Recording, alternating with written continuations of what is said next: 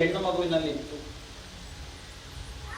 ಪ್ರತಿನಿತ್ಯವೂ ಕೂಡ ಬುದ್ಧಿ ಬಂದ ಅನಂತರದಲ್ಲಿ ಅಂದಿನಿಂದ ಇಂದಿನವರೆಗೆ ಆ ಮನೆಗೆ ಬರ್ತಾ ಇದ್ದಂತಹ ಬ್ರಾಹ್ಮಣರು ಹೇಳ್ತಾ ಇದ್ದಂತಹ ಕೃಷ್ಣ ಕಥೆಯನ್ನು ಸದಾ ಕೇಳುವವಳು ಈ ರುಕ್ಮಿಣಿ. ಕೇಳಿ ಕೇಳಿ ಕೇಳಿ ಕೇಳಿ ನಾನಿನ್ನು ಮದುವೆಯಾಗಿ ಆಗುವುದಿದ್ರೆ ಈ ಕೃಷ್ಣನನ್ನೇ ಆಗುವುದು ಅಂತ ನಿಶ್ಚಯ ಮಾಡಿಬಿಟ್ಟು, ಅತ್ಲಾಗಿ ಕೃಷ್ಣನೂ ಹಾಗೆ ನಾ ಮದುವೆಯಾಗಿ ಆಗುದಿದ್ರೆ ವಿದರ್ಭ ದೇಶದ ಕುವರಿಯಾದ ರುಕ್ಮಿಣಿಯನ್ನೇ ಅಂತ ನಿಶ್ಚಯ ಮಾಡಿಬಿಟ್ಟಿದ್ದಾಳೆ. ಸರಿ, ಆ ಹೊತ್ತಿಗಾಗುವಾಗ ಈ ಅಣ್ಣ ಇದ್ದವನು ರುಕ್ಮಿ ಅವ ಯಾವುದೋ ಒಂದು ಬೇಡದಿದ್ದ ಆಲೋಚನೆ ಮಾಡಿದ್ದಾನೆ. ನನ್ನ ತಂಗಿಯನ್ನು ಶಿಶುಪಾಲನೆ ಕೊಡಬೇಕು ಅಂತ. ಅವನ ಸ್ನೇಹಿತ ಶಿಶುಪಾಲ, ಚೇದಿ ದೇಶದ ರಾಜ, ದುಷ್ಟ, ಅವನಿಗೆ ಕೊಡಬೇಕು ಮದುವೆ ಮಾಡಿ ಅಂತ. ಅದು ಪಾಪ ಇವಳಿಗೆ ಗೊತ್ತಾಯ್ತು, ಯಾವುದೋ ದಾಸಿಯರ ಮೂಲಕವಾಗಿ ನಿನ್ನನ್ನು ಅವನಿಗೆ ಕೊಡ್ತಾನಂತೆ. ಇವಳಿಗೆ ತಲೆ ಬಿಸಿ ಆಯಿತು. ಊಟ ಮಾಡಿದ್ದು ಗಂಟಲಿನ ಕೆಳಗಿಳಿಯುವುದಿಲ್ಲ. ಇನ್ನೇನು ಮಾಡುವುದು, ಹೆಚ್ಚು ಸಮಯ ಇಲ್ಲ, ಮತ್ತೆ ದಪ್ಪ ಬೇಗ ಮುಗಿಬೇಕು ಎಂಥದ್ದು. ಇವತ್ತಿನ ಪ್ರವಚನ ಅಲ್ಲ.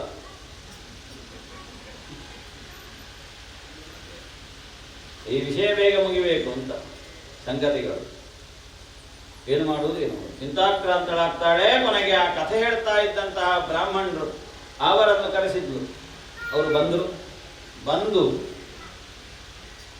ಏನಮ್ಮ ಯಾಕೆ ಕರೆದೆ? ಗುರುಗಳೇ, ಹೀಗೊಂದು ಆಪತ್ತು ಬಂದಿದೆ ನನ್ನ ಜೀವನದಲ್ಲಿ. ನನಗೆ ಮದುವೆ ಆಗುವಂತಹ ಪ್ರಾಯ. ಈ ಪ್ರಾಯಕ್ಕೆ ನನ್ನ ಅಣ್ಣ ನನ್ನನ್ನು ಶಿಶುಪಾಲನೆ ಕೊಟ್ಟು ಮದುವೆ ಮಾಡಬೇಕು ಅಂತ ಬಯಸಿದ್ದಾನೆ. ನಿಮಗೆ ಗೊತ್ತು, ನೀವು ಹೇಳ್ತಾ ಇರುವಂತಹ ಕಥಾನಾಯಕನಾದಂತಹ ಕೃಷ್ಣನನ್ನೇ ನಾ ಮದುವೆಯಾಗುವುದು ಅಂತ ಬಯಸಿದ್ನಲ್ವ. ಈಗ ಈ ಶಿಶುಪಾಲನೆ ಕೊಟ್ಟು ನನ್ನ ಜೀವನವನ್ನು ಹಾಳು ಮಾಡ್ತಾನಲ್ವ ನನ್ನ ಅಣ್ಣ. ಏನು ಮಾಡುವುದು ಇದಕ್ಕೆ? ಅದಕ್ಕೋಸ್ಕರ ಒಂದು ಉಪಾಯವನ್ನು ಮಾಡಿದ್ದೇನೆ ಗುರುಗಳೇ. ಒಂದು ಪತ್ರವನ್ನು ನಾನು ಬರೆದುಕೊಡ್ತೇನೆ. ಅದನ್ನು ನೀವು ಹೋಗಿ ಅಲ್ಲಿ ಕೃಷ್ಣನಿಗೆ ಕೊಡಬೇಕು, ದ್ವಾರಕೆಗೆ ಹೋಗಿ. ಸರಿ, ಪತ್ರ ಬರೆದು ಆ ಪತ್ರವನ್ನು ಬ್ರಾಹ್ಮಣನ ಮೂಲಕವಾಗಿ ದ್ವಾರಕೆಗೆ ಕಳುಹಿಸುವ ವ್ಯವಸ್ಥೆ ಮಾಡ್ತಾಳೆ ರುಕ್ಮಿಣಿ. ಪತ್ರ ಬರೆದು ಕೊಟ್ಟ. ಚಂದದ ಪತ್ರ, ಅದು ಅತ್ಯಂತ ಸುಂದರವಾದಂತಹ ಪತ್ರ. 7 ಪ್ಯಾರಾಗ್ರಾಫ್ಗಳಿರುವಂತಹ ಪತ್ರ. ಪ್ರಪಂಚದ ಮೊದಲ ಪ್ರೇಮ ಪತ್ರ. ಹಾಗೆಂತ ಯಾರಿಗೂ ಅರ್ಥವಾಗದ ಒಂದು ವಿಶಿಷ್ಟವಾದ ಪ್ರೇಮ ಪತ್ರ. ಆ ಪತ್ರವನ್ನು ಈ ಬ್ರಾಹ್ಮಣ ಹೋಗಿ ಅಲ್ಲಿ ಕೃಷ್ಣನ ಹತ್ರ ಓದಿ ಹೇಳ್ತಾನೆ. ಚಂದುಂಟ ಪತ್ರ, ಬೇಕಾದವರು ಮತ್ತೆ ಓದ್ಕೊಳ್ಳಿ. ಅದನ್ನು ಹೇಳ್ತಾ ಕೂತ್ರೆ ಬೆಳಿಗ್ಗೆ ಆಗಿದೆ ಪ್ರೇಮ ಪತ್ರದ ವಿವರಣೆ ಕೊಡುವಾಗ. ಅದು ಯಾಕೆ ಅದರಲ್ಲಿ 7 ಪ್ಯಾರಾಗ್ರಾಫು? ಮತ್ತೆಂತ ಸುದ್ದಿರ್ಲಿಲ್ವ ಬರೀಲಿಕ್ಕೆ? ಅಲ್ಲ, ಅರ್ಜೆಂಟಿನಲ್ಲಿ 6 ಪ್ಯಾರಾಗ್ರಾಫನ್ನು ಮಾತ್ರ ಮಾಡಿ ಯಾಕೆ ಕೊಡಲಿಲ್ಲ? ಇದರಲ್ಲೆಲ್ಲ ಕೆಲವು ಗುಟ್ಟುಗಳು, ರಹಸ್ಯಗಳುಂಟು. ಅದರಲ್ಲಿ ಹಂತವಾಗಿ ಒಂದು ಪ್ಯಾರಾಗ್ರಾಫಿಗೆ ಮತ್ತೊಂದು ಪ್ಯಾರಾಗ್ರಾಫ್ ಲಿಂಕ್. ಪತ್ರ ಬರೀಲಿಕ್ಕೆ ಗೊತ್ತುಂಟು ಅವಳಿಗೆ, ಪ್ರೇಮ ಪತ್ರ ಹೇಗೆ ಅಂತ.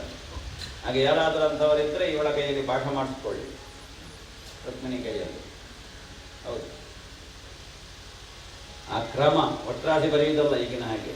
ಇದೊಂದು ಕ್ರಮ ಅಂತ ಉಂಟು ಪ್ರೇಮ ಪತ್ರಕ್ಕೆ. ಆ ಕ್ರಮದ ಪ್ರಕಾರವೇ ಹೋಗಬೇಕು. ಅದನ್ನು ಬರೆದು ಕೊಟ್ಟಿದ್ದಾಳೆ. ಆ ಬ್ರಾಹ್ಮಣ ಕೃಷ್ಣನೆದುರು ಓದಿದ್ದಾನೆ. ಕೃಷ್ಣನಿಗೆ ನಗು ಬರ್ತಿದ್ದನ್ನು ಕೇಳಿದವಾಗ, ಓ ಹೌದಲ್ಲ, ನಾನು ಹಾಗೇನೆ. ತಥಾಹಮಪಿ ತಚ್ಚಿತ್ತ, ನನಗೂ ಕೂಡ ರುಕ್ಮಿಣಿಯನ್ನೇ ಮದುವೆ ಆಗಬೇಕು ಅಂತ ನಾನು ಮನ ಮಾಡಿದ್ದೇನೆ. ನನ್ನ ಮನಸ್ಸು ಅಲ್ಲಿ ಹೋಗಿ ನೆಟ್ಟೋಗಿದೆ. ಹಾಗೆ ಮೊನ್ನೆಯಿಂದ ನಿದ್ದೆ ಇಲ್ಲ ಅಂತ ಇದೇ ತಲೆಯಲ್ಲಿ ಓಡುವುದು. ರುಕ್ಮಿಣಿಯನ್ನು ಹೇಗೆ ಕರ್ಕೊಂಡು ಬರೋದು? ಈಗ ಎಲ್ಲ ಪರಸ್ಪರ ಮಾತಾಡಿ ಸೆಟ್ ಮಾಡುವುದಾದ್ರೆ ಸಮಸ್ಯೆ ಇಲ್ಲ. ಇದು ಅವರವರಷ್ಟಕ್ಕೆ ಅವಳ ಮನೆಯಲ್ಲಿ ನಿಘಂಟು ಮಾಡೋದು, ಇವನ ಮನೆಯಲ್ಲಿ ನಿಘಂಟು ಮಾಡೋದು, ಮಧ್ಯದಲ್ಲಿ ಸೇತುವೆ ಎಂಥದ್ದು ಇಲ್ಲ. ಹೇಗೆ ತರುವುದು? ಕರ್ಕೊಂಡು ಹೋಗ್ಬೇಕಷ್ಟೆ. ಇವನಿಗೆ ಅದೇ ತಲೆಬಿಸಿ, ಹೇಗೆ ತರುವುದು ಅಂತ. ಕೊನೆಗೆ ಆ ಪತ್ರ ನೋಡುವಾಗ ಪತ್ರದಲ್ಲಿ ಎಲ್ಲ ವ್ಯವಸ್ಥೆ ಇತ್ತು. ಹೇಗೆ ಕರ್ಕೊಂಡು ಹೋಗಬೇಕು ನನ್ನನ್ನು ಹೇಳುವ ವಿಷಯ, ಆ ವಿಷಯ ಈ ವಿಷಯ ಎಲ್ಲವೂ ಕೂಡ ಇತ್ತದಲ್ಲಿ. ಅದು ಒಂದು ಇವನಿಗೆ ಒಂದು ಲೊಕೇಶನ್ ಕೊಟ್ಟಾಗ ಆಯ್ತು, ಒಂದು ನಕ್ಷೆ ಕೊಟ್ಟಾಗ ಆಯ್ತು ಅಲ್ಲಿಗೆ ವ್ಯವಹರಿಸುವುದಕ್ಕೆ. ಹಾಗಾಗಿ ಮೊನ್ನೆಯಿಂದ ನಿದ್ದೆ ಇಲ್ಲ, ಅದು ಕೂಡ ಗೊತ್ತು. ಅವಳನ್ನು ಶಿಶುಪಾಲನೆ ಕೊಟ್ಟು ಮದುವೆ ಮಾಡಬೇಕು ಅಂತ ಬಯಸಿದ್ದಾನೆ ಅವನ ಅಣ್ಣ. ಆ ಅಣ್ಣ ನನ್ನನ್ನು ದ್ವೇಷಿಸ್ತಾ ಇದ್ದಾನೆ ಅನ್ನುವುದು ನನಗೆ ಗೊತ್ತು. ಎಲ್ಲ ಗೊತ್ತು ಇವನಿಗೆ ಮಾತನಾಡುವಾಗ. ಮತ್ತೆ ಇವನಿಗೆ ಗೊತ್ತಿಲ್ಲ, ನನ್ಗೆ ಗೊತ್ತಾಗುತ್ತೆ ಅಂದ್ರೆ ಸರಿ, ಎಲ್ಲ ಸಿದ್ಧ ಆಗಬೇಕೀಗ. ನೀವು ನಮ್ಮೊಟ್ಟಿಗೆ ಬನ್ನಿ. ನಾನು ಆಜ್ಞೆ ಮಾಡಿದ್ದೇನೆ ರಥಕ್ಕೆ, ದಾರುಕನಿಗೆ ಶೈಬ್ಯ ಸುಗ್ರೀವ ಮೇಘಪುಷ್ಪ ಬಲಾಹಕಗಳೆಂಬಂತಹ 4 ಕುದುರೆಗಳು ವೇಗವಾಗಿ ಹೋಗ್ತವೆ, ಹಾಗಾಗಿ ಬೇಗ ತಲುಪಬೇಕು ಅಂತ ಹೊರಟು ಒಂದೇ ರಾತ್ರಿಯಲ್ಲಿ ಅಲ್ಲಿ ಹುಡುಗಿ ಮನೆಯಲ್ಲಿ. ಅಪ್ಪ, ಒಂದೇ ರಾತ್ರಿಯಲ್ಲಿ. ಇವತ್ತು ಬೆಳಿಗ್ಗೆ ಹೊರಟ್ರೆ ಅಲ್ಲಿ ಸಿದ್ಧ ಆಯಿತು. ಅಲ್ಲಿ ಈ ಭೀಷ್ಮಕ ಮಹಾರಾಜನಿಗೆ ಕೃಷ್ಣ ಬರ್ತಾನೆ ಅಂತ ಒಂದು ತಲೆಯಲ್ಲಿತ್ತು. ಹಾಗಾಗಿ ಅವನಿಗೋಸ್ಕರ ಒಂದು ಬೇರೆ ವ್ಯವಸ್ಥೆ, ಸ್ವಲ್ಪ ದೂರದಲ್ಲಿ. ಶಿಶುಪಾಲನಿಗೆ ಬೇರೆ ವ್ಯವಸ್ಥೆ, ಎರಡೂ ಕೂಡ ಒಂದು ರೀತಿಯ ವಿಶಿಷ್ಟವಾದ ಭವನ. ಸರಿ, ಇಲ್ಲಿ ಶಿಶುಪಾಲ ಬಂದಿದ್ದಾನೆ ಸೈನ್ಯ ಸಮೇತನಾಗಿ, ಕೃಷ್ಣ ಬರ್ತಾನೆ ಹೇಳುವ ತಲೆಯಲ್ಲಿತ್ತು. ಬಂದು ಅಲ್ಲಿ ಬೇಕಾದೆಲ್ಲ ವ್ಯವಸ್ಥೆ ಮಾಡ್ತಾರಲ್ಲ, ಮದುವೆಗಿಂತ ಮುಂಚೆ ನಾಂದಿ ಅದು ಇದು ಇಲ್ಲ, ಒಂದು ಕ್ರಮ ಉಂಟು.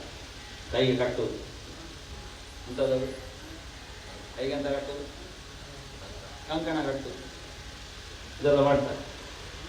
ಇದೆಲ್ಲ ಆಯಿತು, ಅಲ್ಲಿ ಮಾಡಿಯೇ ಬಂದದ್ದು. ಎಲ್ಲಿ ಚೇತಿ ದೇಶದಲ್ಲಿ ಕರ್ಕೊಂಡು ಬಂದಿದ್ದಾರೆ ಶಿಶುಪಾಲನ.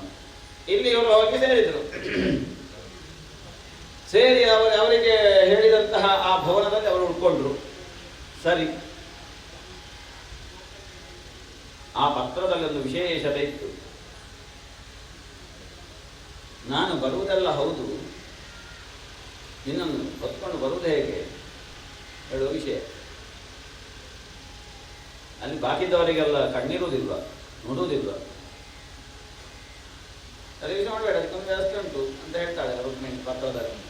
ಅದಕ್ಕೆ ನಾನು ಹೇಳ್ತೇನೆ, ಉಪಾಯ ನನ್ನ ಮನೆ ಅಲ್ವಾ, ನನ್ನ ಸ್ಥಳ ಅಲ್ವಾ, ನನ್ನ ಭೂಮಿ ಅಲ್ವಾ, ನಿನಗೆ ನಾನು ದಾರಿ ಹೇಳ್ತೇನೆ ಏನು ಮಾಡಬೇಕು ಅಂತ. ನಮ್ಮಲ್ಲಿ ಹಿಂದಿನ ದಿವಸ ಒಂದು ರೂಢಿ ಉಂಟು, ಸಂಪ್ರದಾಯ ಉಂಟು. ನಮ್ಮ ನಗರದ ಹೊರಬಾಹೆಯಲ್ಲಿ ನಮ್ಮ ಇಡೀ ಈ ಕುಲಕ್ಕೆ ಒಂದು ಅಧಿದೇವತೆ ಎನಿಸಿದಂತಹ ಒಂದು ಗಿರಿಜೆಯ ದೇವಸ್ಥಾನ ಉಂಟು, ಗೌರಿ ದೇವಸ್ಥಾನ. ಆ ಗೌರಿ ದೇವಸ್ಥಾನಕ್ಕೆ ಮದುವೆ ಆಗುವ ಹೆಣ್ಣು ಮಗಳು ಎಲ್ಲವನ್ನು ಡ್ರೆಸ್ ಮಾಡಿ ಹೋಗುವ ಒಂದು ಸಂಪ್ರದಾಯ. ಹೋಗಿ ಪೂಜೆ ಮಾಡಿ ಆಮೇಲೆ ಬಂದು ಮಂಟಪಕ್ಕೆ ಇರಬೇಕು ಅಂತ ಒಂದು ಸಂಪ್ರದಾಯ.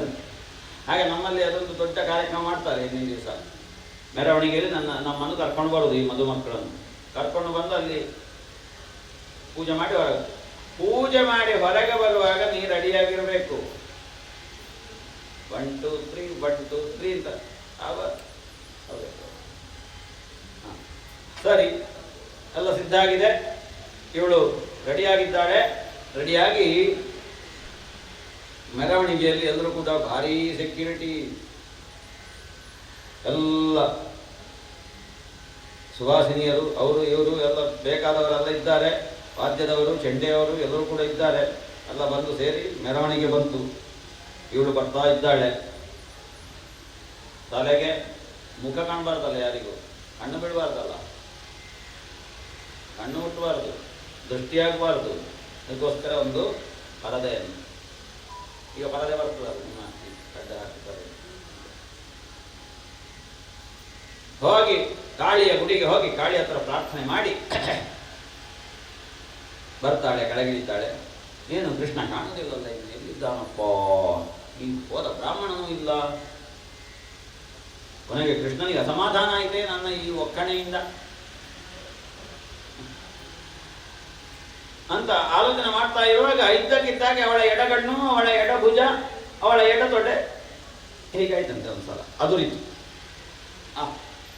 ಬರ್ತಾನೆ ಅಂತ ನಿಘಂಟಾಯ್ತು. ಅಷ್ಟೊತ್ತಿಗೆ ಓಡಿ ಬಂದ, ಹೇಳಿದ ಬಂದಿದ್ದಾನೆ ಅಂತ ನಗ್ನಗ್ತಾನೆ ಹೇಳಿದ ಬ್ರಾಹ್ಮಣ. ಸರಿ ಆಯ್ತು, ಎಲ್ಲ ಆಯ್ತು, ಪೂಜೆ ಎಲ್ಲ ಆಯಿತು. ಹೊರಗೆ ಮೆಲ್ಲ ಇಳಿದು ಬಂದ್ಲು. ಇಳಿದು ಬಂದಾಗ ಅಲ್ಲಿದ್ದವರೆಲ್ಲ ನೋಡಿಯೇ ಬಾಕಿ ಇವಳ ಅವನ ಸೌಂದರ್ಯವನ್ನು ನೋಡಿ ನೋಡ್ತಾ ನೋಡ್ತಾ ನೋಡ್ತಾ ನೋಡ್ತಾ ಅದು ಬೇಕು ಅಂತಾನೆ ಅವರ ಕಡೆಗೆ, ನೋಡುವವರ ಕಡೆಗೆ ಕಿರು ನೋಟವನ್ನು, ಕಿಡಿ ನೋಟವನ್ನೆಲ್ಲ ಬೀರುದು ಇವಳು ಮಧುಮಗಳು. ಅದನ್ನು ನೋಡಿ ಅವರು ಒಬ್ಬರ ಕಾಲಿಗೆ ಇನ್ನೊಬ್ಬರ ಕಾಲು ತಾಗಿದಾಗ ಬೀಳುವುದಲ್ಲಿ. ಈ ಮಧುಮಗಳನ್ನು ನೋಡುವ ಗೌಜಿಯಲ್ಲಿ ತಾವು ಇಲ್ಲಿದ್ದೇವೆ ಹೇಳುವ ಸ್ಮೃತಿಯೇ ಇಲ್ಲ.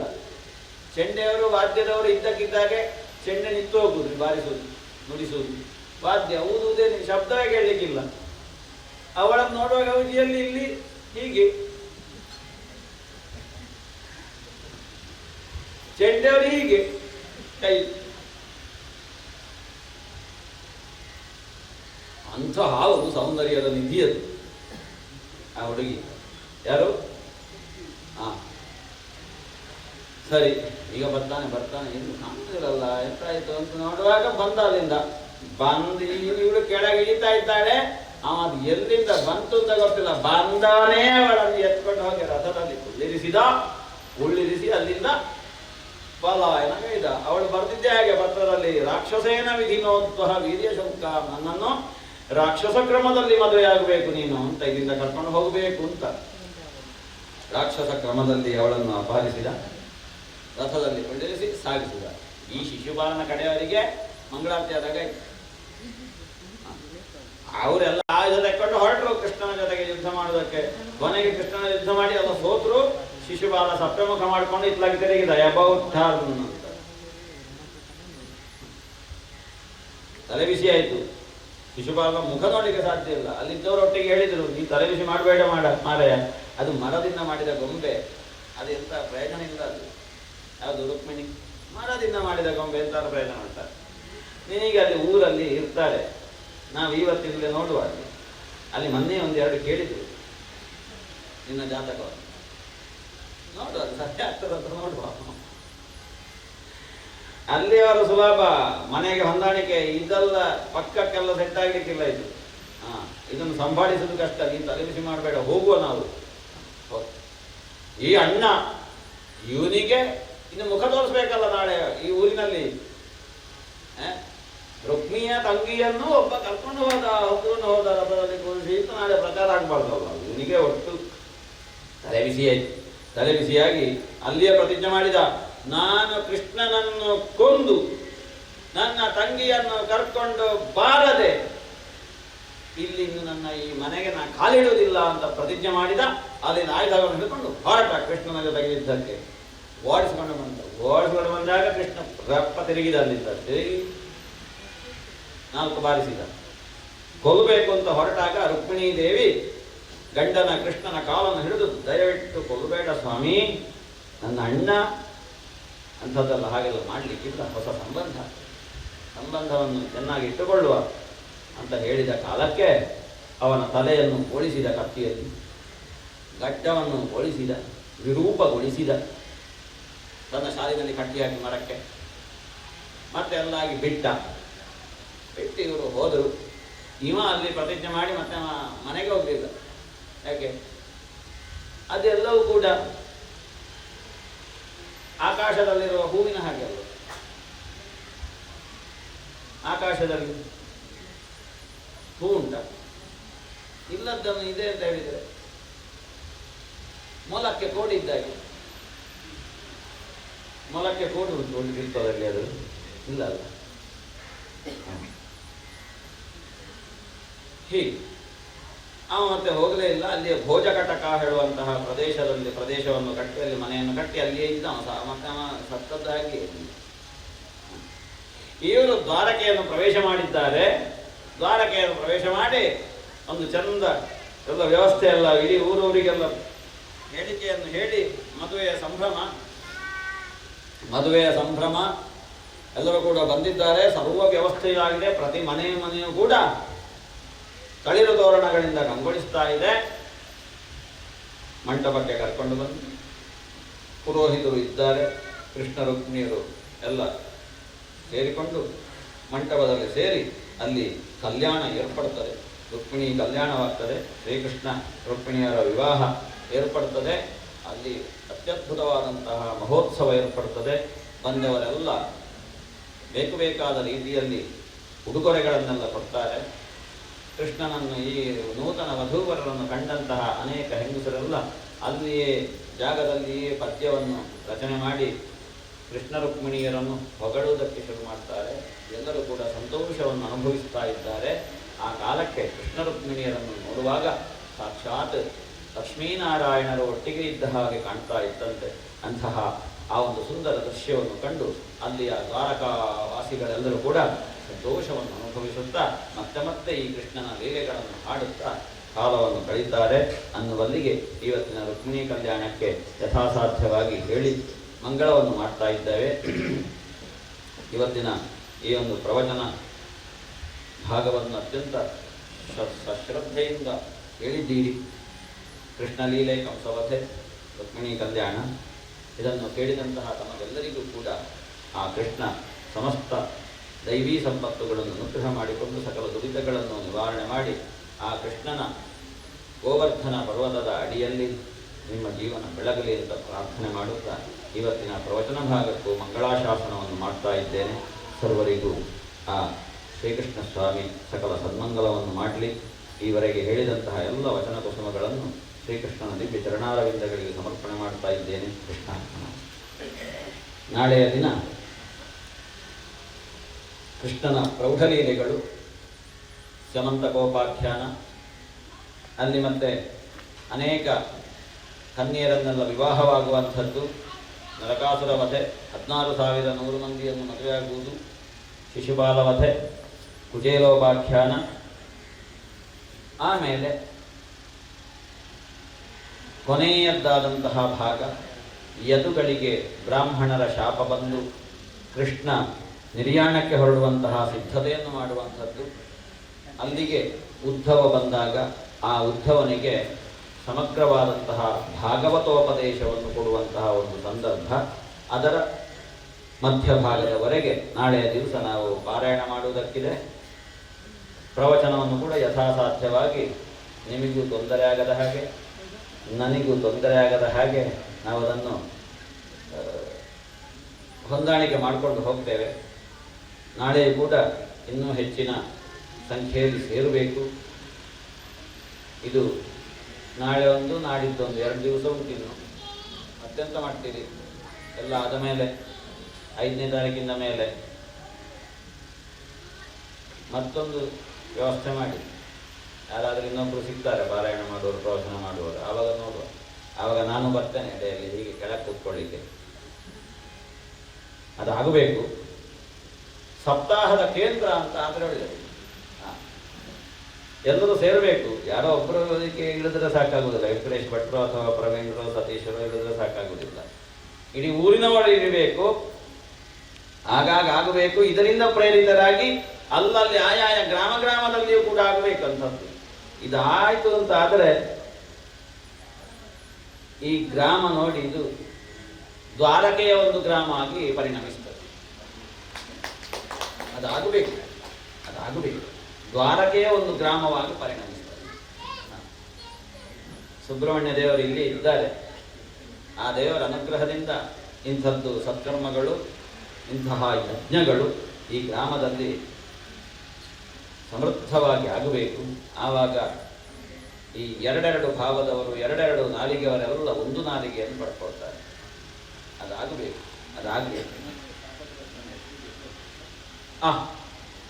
ಈ ಶಾಪಗ್ರಸ್ತತೆ ಅನ್ನುವಂಥದ್ದು ಮಹಾ ಉಪದ್ರ. ಅಂಥದ್ದು ಯಾವುದು ಕೂಡ ಇರಬಾರದು. ಕೃಷ್ಣ ಬಂದಲ್ಲಿಗೆ ಶಾಪಗಳು ಅಥವಾ ಶಾಪಗ್ರಸ್ತ ಶರೀರಗಳೋ, ಶಾಪಗ್ರಸ್ತ ಮುಖಗಳೋ, ಶಾಪಗ್ರಸ್ತ ಮಾತುಗಳೋ ಇದೆಲ್ಲವೂ ಕೂಡ ಹೊರಟು ಹೋಗ್ತವೆ. ಹಾಗಾಗಿ ಅದಾಗಬೇಕು. ಇದು ಶಾಪ ಅಲ್ಲ, ಇದು ವರಗಳಿಂದ ಆವೃತವಾದಂತಹ ಭೂಮಿ ಅನ್ನುವಂಥದ್ದು. ಕೃಷ್ಣಾನುಗ್ರಹದಿಂದ ಆವೃತವಾದ ಭೂಮಿ ಅನ್ನುವಂಥದ್ದು ಸಾಬೀತಾಗ್ತಾ ಇದೆ. ಇನ್ನು ಮುಂದೆಯೂ ಅದು ಶಾಶ್ವತವಾಗಿ ಆಗಬೇಕು. ಅದಕ್ಕೆ ನಮ್ಮೆಲ್ಲರ ಸಹಕಾರ ಒಟ್ಟಿಗೆ ಬೇಕು. 10 ಕೈ ಸೇರಿದರೆ ಮಾತ್ರ ಇಂಥದ್ದೆಲ್ಲ ಆಗುವುದಕ್ಕೆ ಸಾಧ್ಯ. ದುಡ್ಡು ಇದ್ದವನಿಂದ ಮಾಡಲಿಕ್ಕೆ ಸಾಧ್ಯವೇ ಇಲ್ಲ. ಈ ಸಪ್ತಾಹ ಕಾರ್ಯಕ್ರಮವನ್ನು ನೆನಪಿಟ್ಟುಕೊಳ್ಳಿ. ದುಡ್ಡು ಇದ್ದವನಿಂದ ಮಾಡಲಿಕ್ಕೆ ಸಾಧ್ಯ ಇಲ್ಲ. ಇದಕ್ಕೆ ದುಡ್ಡು ಬೇಡಲೇ ಬೇಡ. ಇದಕ್ಕೆ ಬೇಕಾಗುವುದು ಸಾಮೂಹಿಕವಾದ ಸಾಂಘಿಕವಾದಂತಹ ಬೆಂಬಲಗಳು. ಅದಾದರೆ ದುಡ್ಡು ಇಲ್ಲದಿದ್ದರೂ ಕೂಡ ಅತ್ಯಂತ ಅಮೋಘವಾಗಿ ಮಾಡಲಿಕ್ಕಾಗ್ತದೆ. ಇದಕ್ಕೆ ಸ್ಥಳವೂ ಬೇಡ. ಇದಕ್ಕೆ ಹೃದಯ ಹೇಳುವಂತಹ ಅಂಗಳ ವಿಸ್ತಾರವಾದರೆ ಆಯಿತು. ಆ ಅಂಗಳದಲ್ಲಿ ನಾವು ಸೇರಬೇಕು. ಅದು ನಮಗೆ ಸಪ್ತಾಹದ ಮೈದಾನವಾಗಬೇಕು, ಹೃದಯ. ಅದಾಗಲಿ ಈ ಗ್ರಾಮದಲ್ಲಿ ಅಂತ ಮತ್ತೊಮ್ಮೆ ಕೃಷ್ಣನಲ್ಲಿ ಪ್ರಾರ್ಥಿಸ್ತಾ ಆ ಯೋಗವನ್ನು, ಭಾಗ್ಯವನ್ನು, ಸೌಭಾಗ್ಯವನ್ನು ನಮಗೆ ಕೊಡುತ್ತಾ ಈವರೆಗೆ ಬಂದಂತಹ ಎಲ್ಲ ದೌರ್ಭಾಗ್ಯವನ್ನು ದೂರ ಮಾಡಿ ಇನ್ನಂಥದ್ದು ಯಾವುದೂ ಕೂಡ ನಮ್ಮವರಿಗೆ ಪ್ರವೇಶ ಮಾಡದ ಹಾಗೆ ಒಂದು ಬಹುದೊಡ್ಡದಾದಂತಹ, ಹೇಗೆ ಸಮುದ್ರದಲ್ಲಿ ಮಧ್ಯದಲ್ಲಿ ಅವ ಕಟ್ಟಿ ದ್ವಾರಕೆಯನ್ನು ಕಟ್ಟಿ ಅದಕ್ಕೊಂದು ಆವರಣ, ಸಮುದ್ರವನ್ನೇ ಆವರಣವನ್ನಾಗಿ ಮಾಡಿದ್ನೋ ಅಂತಹ ಸಮುದ್ರವೇ ನಮಗೆ ಆವರಣವಾಗಿ ಬರಲಿ ಅಂತ ಹೇಳುತ್ತಾ, ಕೃಷ್ಣ ಸಮುದ್ರವೇ ಬರಲಿ ಅಂತ ಹೇಳುತ್ತಾ, ಇಷ್ಟು ಹೊತ್ತು ಮಾತಾಡುವುದಕ್ಕೆ ಅವಕಾಶ ಮಾಡಿಕೊಟ್ಟಂತಹ, ಸಶ್ರದ್ಧೆಯಿಂದ ಕೇಳಿದಂತಹ, ತಡವಾದರೂ ಕೂಡ ನಿನ್ನೆಯಿಂದ ತಡವಾಗ್ತಾ ಇದೆ, ಯಾಕೆಂತ ಗೊತ್ತಿಲ್ಲ. ಮಧ್ಯಾಹ್ನವೂ ತಡವಾಗ್ತದೆ, ರಾತ್ರಿಯೂ ತಡವಾಗ್ತದೆ. ಅಂತೂ ಏನು ನಾವು ತಡವರಿಸಬೇಕು ಅಂತಿಲ್ಲ. ತಡವಾದರೂ ಕೆಡದೇ ಇದ್ರೆ ಓಂ ಸ್ವಸ್ತಿ.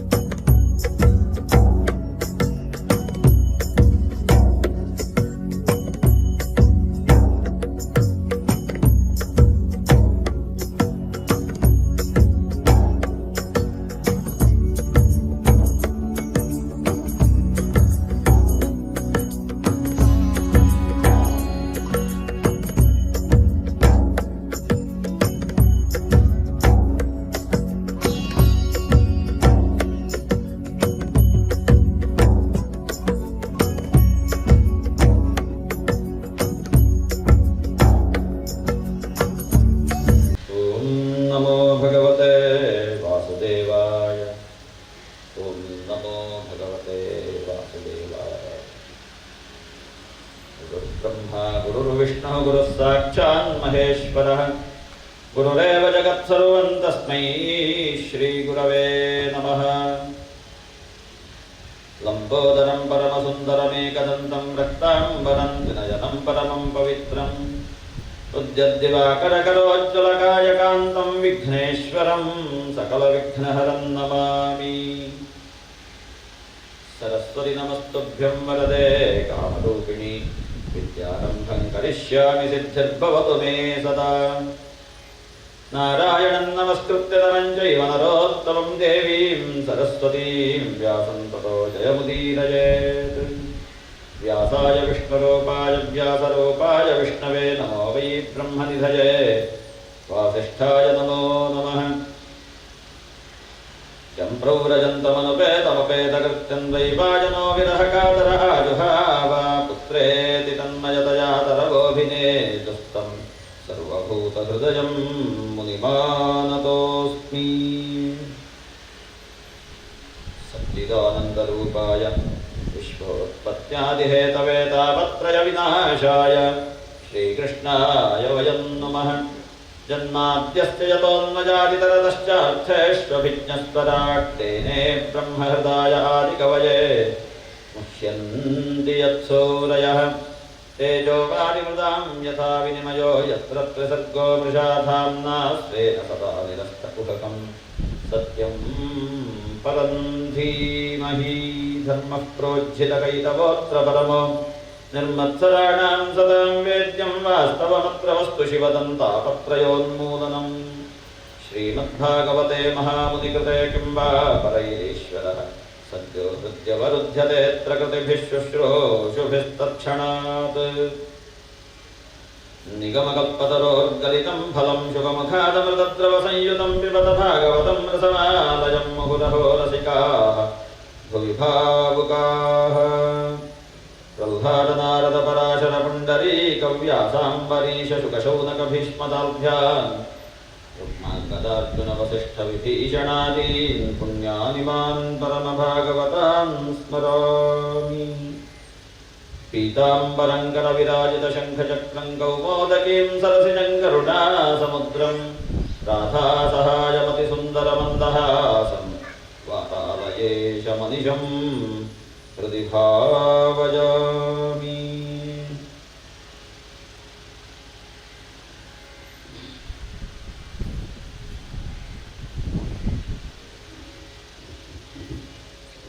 ಆರಾಧ್ಯ ದೇವತಾ ಶಕ್ತಿಗಳನ್ನು,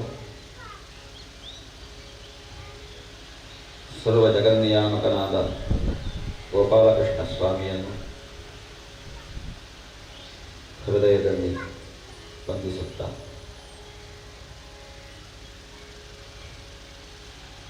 ಸಭೆಯಲ್ಲಿ ಸೇರಿರುವಂತಹ ಸಜ್ಜನ ಬಂಧುಗಳಿಗೂ ನಮಿಸುತ್ತಾ ಶ್ರೀಮದ್ಭಾಗವತ ಸಪ್ತಾಹ ಯಜ್ಞದ 5ನೇ ದಿನದಂದು ಪ್ರಾತಃ ಕಾಲದಿಂದ ಆರಂಭಿಸಿ ಯೋಗ್ಯ ರೀತಿಯಲ್ಲಿಯೇ ಪಾರಾಯಣ ಅರ್ಚನಾದಿಗಳನ್ನು ಸಂಪನ್ನಗೊಳಿಸಿ ಈ ಸಾಯಂಕಾಲೀನ ಪುಣ್ಯಕಾಲದಲ್ಲಿ ಇವತ್ತಿನ ಪ್ರಮುಖವಾದಂತಹ ಘಟ್ಟಗಳನ್ನು ಸ್ವೀಕರಿಸಿ ಕಥಾ ಪ್ರವಚನವನ್ನು ಪ್ರಾರಂಭಿಸ್ತಾ ಇದ್ದೇವೆ.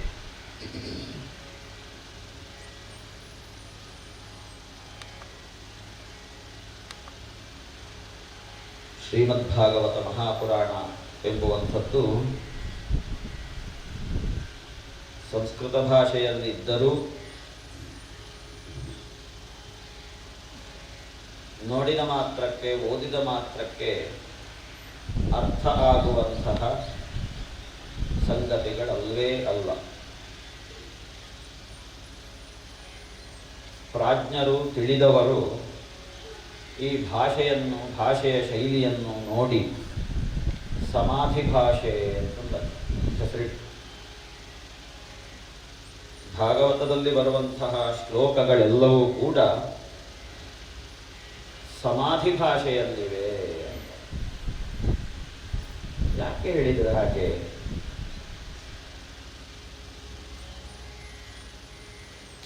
ರಚನೆ ಮಾಡಿದ್ದು ವೇದವ್ಯಾಸರು. ಕಾರಣ ಮನಸ್ಸಿಗೆ ಅಸಮಾಧಾನ. ನಾರದ ಪ್ರೇರಿತರಾಗಿ ಸರಸ್ವತೀ ನದಿ ತೀರದ ಶಮ್ಯಾಪ್ರಾಸ ಅನ್ನುವ ಹೆಸರಿನ ಅವರ ಆಶ್ರಮದಲ್ಲಿ ಕುಳಿತು ರಚನೆ ಮಾಡಿದಂತಹ ಒಂದು ಮಹಾಗ್ರಂಥ. ಅವರು ಹೇಳಿದ ತಕ್ಷಣದಲ್ಲಿಯೇ ರಚನೆ ಮಾಡಲಿಲ್ಲ. ಅಂತರಂಗದಲ್ಲಿ ಅನಿಸಿತು, ಕೃಷ್ಣನ ಬಗ್ಗೆ ಮಾತಾಡುವುದು ಅಂತಾಗುವಾಗ ಒಳಗಿಳಿಬೇಕು ಅಂತ. ಒಳಗಿಳಿದಾಗ ಮಾತ್ರ ಅವನ ಹೊಳಪು ನಮಗೆ ಆದೀತು ಅಂತ ಹೇಳಿ ಧ್ಯಾನಸ್ಥರಾದ್ರಂತೆ. ಧ್ಯಾನಸ್ಥರಾದ ಕಾಲಕ್ಕೆ ಆ ಏಕಾಗ್ರತೆಯ ಹೊನಲಿನಲ್ಲಿ ಒಂದರ ಹಿಂದೆ ಒಂದು ವಿಚಾರಗಳು ಬರುವುದಕ್ಕೆ ಶುರುವಾದವು.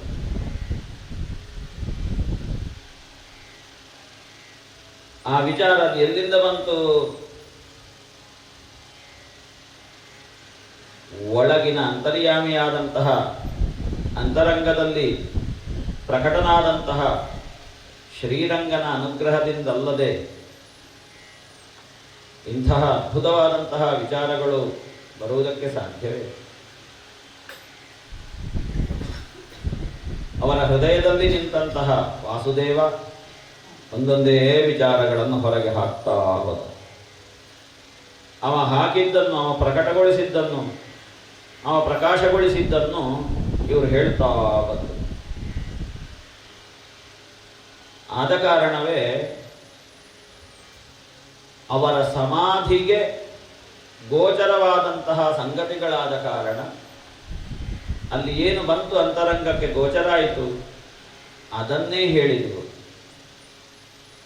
ಅದನ್ನೇ ಹೇಳಿದರು ಅನ್ನುವುದಕ್ಕಿಂತ ಅದುವೇ ಹೊರಗೆ ಬಂತು. ಆದ ಕಾರಣವೇ ಶ್ರೀಮದ್ಭಾಗವತ ಪುರಾಣದಲ್ಲಿ ಬರುವಂತಹ ಶ್ಲೋಕಗಳನ್ನು ಸಮಾಧಿ ಭಾಷೆಯಿಂದ ಕೂಡಿದಂತಹ ಶ್ಲೋಕಗಳು, ಮಂತ್ರಗಳು ಅಂತಂದರು. ಆದ್ದರಿಂದಲೇ ಇವತ್ತು ಒಂದು ವಿಚಾರಗಳು ಒಂದರ್ಥ ಶ್ಲೋಕಗಳಿಗೆ ಹೊಳೆಯಿತು ಅಂತಾದರೆ ನಾಳೆ ಇನ್ನೊಂದರ್ಥ ಬರ್ತದೆ. ಮೇಲ್ನೋಟಕ್ಕೆ ಕಾಣುವಂತಹ ಅರ್ಥ ಒಂದು ಬಗೆಯದ್ದಾದರೆ ಯಾವುದೋ ಒಂದು ಲೋಕ ಕಾಣದೇ ಇರುವಂತಹ ಒಂದು ಉದ್ದೇಶ ಆ ಶ್ಲೋಕಕ್ಕೆ ಇರ್ತದೆ. ಆ ಶ್ಲೋಕದಲ್ಲಿ ಅದು ಕೂಡಿಕೊಂಡಿರ್ತದೆ, ಹೆಣೆಯಲ್ಪಟ್ಟಿರ್ತದೆ. ಗಾಯತ್ರಿ ಮಂತ್ರದ ವಿವರಣೆ ಅಂತಂದ್ರು ತಿಳಿದವರು ಭಾಗವತ. ಆಶ್ಚರ್ಯ ಆಗ್ತದೆ.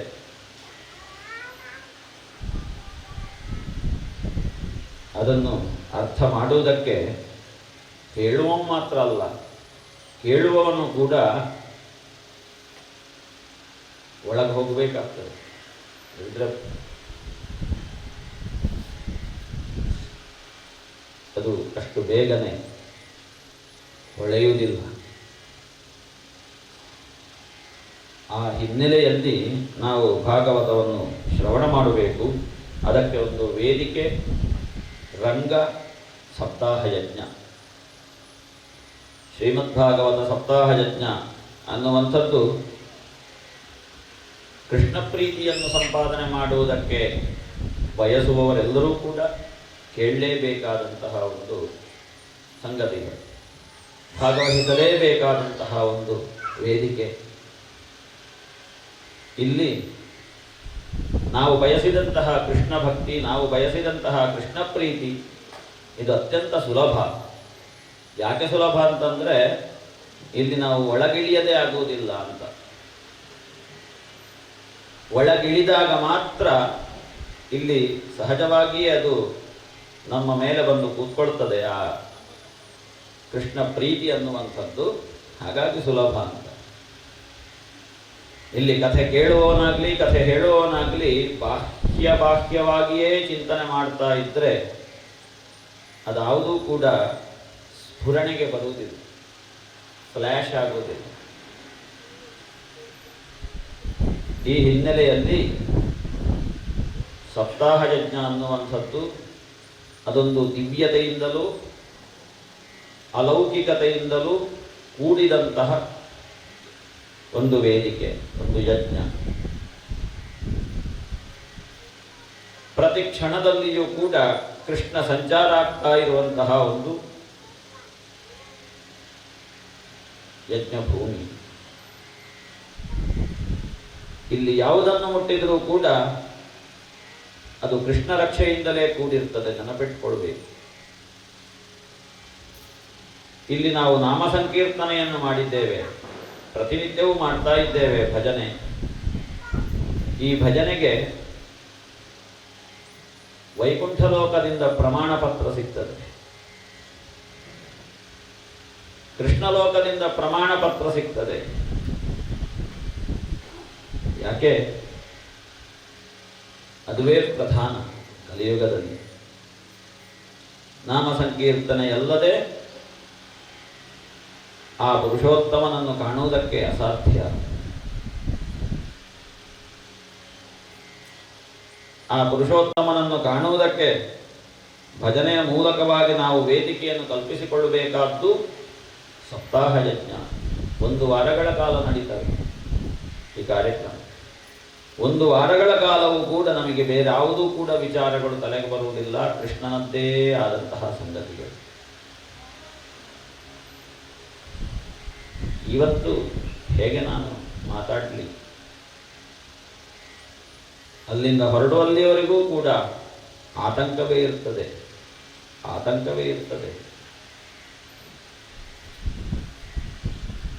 ಅವ ಬರಬೇಕಲ್ವ, ಮಾತಿನಲ್ಲಿ ಪ್ರಕಟನಾಗಬೇಕಲ್ವ, ಕೇಳುಗರ ಹೃದಯಕ್ಕೆ ಹತ್ತಿರನಾಗಬೇಕಲ್ವ, ಕೇಳುಗರ ಹೃದಯವನ್ನು ಆವರಿಸಿ ಬಿಡಬೇಕಲ್ವ.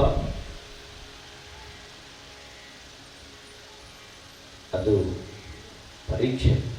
ಪರೀಕ್ಷೆ ಇಲ್ಲಿ ಕೂತು ಪಾರಾಯಣ ಮಾಡುವುದಿರಲಿ, ಇಲ್ಲಿ ಕೂತು ಮಾತಾಡುವುದಿರಲಿ, ಅಥವಾ ಅಲ್ಲಿ ಕೂತು ಕೇಳುವುದಿರಲಿ, ಜೀವನದಲ್ಲಿ ಬಹುದೊಡ್ಡದಾದಂತಹ ಪರೀಕ್ಷೆ. ಇಲ್ಲಿ ಕೂತ್ಕೊಂಡು ಪರೀಕ್ಷೆ ಮಾಡ್ತಾ ಇರ್ತಾನೆ. ಇಲ್ಲಿ ಎಷ್ಟು ಜಾಗೃತರಾಗಿದ್ದರೂ ಕೂಡ ಸಾಕಾಗುವುದಿಲ್ಲ. ನಮ್ಮನ್ನು ನಾವು ಕೃಷ್ಣನಲ್ಲಿ ಸೇರಿಸಿಕೊಂಡು ಮರೆತು ಬಿಡಬೇಕು. ಕೃಷ್ಣನಲ್ಲಿ ಸೇರಿಸಿಕೊಂಡು ಮರೆತು ಬಿಡಬೇಕು. ಇಲ್ಲಿ ಬರುವಂತಹ ಮೈಮರೆವು ಅದು ಮುಂದೆ ಆತ್ಮಶ್ರೇಯಸ್ಸಿಗೆ ಕಾರಣವಾಗ್ತದೆ. ಅದನ್ನೇ ತಿಳಿದವರು ಹೇಳಿದರು. ಲೌಕಿಕವಾದಂತಹ ವಿಷಯಗಳಲ್ಲಿ ಯಾವ ಪ್ರೀತಿ ನಮಗೆ ಸರಾಗವಾಗಿ ಹೋಗ್ತಾ ಇರ್ತದೆ, ಲೌಕಿಕ ವಿಷಯಗಳಲ್ಲಿ ಅದನ್ನು ಪಡ್ಕೊಳ್ಬೇಕು, ಇದನ್ನು ಪಡ್ಕೊಳ್ಬೇಕು ಇತ್ಯಾದಿ. ಹಾಗೆ ಅದೇ ಆ ಪ್ರೀತಿಯನ್ನು ಕೃಷ್ಣನಲ್ಲಿ ತೋರಿಸಿದವಾಗ ಅದು ಭಕ್ತಿ ಆಗ್ತದೆ ಅಂತ. ಆ ಭಕ್ತಿ ಅದು ಇಲ್ಲಿ ಕೆಲಸ ಮಾಡ್ತದೆ. ಆ ಭಕ್ತಿ ಇಲ್ಲಿ ಬರುವಂತಹ ಭಕ್ತಿ ನಿಮ್ಮ ಜೀವನಕ್ಕೆಲ್ಲ ಶಕ್ತಿಯನ್ನು ಕೊಡ್ತದೆ. ಈ ಹಿನ್ನೆಲೆಯಲ್ಲಿ ನಾವು ಈ ಕಥೆಯನ್ನು ಗ್ರಹಿಸಬೇಕಾಗ್ತದೆ. ನಿನ್ನೆಯ ದಿನ ಪ್ರಪಂಚದಲ್ಲಿ ಧರ್ಮಸ್ಥಾಪನೆಯನ್ನು ಸಂಕಲ್ಪ ಹೊತ್ತು ಅಧರ್ಮಿಷ್ಠರನ್ನು ನಾಶ ಮಾಡಬೇಕು, ಧರ್ಮಿಷ್ಠರನ್ನು ಸಂರಕ್ಷಿಸಬೇಕು ಅನ್ನುವಂತಹ ಉದ್ದೇಶದಿಂದ ಭೂದೇವಿಯ ದೈನ್ಯತೆಯನ್ನು ಕಂಡು ಬೇಡಿಕೆಯನ್ನು ಸಾಧಿಸಿಕೊಡಬೇಕು ಅನ್ನುವ ಉದ್ದೇಶದಿಂದ ಮನುಷ್ಯನಲ್ಲದಿದ್ದರೂ ಮನುಷ್ಯ ರೂಪದಲ್ಲಿ ಅವತರಿಸಿದ.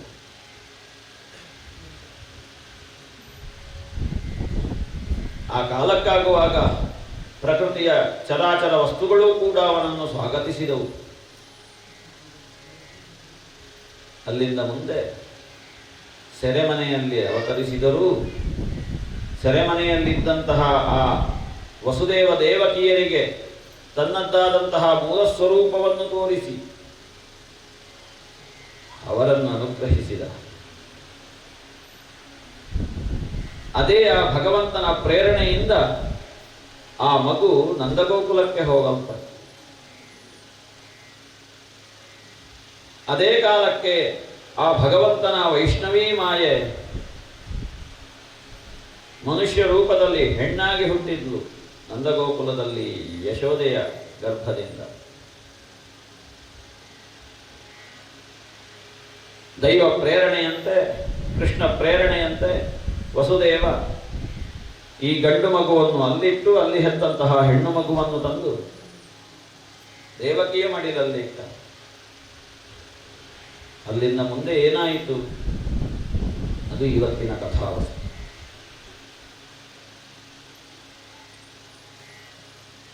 ಸೆರೆಮನೆಗೆ ಬಂದು ಸೇರಿ ಮಡಿಲಲ್ಲಿಟ್ಟಿದ್ದಾನೆ ಈ ಹೆಣ್ಣು ಮಗುವನ್ನು ವಸುದೇವ. ಮೊದಲಿನಂತೆ ಸೆರೆಮನೆಯ ಎಲ್ಲ ಬಾಗಿಲುಗಳು ಹಾಕಲ್ಪಟ್ಟವು.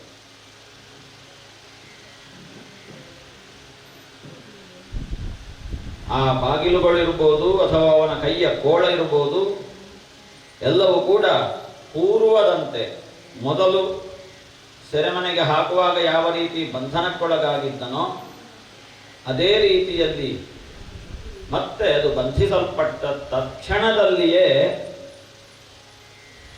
ಆ ಹೆಣ್ಣು ಮಗು ಅಳುವುದಕ್ಕೆ ಶುರು ಮಾಡಿ. ಅಳುವುದಕ್ಕೆ ಶುರು ಮಾಡಿದ ಕೂಡಲೇ ಆ ಅಳುವಿನಿಂದಾಗಿ ರಾತ್ರಿಕಾಲದಲ್ಲಿ ನಿದ್ದೆ ಮಾಡ್ತಾ ಇದ್ದಂತಹ ಸೆರೆಮನೆಯ ರಕ್ಷಣೆ ಮಾಡುವವರು, ಪಾಲನೆ ಮಾಡುವಂತಹ ರಕ್ಷಕರಿಗೆ ಎಚ್ಚರಾಯಿತು.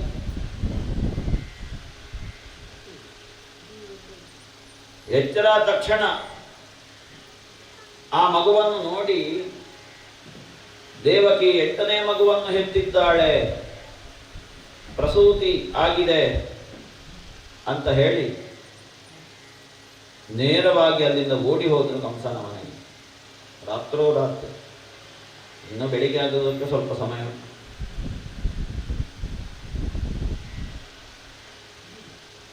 ಕಂಸ ಈ ರಕ್ಷಕರು ಹೇಳಿದಂತಹ ಆ ದೇವಕಿಗೆ ಮಗುವಾಗಿದೆ ಹೇಳುವ ವಿಷಯವನ್ನು ಕೇಳಿ ಕೂಡ್ಲೇ ಹಾಸಿಗೆ ಅಂತ ಎದ್ದ. ಅತ್ತಿಂದತ್ತ ಹೊರಡಾಡ್ತಾ ಇದ್ದ, ನಿದ್ದೆ ಬಾರದೆ. ಎದ್ದವನೇ ನನ್ನ ಮರಣ ಸಮೀಪಿಸಿತು ಅಂತ ಅವನಿಗೆ ಭಯ ಆಯಿತು. ಕಾಲೋಯಮಿತಿ ಕೋಲಾಹ. ಕೂಡಲೇ ಅಲ್ಲಿಂದ ಎದ್ದು ಓಡುವುದಕ್ಕೆ ಶುರು ಮಾಡಿದೆ. ಎಲ್ಲಿಗೆ? ಆ ಮಗುವನ್ನು ಕೊಲ್ಲಬೇಕು. ಓಡುವ ಭರಕ್ಕೆ ಜಾರಿ ಬಿದ್ದ. ಇನ್ನು ತಲೆಯನ್ನು ಕಟ್ಟಿಕೊಳ್ಳುವಷ್ಟು, ತಲೆಗೂದಲನ್ನು ಕಟ್ಟಿಕೊಳ್ಳುವಷ್ಟು ಪುರುಸುತ್ತಿರಲಿಲ್ಲ. ನೇರವಾಗಿ ಹೋಗಿ ಸೆರೆಮನೆಗೆ ಆ ತಂಗಿ ಹತ್ರ ಕೊಡು ಆ ಮಗುವನ್ನು. ಅವಾಗ ದೇವಕಿ ಹೇಳ್ತಾಳೆ, ಅಣ್ಣ, ಈವರೆಗೆ ಹುಟ್ಟಿದಂತಹ ಅಷ್ಟೂ ಮಕ್ಕಳನ್ನು ನೀನು ಕೊಂದೆ, ಇದೊಂದು ನನಗೆ ಹೆಣ್ಣು ಮಗು ಹುಟ್ಟಿದೆ ಈ ಸಲ. ನಿನ್ನ ಸೊಸೆಯವಳು, ಇವಳನ್ನು ಕೊಲ್ಲಬೇಡ, ಬಿಟ್ಟು ಬಿಡು ಅಣ್ಣ. ಒಬ್ಬಳು ಮಗಳನ್ನಾದರೂ ನನಗೆ ಜೀವನದಲ್ಲಿ ಕೊಡು.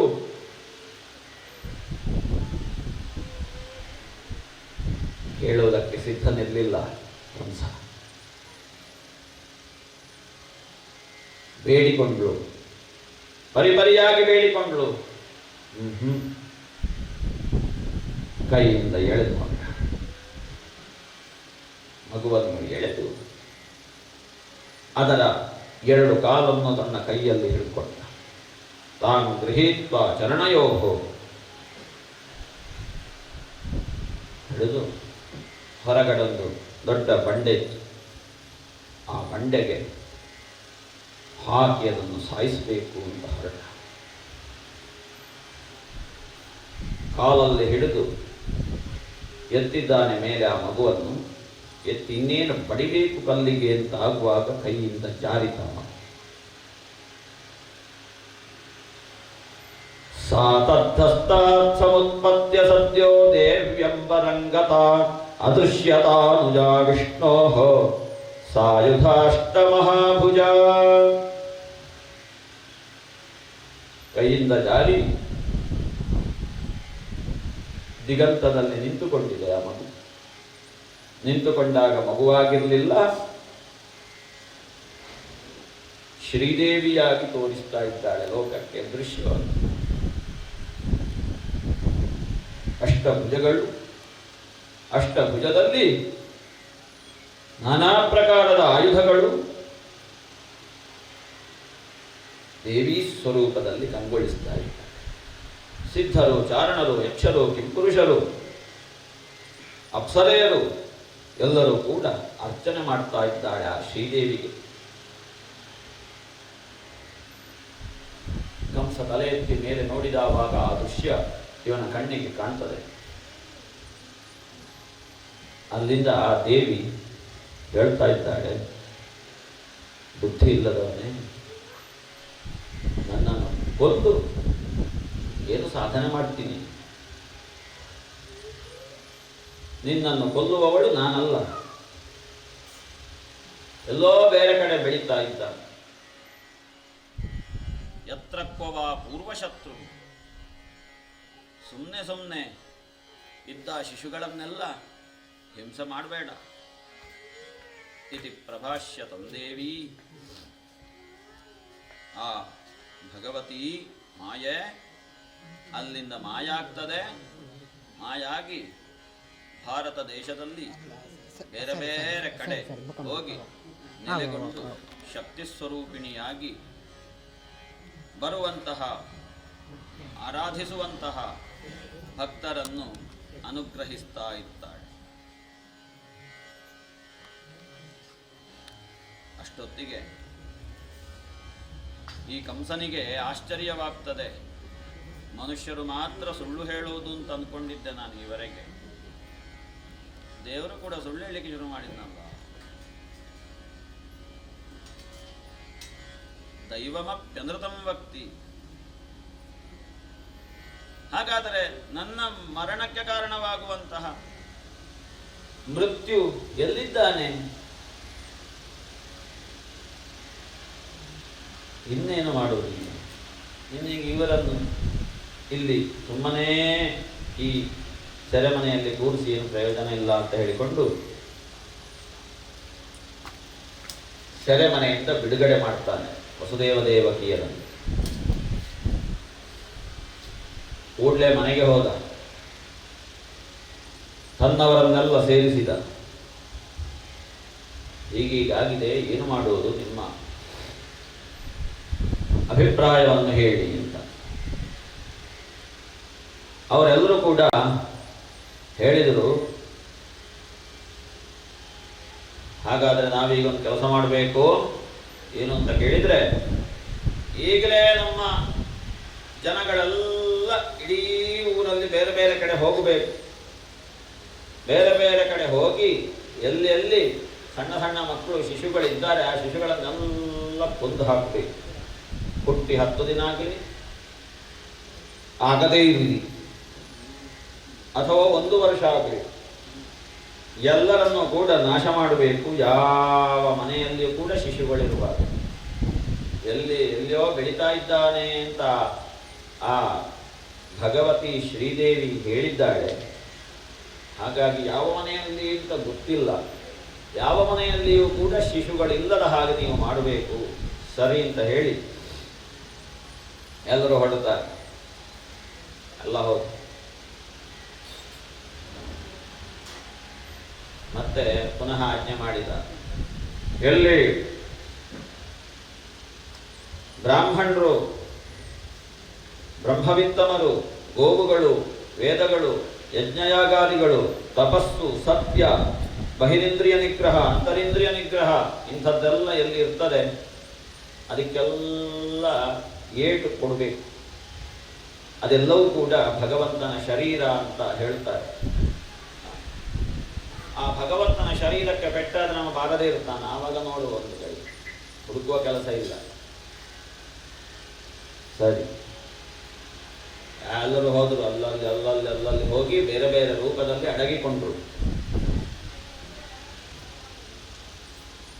ನೋಡಿ, ಯಾವಾಗ ಒಂದು ಸಂದೇಶ ಹೇಳ್ತಾರೆ ಶುಕ ಮಹರ್ಷಿಗಳು, ಆಯುಶ್ರಿಯಂ ಯಶೋ ಧರ್ಮಂ ಲೋಕಾನಾಶಿಷ ಏವಚ ಹಂತಿ ಶ್ರೇಯಾಂಸಿ ಸರ್ವಾಣಿ ಪುಂಸೋ ಮಹದತಿಕ್ರಮಃ. ಯಾರು ಪ್ರಪಂಚದಲ್ಲಿ ಸಂತರು, ಸತ್ಪುರುಷರು ಇರ್ತಾರೆಯೋ ಅವರನ್ನು ಯಾರು ಅತಿಕ್ರಮಣ ಮಾಡ್ತಾರೆ, ಅನಾದರಣೆ ಮಾಡ್ತಾರೆ, ಗೌರವಿಸುವುದಿಲ್ಲ, ಪೂಜಿಸುವುದಿಲ್ಲ, ಅಂಥವರ ಆಯುಷ್ಯ ಕ್ಷೀಣವಾಗ್ತದಂತೆ, ಅಂಥವರ ಸಂಪತ್ತು ಕ್ಷಯವಾಗ್ತದಂತೆ, ಅಂಥವರ ಯಶಸ್ಸು ನೀರು ಪಾಲಾಗ್ತದಂತೆ, ಅವರು ಈವರೆಗೆ ಮಾಡಿದಂತಹ ಧರ್ಮ ಪುಣ್ಯ ಸಂಪಾದನೆ ಎಲ್ಲವೂ ಕೂಡ ಕ್ಷಯವಾಗ್ತಾ ಹೋಗ್ತದಂತೆ, ಅವರ ಶ್ರೇಯಸ್ಸೆಲ್ಲವೂ ಕೂಡ ಅಲ್ಲಿಯೇ ಪ್ರತಿಬಂಧಿತವಾಗ್ತವೆ. ಹಂತಿ ಶ್ರೇಯಾಂಸಿ ಸರ್ವಾಣಿ. ಹಾಗಾಗಿ ಪ್ರಪಂಚದಲ್ಲಿ, ಸಮಾಜದಲ್ಲಿ ಮಹಾತ್ಮರು ಅಂತ ಯಾರಿರ್ತಾರೆ, ಸತ್ಪುರುಷರು ಅಂತ ಯಾರಿರ್ತಾರೆ, ಅವರನ್ನು ನಾವು ಯಾವತ್ತೂ ಕೂಡ ಗೌರವಿಸಬೇಕು. ಮಹದತಿಕ್ರಮ, ಸಜ್ಜನರನ್ನು ಅತಿಕ್ರಮಿಸುವಂಥದ್ದು ಅಂದರೆ ಅವರಿಗೆ ಮಾನಸಿಕವಾದ ಹಿಂಸೆಯನ್ನು, ಶಾರೀರಿಕವಾದ ಹಿಂಸೆಯನ್ನು ಕೊಡುವುದು. ಅಂಥದ್ದು ಮಾಡಿದರೆ ಅದು ತಿರುಗಿ ಮಾಡುವವನನ್ನೇ ಆಕ್ರಮಿಸಿ ಬಿಡ್ತದೆ ಆ ಪಾಪ. ಆ ಸಂದೇಶವನ್ನು ಹೇಳ್ತಾ ಇದ್ದಾರೆ. ವಿಪ್ರಾಹ ಗಾವಶ್ಚ ವೇದಾಶ್ಚ, ಇದೆಲ್ಲ ಶ್ರೀಹರಿಯ ಶರೀರ. ಆ ಶರೀರಕ್ಕೆ ಯಾವತ್ತು ಆಘಾತವಾಗದ ಹಾಗೆ ನಾವು ನೋಡಿಕೊಳ್ಬೇಕು. ಅವರವರದ್ದಾದಂತಹ ಕರ್ತವ್ಯ ಏನು ಅದನ್ನು ಅವರವರು ನಿಷ್ಠೆಯಿಂದ ಮಾಡ್ತಾ ಇದ್ದರೆ ಲೋಕ ಕ್ಷೇಮದಿಂದ ಇರ್ತದೆ. ಈಗ ಕ್ಷೇಮದಿಂದ ಇಲ್ಲ ಅನ್ನುವ ಉದ್ದೇಶದಿಂದಲೇ ಭಗವಂತ ಇಳಿದು ಬಂದಿದ್ದಾನೆ.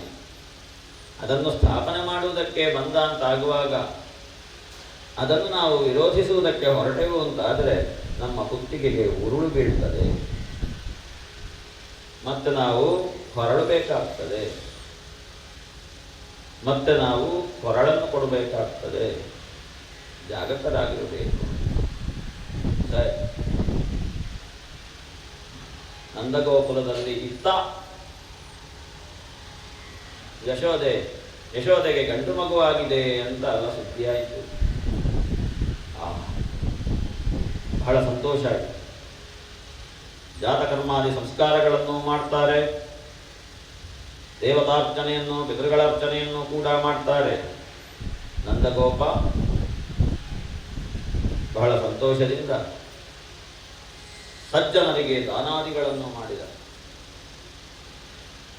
ಅಲ್ಲಿದ್ದಂತಹ ಆ ಊರಿನಲ್ಲಿದ್ದಂತಹ ಬ್ರಾಹ್ಮಣರೆಲ್ಲ ಬಂದು ಸ್ವಸ್ತಿವಾಚನೆಯನ್ನು ಮಾಡಿದರು ಆ ಮಗುವಿಗೆ. ಹಾಡುವವರು ಹಾಡಿದರು, ಕುಣಿಯುವವರು ಕುಣಿದರು. ಇಡೀ ಊರನ್ನು ಸ್ವಚ್ಛ ಮಾಡಿ ತಳಿರು ತೋರಣಗಳಿಂದ ಅಲಂಕರಿಸಿದರು. ಮಾತ್ರ ಅಲ್ಲ, ಗೋಪಾಲಕರು ಕೇಳಿ ಕೇಳಿ ಗೋಪಾಲಕ ಗೋವುಗಳಿಗೆಲ್ಲ ಸ್ನಾನಾದಿಗಳನ್ನು ಮಾಡಿಸಿ ಗೋವುಗಳನ್ನೂ ಅಲಂಕರಿಸಿದರು. ಗೋವುಗಳಿಗೂ ಕೂಡ ಆನಂದ, ನಮ್ಮನ್ನು ನೋಡುವನೊಬ್ಬ ಬಂದಿದ್ದಾನೆ ಅಂತ. ಸುದ್ದಿ ಗೊತ್ತಾಯ್ತಲ್ಲ ಊರಲ್ಲೆಲ್ಲ. ಎಲ್ಲರೂ ಕೂಡ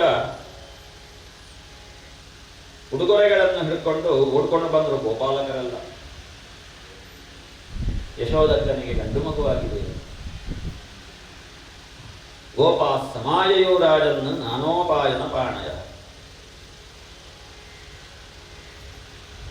ಬಾಣಂತಿಯನ್ನು ನೋಡಲಿಕ್ಕೆ ಬರುವಾಗ ಬರೇ ಕೈಯಲ್ಲಿ ಬರುವಾಗಿಲ್ಲ, ಅದರೊಂದು ಸುವಸ್ತುಗಳನ್ನು ಹಿಡ್ಕೊಂಡು ಬರಬೇಕು ಅಂತ ಸಂಪ್ರದಾಯ, ನಮ್ಮದು ಹಿಂದೂ ಸಂಸ್ಕೃತಿಯ ಸಂಪ್ರದಾಯ.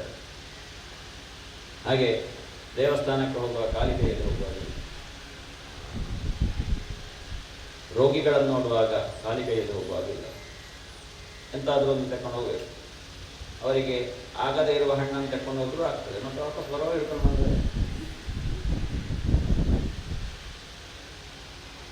ಹಾಗೆ ಮಾಡೋದಲ್ಲ. ಯಾಕೆ ಅವರಿಗೆ ಯಾವುದೊಂದು ತಿನ್ಬಾರ್ದು ಅಂತ ಹೇಳಿರ್ತಾರೆ ಡಾಕ್ಟರ್, ಅದು ಇವನಿಗೆ ಮತ್ತೆ ಬರುವಾಗ ವಾಪಸ್ ಹಾಗೆ ಇರಲಿ. ಗೋಪ್ಯಶ್ಚಾಕರ್ಣ್ಯ ಮುದಿತಾಃ ಯಶೋದಾಯಾಃ ಸುತೋದ್ಭವಂ ಆತ್ಮಾನಂ ಭೂಷಯಾञ्चक्रुः ವಸ್ತ್ರಾಕಲ್ಪಾಂಜನಾದಿಭಿಃ.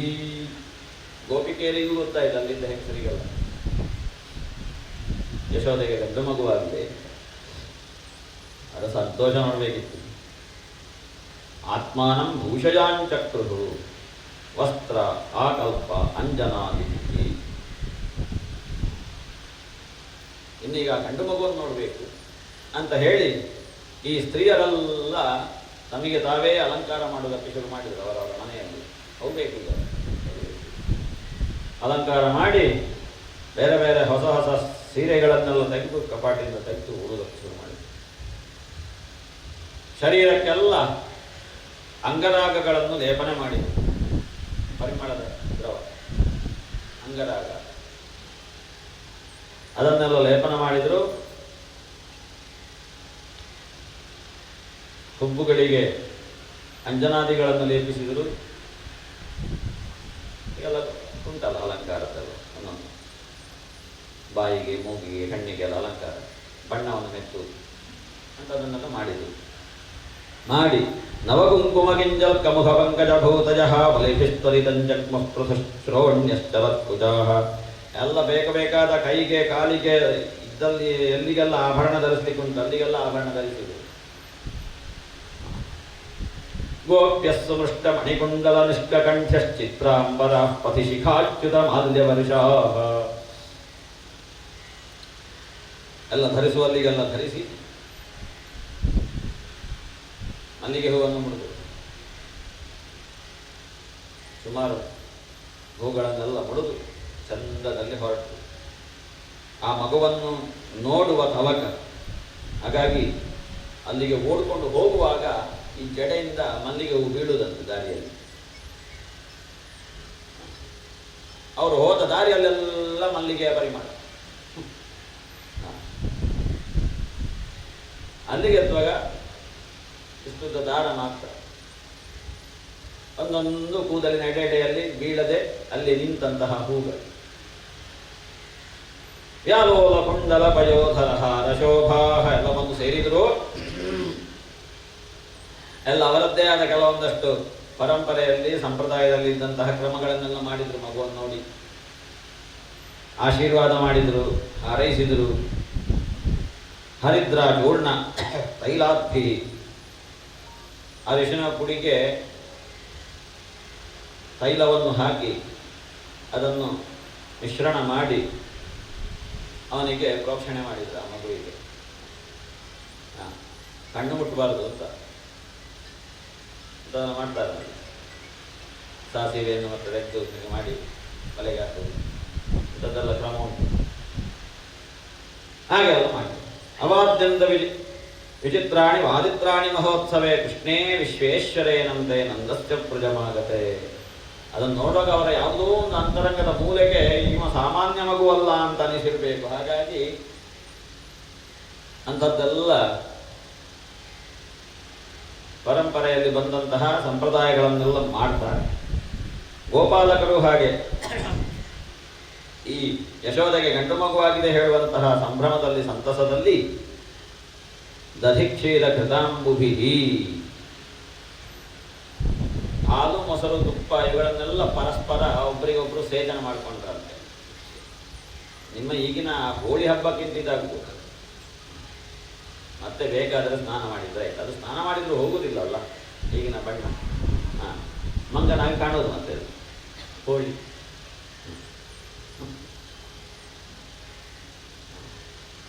ಹಾಗೆ ಪರಸ್ಪರಂ ಸಿಂಚನ ಮಾಡಿಕೊಂಡ್ರು. ಬೆಣ್ಣೆಯನ್ನು ಕೂಡ ಪರಸ್ಪರ ಒಬ್ಬರಿಗೊಬ್ಬರು ಎಸೆಯುದಂತೆ. ಚಂದ ನೋಡ್ಲಿಕ್ಕೆ ಖುಷಿ. ಹೀಗೆ ಎಲ್ಲರೂ ಕೂಡ ಬಂದು ಸೇರಿ ಸಂಭ್ರಮದ ವಾತಾವರಣ. ತೈಸ್ತೈ ಕಾಮೈರದೀನಾತ್ಮ ಯಥೋಚಿತಮಪೂಜಯತ್ ವಿಷ್ಣೋರ ಆರಾಧನಾರ್ಥಾಯ ಸ್ವಪುತ್ರಸ್ಯೋದಯಾಯ ಚ. ಅದೇ ಹೊತ್ತಿಗೆ ಅಲ್ಲಿ ರೋಹಿಣಿಯೂ ಕೂಡ ಎತ್ತಿದ್ದಾಳೆ ಗಂಡು ಮಗುವನ್ನು. ಅವರಿಬ್ಬರು ಅಲ್ಲಿ ಆ ಯಶೋದೆಗೂ ರೋಹಿಣಿಗೂ ಗಂಡು ಮಗುವಾದ ಅಂದಿನಿಂದ ಇಡೀ ಆ ನಂದಗೋಕುಲ ಬೆಳಗುವುದಕ್ಕೆ ಶುರುವಾಯಿತಂತೆ. ಎಲ್ಲ ಸಸ್ಯ ಸಂಪತ್ತುಗಳು ಸಮೃದ್ಧವಾಗಿ ಬೆಳೆಯುವುದಕ್ಕೆ ಶುರುವಾಯಿತು. ಎಲ್ಲರೂ ಕೂಡ ಖುಷಿಯಲ್ಲಿದ್ದಾರೆ. ನಂದಗೋಪ ವಾರ್ಷಿಕವಾಗಿ ಕೊಡಬೇಕಾದಂತಹ ಕರ ತೀರುವೆ, ವಾರ್ಷಿಕ ಆದಾಯದ ಇಂತಿಷ್ಟು ಅಂಶವನ್ನು ಕಂಸನಿಗೆ ಹೋಗಿ ಕೊಡಬೇಕು ಅಂತ ಹೇಳಿ ಅದನ್ನು ತೆಕ್ಕೊಂಡು ಹೋಗ್ತಾ ಇದ್ದಾನೆ. ಹೋಗ್ತಾ ಇದ್ದಲ್ಲಿ ಹೋಗಿ ಕಂಸನಿಗೆ ಅದನ್ನೆಲ್ಲ ಅರ್ಪಿಸಿ ಬೇಕಾದ ಸಂಬಂಧಪಟ್ಟವರಲ್ಲಿ ಕೊಟ್ಟು ಪುನಃ ಬರುವಾಗ ವಸುದೇವನನ್ನು ನೋಡಬೇಕು ಅಂತಾಯಿತು. ವಸುದೇವನನ್ನು ಹೋಗಿ ಮಾತಾಡಿಸ್ತಾನೆ. ಸಂಗತಿ ಎಲ್ಲ ಪರಸ್ಪರ ಮಾತಾಡ್ಕೊಳ್ತಾರೆ. ಆವಾಗ ವಸುದೇವ ಹೇಳ್ತಾನೆ, ನೋಡ್ರಪ್ಪ, ನೀನು ಹೀಗೆಲ್ಲ ಇನ್ನು ಬರಬಾರ್ದು. ಯಾಕೆ? ವಸುದೇವನಿಗೆ ಸಂಗತಿ ಗೊತ್ತುಂಟು, ಅದನ್ನು ಹೇಳುವುದಿಲ್ಲ.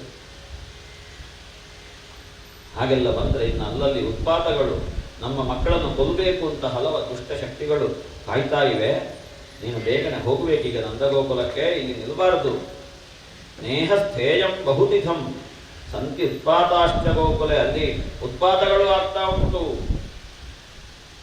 ಅದನ್ನು ಕೇಳಿ ಆತಂಕಗೊಂಡ ನಂದಗೋಪ ಅಲ್ಲಿಂದ ಓಡಿ ಹೋಗ್ತಾನೆ ನಂದಗೋಕುಲಕ್ಕೆ.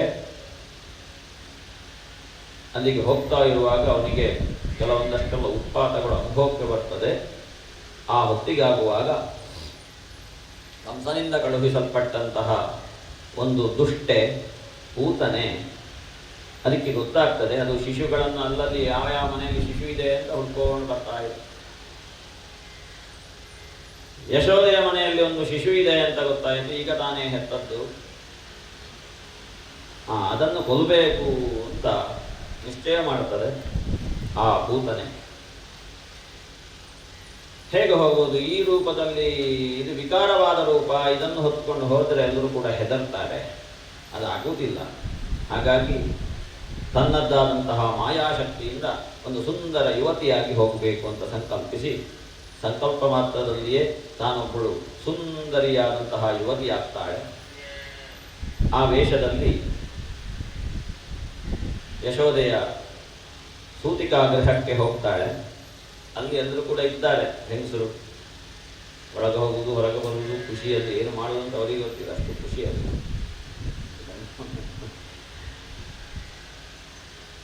ಇವಳ ಸ್ವಭಾವ ಏನು ಅಂತ ಕೇಳಿದ್ರೆ ಬಾಲಗ್ರಹ.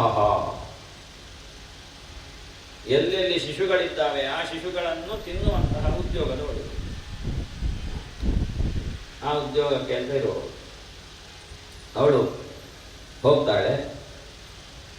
ವಲ್ಗುಸ್ಮಿತಾಪಾಂಗ ವಿಸರ್ಗ ವೀಕ್ಷಿತೈರ್ಮನೋಹರಂತೀಂ ವನಿತಾಂ ಪ್ರಜೌಕಸಾಂ ಅಮಂಸತಾಂ ಭೋಜಕರೇಣ ರೂಪಿಣೀಂ. ಅಲ್ಲಿದ್ದು ಬಂದವರು ನೋಡುವಾಗ ಯಾರೋ ಸುವಾಸಿನಿ ಇರಬೇಕು, ಮುತ್ತೈದೆ ಇರಬೇಕು ಅಂತ ಗೋಪ್ಯಶ್ರೀಯನ್ನು ದ್ರಷ್ಟುಮಿವಾಗತಾಂ ಪತಿ.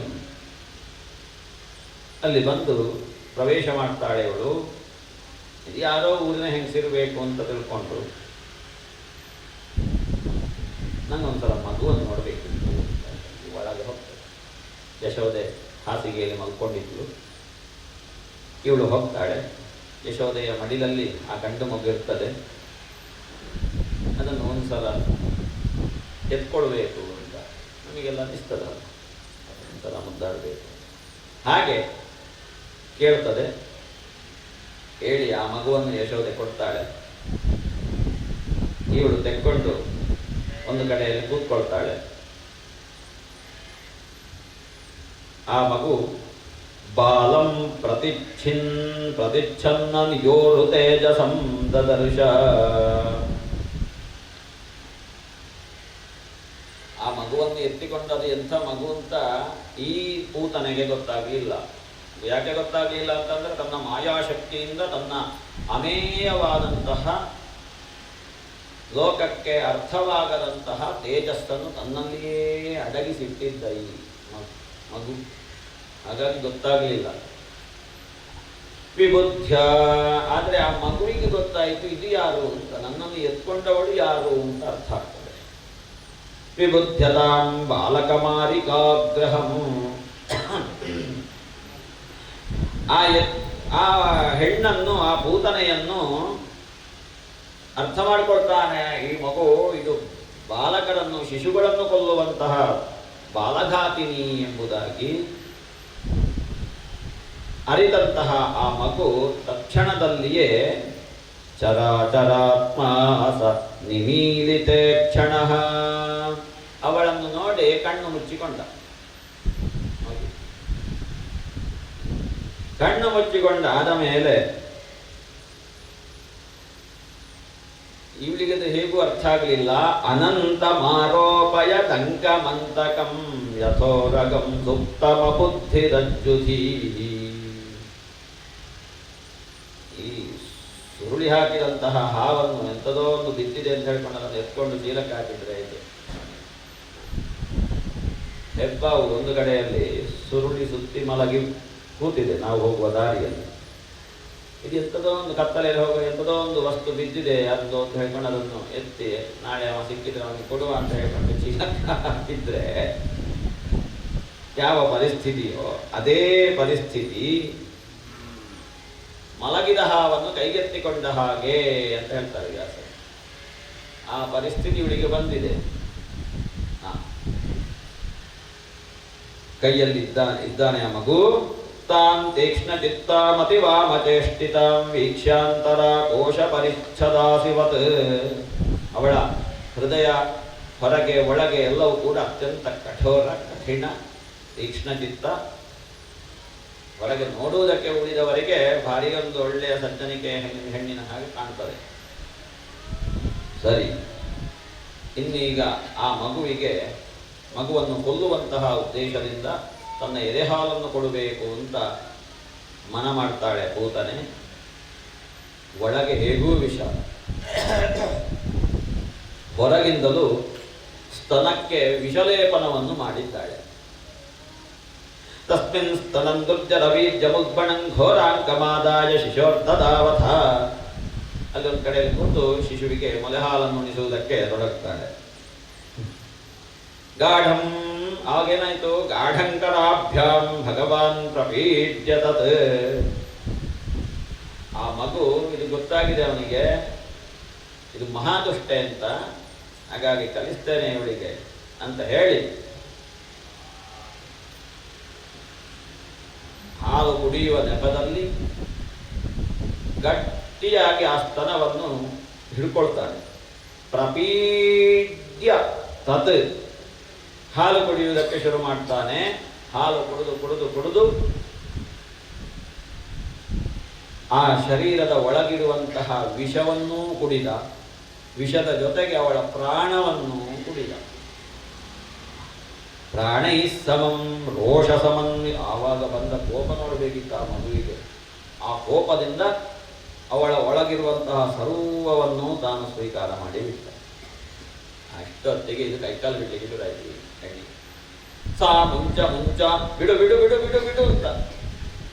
ಸಾ ಮುಂಚ ಮುಂಚಾಲಮಿತಿ ಪ್ರಭಾಷಿಣಿ ನಿಷ್ಪೀಡ್ಯಮಾನ ಅಖಿಲ ಜೀವ ಮರ್ಮಣಿ ವಿವೃದ್ಯ ನೇತ್ರ. ಕಣ್ಣೆಲ್ಲ ಹೊರಗೆ ಬಂತು, ಕೈ ಕಾಲುಗಳೆಲ್ಲ ಅಲುಗಾಡುವುದಕ್ಕೆ ಶುರುವಾಯಿತು, ಕಂಪಿಸುವುದಕ್ಕೆ ಶುರುವಾಯಿತು. ದೊಡ್ಡ ಕಳ್ತಾಳೆ.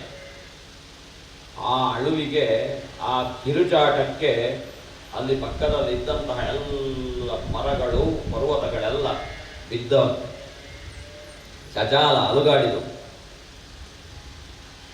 ಪೇತು ವಚ್ಛಿತವು ವಜ್ರನಿಪಾತ ಶಂಕಯ. ಹೀಗೆ ಕಂಪಿಸ್ತಾ ಕಂಪಿಸ್ತಾ ಅದರ ದೇಹ, ಶರೀರ ಎಲ್ಲವೂ, ಆ ಅಂಗಾಂಗಗಳೆಲ್ಲವೂ ಕಂಪಿಸುತ್ತಾ ಕೊನೆಗೆ ಪ್ರಸಾರಿಯ ತನ್ನ ಮೂಲ ಸ್ವರೂಪಕ್ಕೆ ಬರ್ತಾಳೆ. ಬಂದು ತನ್ನ ದೇಹವನ್ನು ವಿಸ್ತರಿಸಿ ಅಲ್ಲಿ ಡಬ್ಬ ಅಂತ ಬೀಳ್ತಾಳೆ. ಅದ ದೇಹ ಬಿದ್ದಾಗುವಾಗ ನೋಡಬೇಕಿತ್ತು. ಇಲ್ಲಿಂದ ಅಲ್ಲಿಯವರೆಗೆ, ಹೊಳೆಯವರೆಗೆ ಅಷ್ಟುದ್ದಕ್ಕೆ ಬಿದ್ದಿದೆ ಆ ದೇಹ. ತ್ರಿಗವ್ಯೂತಿ ಅಷ್ಟು ವಿಸ್ತಾರವಾಗಿ ಬಿದ್ದಿದೆ. ಆ ಬೀಳುವ ಕಾಲಕ್ಕೆ ಅಲ್ಲಲ್ಲಿ ಅದಕ್ಕೆ ಎದುರು ಸಿಕ್ಕಿದಂತಹ ಮರಗಳು, ಅದು ಇದು ಎಲ್ಲವೂ ಕೂಡ ಪುಡಿ ಪುಡಿಯಾಗಿ ನೆಲ ಸಮವಾಗಿ. ಸರಿ, ಹೀಗೆ ಆ ಗೋಪಿಕೆಯರು ಅಲ್ಲಿ ಇದ್ದಂತಹ ಹೆಂಗಸರು ಹೊರಗೆ ಬಂದು ನೋಡಿದ್ರು ಎಂಥದ್ದು ಶಬ್ದ ಇದು ಅಂತ. ನೋಡುವಾಗ ಈ ಹೆಣ್ಣು ಬಿದ್ದುಕೊಂಡು ನೋಡಿ ಹೆದರ್ತಾರೆ. ಹೆದರಿ ನಮ್ಮ ಮಗು ಎಲ್ಲಿದೆ ಅಂತ ಹುಡುಕಿದ್ರು. ಹುಡುಕುವಾಗ ಬಾಲಂಚ ತಸ್ಯ ಉರಸಿ, ಆ ಹೆಣ್ಣಿನ ಹೊಟ್ಟೆ ಮೇಲೆ ಆಡ್ತಾ ಉಂಟು ಮರೆ.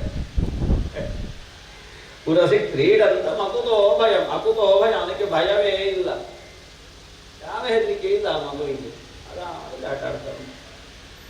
ಓಡಿ ಹೋದ್ರು ಹೆಂಗಸರು, ಗೋಪಿಕೆ ಹೋಗಿ ಮೊದಲ ಮಗುವನ್ನು ಎಳ್ಕೊಂಡು ಬಂದಿದ್ದಾರೆ. ಎಳ್ಕೊಂಡು ಯಶೋದೆ, ರೋಹಿಣಿ ಅವರೆಲ್ಲ ಒಟ್ಟು ಸೇರಿ ಆ ಮಗುವಿಗೆ ಎಂಥದೋ ಒಂದು ದೃಷ್ಟಿ ಬಿದ್ದಿದೆ, ಇನ್ನೆಂಥದೋ ಕೆಲವು ದುಷ್ಟಶಕ್ತಿಗಳ ಉಪದ್ರವ ಆಗೋದು ಬೇಡ ಅಂತ ಹೇಳಿಕೊಂಡು ರಕ್ಷೆ ಮಾಡ್ತಾರೆ. ಗೋವುಗಳ ಹತ್ತಿರ ಹೋಗಿ ಗೋವುಗಳ ಹಿಂದೆ ನಿಂತು ಗೋಪುಚ್ಛ ಆ ಬಾಲವನ್ನು ಹಿಡ್ಕೊಂಡು ಈ ರೋಹಿಣಿ, ಯಶೋದೆ ಮಗುವಿಗೆ ಬಾಲದಿಂದ ರಕ್ಷೆಯನ್ನು ಮಾಡ್ತಾರೆ. ಆಮೇಲೆ ಗೋಮೂತ್ರದಿಂದ ಸ್ನಾನ ಮಾಡಿಸಿದರು, ಗೋಮಯವನ್ನು ಲೇಪನ ಮಾಡಿದರು. ಆಮೇಲೆ ಆ ಗೋಮಯದಿಂದ ಶರೀರದ ಬೇರೆ ಬೇರೆ ಅಂಗಗಳಿಗೆ ವಾಸುದೇವನ 12 ನಾಮಗಳನ್ನು ಹೇಳಿ ರಕ್ಷೆ ಮಾಡಿದರು. ಅದೊಂದು ಬಾಲರಕ್ಷಾ ಸ್ತೋತ್ರ ಅಂತ. ಅದು ಈ ಸಣ್ಣ ಸಣ್ಣ ಶಿಶುಗಳಿಗೆ ಇಂಥದ್ದೆಲ್ಲ ಕೆಲವು ಬಾಲಗ್ರಹಗಳು ಉಪದ್ರ ಕೊಡ್ತವೆ, ವಿಪರೀತ ಹಠ ಮಾಡುವುದು, ಅಥವಾ ಶರೀರದಲ್ಲಿ ಏನಾದರೂ ಚರ್ಮ ಸಂಬಂಧವಾದಂತಹ ರೋಗಗಳು, ಇಂಥದ್ದೆಲ್ಲ ಆ ವಯಸ್ಸಿನಲ್ಲಿ ಬರ್ತದೆ ಮಗುವಿಗೆ. ಆವಾಗ ಅದು ನಿವಾರಣೆ ಆಗಬೇಕು. ಆಗಾಗ ಶೀತ ಜ್ವರ ಬರುವುದು, ಅದನ್ನೆಲ್ಲ ನಿವಾರಣೆ ಮಾಡಬೇಕು ಅಂತಾಗುವಾಗ ಈ ಸ್ತೋತ್ರವನ್ನು ನಾವು ಪಠಿಸಬೇಕು.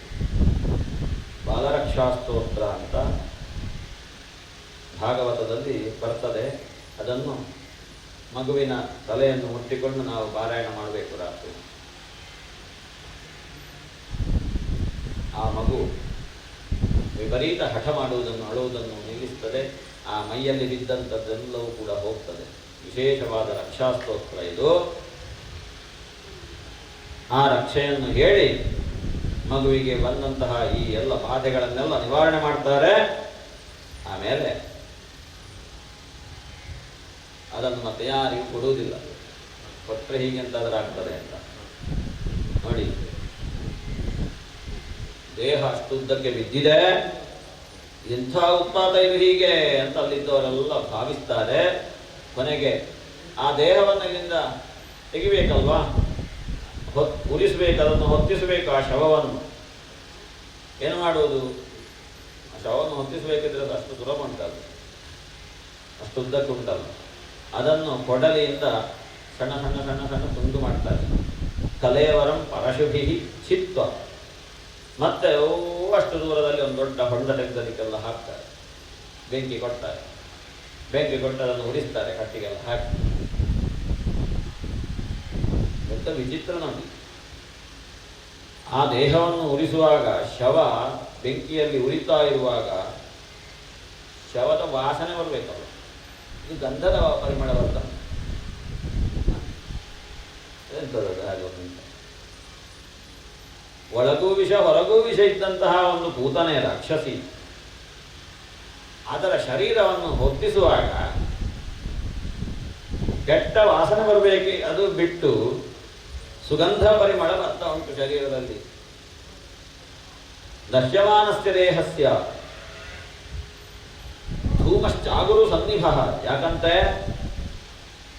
ಕೃಷ್ಣ ನಿರ್ಭುಕ್ತ ಸಪದಿ ಆಹತ ಪಾಪ್ಮನ. ಯಾವಾಗ ಕೃಷ್ಣ ಅದರ ಸ್ತನಕ್ಕೆ ಬಾಯಿ ಹಾಕಿ ಹಾಲನ್ನು ಕುಡಿದನೋ, ವಿಷವನ್ನೂ ಕುಡಿದನೋ, ಪ್ರಾಣವನ್ನೂ ಕುಡಿದನೋ, ಅಷ್ಟೊತ್ತಿಗೆ ಆಗುವಾಗ ಬಾಯಿ ಹಾಕಿದಲ್ಲಿಗೆ, ಕೃಷ್ಣ ಸ್ಪರ್ಶವಾದಲ್ಲಿಗೆ ಅದರ ಸಮಸ್ತ ಪಾಪಗಳೆಲ್ಲವೂ ಕೂಡ ನಿವಾರಣೆ ಆಯಿತಂತೆ.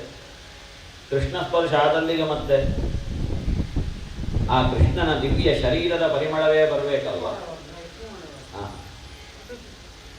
ಹಾಗಾಗಿ ಅದನ್ನು ಉರಿಸುವಾಗ ಗಂಧದ ಕಟ್ಟಿಗೆ ಉರಿಸಿದಾಗ ಇದೆ ಪರಿಮಳ. ವ್ಯಾಸರು ಹೇಳ್ತಾರೆ, ಪೂತನ ಲೋಕಪಾಲಘ್ನಿ ರಾಕ್ಷಸೀ ರುಧಿರಾಶನ ಜಿಘಾಂಸಯಾಪಿ ಹರಯೇ ಸ್ತನಂದತ್ವಾಪಸದ್ಗತಿ. ಕೃಷ್ಣನನ್ನು ಕೊಲ್ಲಬೇಕು ಅಂತ ಬಂದವಳು ಅವನಿಗೆ ಸ್ತನ್ಯಪಾನವನ್ನು ಮಾಡಿ ಅವನನ್ನೇ ಸೇರಿದ್ಲಲ್ವಾ. ಮುಕ್ತಿ ಆಯ್ತಲ್ಲ, ಸದ್ಗತಿ ಪ್ರಾಪ್ತಿ ಆಯ್ತಲ್ಲ. ಕೊಲ್ಲಬೇಕು ಅಂತ ಬಂದು, ದುಷ್ಟಬುದ್ಧಿಯಿಂದ ಬಂದು, ಇನ್ನು ಹಾಗಾದರೆ ಶ್ರದ್ಧೆಯಿಂದ ಬಂದು ಹಾಲುಣಿಸಿದವರಿಗೆ ಕಿಂಪುನ ಶ್ರದ್ಧೆಯ ಭಕ್ತಿಯ ಕೃಷ್ಣಾಯ ಪರಮಾತ್ಮನೇ ಯಚ್ಚನ್ ಪ್ರಿಯತಮಂ ಇನ್ನು. ಕೃಷ್ಣ ಪರಮಾತ್ಮನಿಗೆ ಭಕ್ತಿಯಿಂದ ಒಂದು ತುಳಸಿ ದಳವನ್ನು ಕೊಟ್ಟೆವು, ಶ್ರದ್ಧೆಯಿಂದ ಕೊಟ್ಟೆವು ಅಂತಾದರೆ ಅವನ ಜೀವನದ ಮೇಲ್ಮೆ ಯಾರಿಗೂ ಸಿಗದಷ್ಟು ಎತ್ತರಕ್ಕೆ ಹೋಗ್ತದೆ.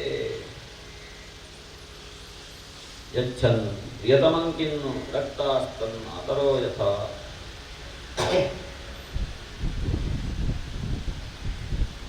ಆ ಅಮ್ಮಂದಿರ ಭಾಗ್ಯ ನೋಡಿ. ಯಶೋದೆ ಇರ್ಬೋದು, ರೋಹಿಣಿ ಇರ್ಬೋದು, ಅಥವಾ ಇನ್ನಿತರ ಗೋಪಿಕೆಯರಿರ್ಬೋದು, ಅಲ್ಲಿದ್ದವರು. ಆ ಭಾಗ್ಯ ಯಾರಿಗೆ ಸಿಗ್ತದೆ? ಪದ್ಭ್ಯಾಂ ಭಕ್ತಹೃದಯಸ್ಥಾಭ್ಯಾಂ ವಂದ್ಯಾಭ್ಯಾಂ ಲೋಕವಂದಿತೈ. ಅಲ್ಲಿದ್ದು ಆ ಪೂತನೆಗೆ ಮೋಕ್ಷವನ್ನು ಕರುಣಿಸಿ ಬಿಟ್ಟ ಅಂತ ಆಗುವಾಗ ನಮ್ಮಂಥವರಿಗೆ ಕ್ಷೇಮವನ್ನು ಕೊಡಲಿಕ್ಕಿಲ್ಲ. ದುಷ್ಟಬುದ್ಧಿಯಿಂದ ಬಂದಂತಹ ಪೂತನೆಗೆ ಸದ್ಗತಿಯಾಯಿತು ದೇಹಾಂತ್ಯದಲ್ಲಿ ಅಂತ ಆಗುವಾಗ ಅತ್ಯಂತ ಪರಮ ಶ್ರದ್ಧೆಯಿಂದ ಶರಣಾಗತಿ ಭಾವದಿಂದ ಈ ಸಪ್ತಾಹ ಯಜ್ಞವನ್ನು ಮಾಡುವಂತಹ ನಮಗೆ ದೇಹ ಇರುವಾಗಲೇ ಸದ್ಗತಿಯಾಗಲಿಕ್ಕಿಲ್ಲ. ಸದ್ಗತಿ ಅಂತಂದ್ರೆ ಒಳ್ಳೆಯ ಗತಿ ಅಂತ ಅರ್ಥ, ಕ್ಷೇಮ ಅಂತ ಅರ್ಥ. ಸದ್ಗತಿ ಶಬ್ದಕ್ಕೆ ಅರ್ಥ ಉಂಟು. ಪೂತನೆಗೆ ಜೀವ ಹೋದ ಮೇಲೆ ಸದ್ಗತಿ ಆಯಿತು, ನಮಗೆ ಜೀವ ಇರುವಾಗಲೂ ಸದ್ಗತಿ ಆಗ್ತದೆ. ಅಲ್ಲಿ ಭಕ್ತಿ ಮುಖ್ಯ. ನಮಗೆ ಕ್ಷೇಮ ಆಗಬೇಕು ಅಂತಾದರೆ ಭಕ್ತಿ ಮುಖ್ಯ. ಯಾತು ಧಾನ್ಯಪಿ ಸರ್ಗಮವಾಪ ಜನನೀಂ ಗತಿಂ ಕೃಷ್ಣ ಭುಕ್ತಸ್ತನ ಕ್ಷೀರಾಃ ಕಿಮು ಗಾವೋ ನು ಮಾತರಃ. ಆ ಯಾತುಧಾನಿ, ಆ ರಾಕ್ಷಸಿ ಸ್ವರ್ಗವನ್ನು ಸೇರಿದ್ದಾಳೆ ಕೃಷ್ಣ ಸ್ಪರ್ಶದಿಂದ ಅಂತ ಆಗುವಾಗ ಕೃಷ್ಣ ಬಂದು ಹಟ್ಟಿಗೆ ಹೋಗಿ ದನದ ಗೋವಿನ ಅಡಿಯಲ್ಲಿ ಕೆಚ್ಚಲಿಗೆ ಬಾಯಿ ಹಾಕಿ ಹಾಲು ಕುಡಿತಾ ಇರುವ ಕಾಲಕ್ಕೆ ಸುಮ್ಮನೆ ನಿಂತಹ ಗೋವುಗಳಿಗೆ ಸದ್ಗತಿ ಆಗಲಿಕ್ಕಿದ್ರೆ ಕೃಷ್ಣ ಭಕ್ತ ಸ್ತನ ಕ್ಷೀರ ಗಾವೋನು ಮಾತರ ಭಯಾಂಸಿ ಆಸಾಂ ಅಪಿಬತ್ ಪುತ್ರ ಸ್ನೇಹ ಸ್ಮೃತಾನ್ಯಲಂ ಭಗವಾನ್ ದೇವಕೀ ಪುತ್ರ ಕೈವಲ್ಯ. ಯಾರೆಲ್ಲ ಪುತ್ರ ಸ್ನೇಹದಿಂದ ನನ್ನ ಮಗ ಹೇಳುವಂತಹ ಅಲ್ಲಿ ಬಂದಂತಹ ಎಲ್ಲ ಗೋಪಿಕೆಯರು ಸ್ತ್ರೀಯರು ನನ್ನ ಮಗ ಹೇಳುವಂತಹ ಭಾವನೆಯಿಂದ ಎಲ್ಲರೂ ಕೂಡ ಸ್ತನ್ಯಪಾನವನ್ನು ಮಾಡಿಸಿದರಂತೆ. ಆ ಸ್ತನ್ಯಪಾನಕ್ಕೆ ದೇವಕೀ ಪುತ್ರನಾದಂತಹ ಭಗವಂತ ಎಲ್ಲವನ್ನು ಕೊಡ್ಲಿಕ್ಕಿಲ್ಲ. ಕೈವಲ್ಯಾದ್ಯಖಿಲವನ್ನು ಕೂಡ ಕೊಟ್ಟಾನು. ಕೈವಲ್ಯವೇ ಮೊದಲಾದಂತಹ ಸಮಗ್ರ ಸಂಪತ್ತನ್ನು ಕೂಡ ಕೊಡ್ತಾನೆ. ಈ ರೀತಿ ಅವನ ಲೀಲೆಯನ್ನು ಅಲ್ಲಿದ್ದವರೆಲ್ಲ ಅನುಭವಿಸ್ತಾ ಇದ್ದಾರೆ ಸಂತೋಷದಿಂದ. ಮುಂದೆ ಅನೇಕ ದುಷ್ಟರು ಕಂಸನಿಂದ ಕಳುಹಿಸಲ್ಪಟ್ಟವರೆಲ್ಲರೂ ಕೂಡ ಒಂದೊಂದು ಕಡೆಯಲ್ಲಿ ಒಂದೊಂದು ರೂಪದಲ್ಲಿ ಬಂದು ಕೃಷ್ಣನನ್ನು ಕೊಲ್ಲಬೇಕು ಅಂತ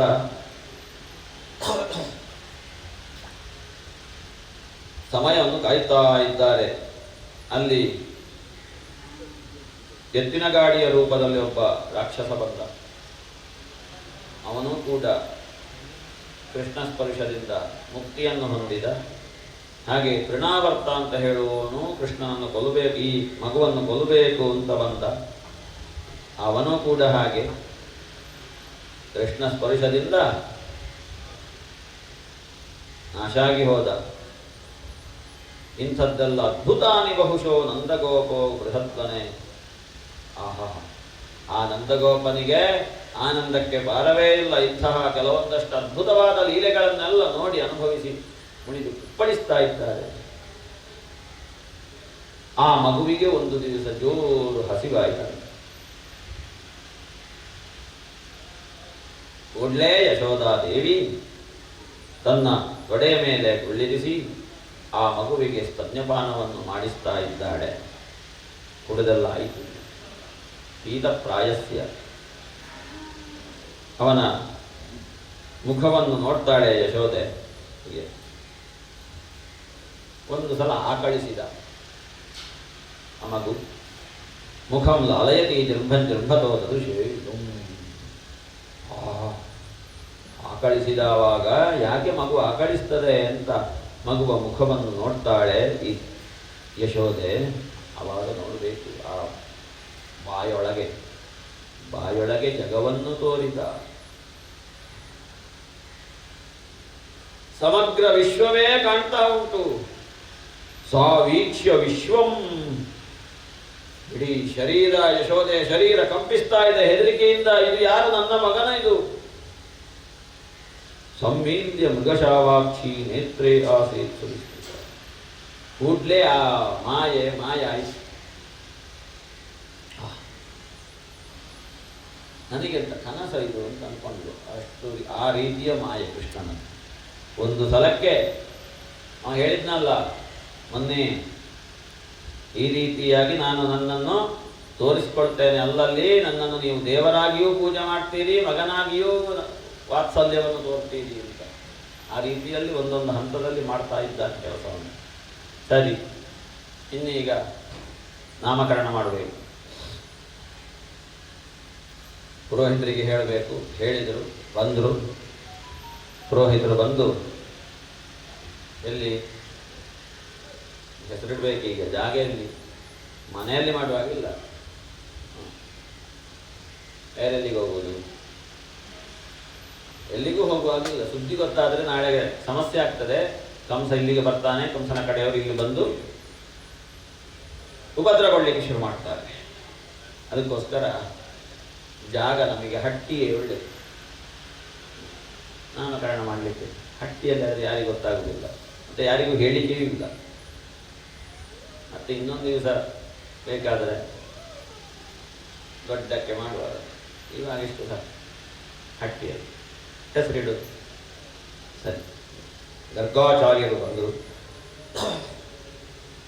ಬಂದು ಹೆಸರು, ಏನು ಹೆಸರು ಯಾರಿಗೂ ಗೊತ್ತಾಗಲಿಲ್ಲ. ಅದು ಹಟ್ಟಿಯಲ್ಲಿ ಹೆಸರಿಡುವ ಕಾರ್ಯಕ್ರಮ. ಸರಿ, 2 ಜನ ಮಕ್ಕಳಿದ್ದಾರೆ. ಒಬ್ಬ ನೋಡಲಿಕ್ಕೆ ಒಳ್ಳೆ ಕಷ್ಟಪಟ್ಟನಾಗಿದ್ದ, ಇನ್ನೊಬ್ಬ ಸಪೂರಾಗಿ. ಸರಿ, ಮೊದಲು ಹುಟ್ಟಿದವ ಇವ, ರೋಹಿಣಿಯ ಗರ್ಭದಿಂದ ಹೊರಗೆ ಬಂದವ. ಅವನಿಗೊಂದು ಹೆಸರಿಡಬೇಕು. ಹೇಗಂತೆ, ಅಯಂ ಹಿ ರೋಹಿಣೀ ಪುತ್ರ ರಮಯನ್ ಸುಹೃದೋ ಗುಣೈ. ತನ್ನದ್ದಾದ ವಿಶೇಷ ಗುಣಗಳಿಂದ ಎಲ್ಲರನ್ನು ಕೂಡ ಅವ ಆಕರ್ಷಿಸ್ತಾನೆ, ನೋಡ್ಲಿಕ್ಕೂ ಚಂದ ಇದ್ದಾನೆ. ಹಾಗಾಗಿ ಇವನಿಗೆ ರಾಮ ಅಂತ ಹೆಸರಿಡುವ. ಮತ್ತೆ ನೋಡುವಾಗಲೂ ಶರೀರದಲ್ಲಿ ಬಲಾಧಿಕ್ಯ ಉಂಟು, ಹಾಗಾಗಿ ಬಲ ಅಂತ ಹೆಸರಿಡುವ. ಮತ್ತೆ ಮುಂದೆ ಈ ಯಾದವರೆಲ್ಲ ಅವರು ಹೇಳಿದ್ದು ಕೇಳುವರಲ್ಲ. ಕಪ್ಪೆಯನ್ನು ತಕ್ಕಡಿಗೆ ಹಾಕಿದಾಗ 10 ಹಾಕಿದಾಗ 5 ಹೊರಗೆ ಹಾರಲಿಕ್ಕೆ ಅವ್ರನ್ನ ಒಟ್ಟು ಮಾಡೋದಷ್ಟು ಸುಲಭ ಇಲ್ಲ. ಹಾಗೆ ಯದೂನಾಂ ಅಪೃಥಕ್ ಭಾವ, ಅವರು ಬೇರೆ ಬೇರೆಯಾಗಿರೋರನ್ನೆಲ್ಲ ಒಟ್ಟು ಮಾಡ್ತಾನಂತ ಮುಂದೆ. ಹಾಗಾಗಿ ಅವನಿಗೆ ಸಂಕರ್ಷಣ ಅಂತ ಹೆಸರಿಡುವ ಅಂತ ಹೇಳಿ ಒಟ್ಟು ಅವನಿಗೆ ಬಲರಾಮ ಅಂತ ಹೆಸರಾಯಿತು. ಸರಿ, ಇವನಿಗೆ ಅಂತ ಹೆಸರಿಡುವಪ್ಪ. ಆಸನ್ ವರ್ಣಾಸ್ತ್ರಯೋಚ್ಯಸ್ಯ ಗೃಹತೋ ಯುಗಂತನೂಃ ಶುಕ್ಲೋ ರಕ್ತಸ್ತಥಾ ಪೀತ ಇದಾನೀಂ ಕೃಷ್ಣತಾಂಗತಃ. ಇವ ಒಂದೊಂದು ಯುಗದಲ್ಲಿ ಒಂದೊಂದು ಬಣ್ಣದಲ್ಲಿ ಇರ್ತಾನೆ. ಹೇಗಂತೆ, ಕೃತಯುಗದಲ್ಲಿ ಬಿಳಿ ಬಣ್ಣದಲ್ಲಿದ್ದ. ಆಮೇಲೆ ದ್ವಾಪರಕ್ಕೆ ಬರುವಾಗ, ತ್ರೇತಾಯುಗದಲ್ಲಿ ಬರುವಾಗ ಕೆಂಪು ಬಣ್ಣದವನಾದ. ಶುಕ್ಲ ರಕ್ತ ತಥಾ ಪೀತ. ದ್ವಾಪರ ಯುಗದಲ್ಲಿ ಪೀತವರ್ಣದವನಾಗಿ ಹುಟ್ಟಿದ್ದ. ಈಗ ದ್ವಾಪರಾಂತ್ಯದಲ್ಲಿ ಇದಾನೇ ಕಪ್ಪು ಬಣ್ಣದವನಾಗಿದ್ದಾನೆ.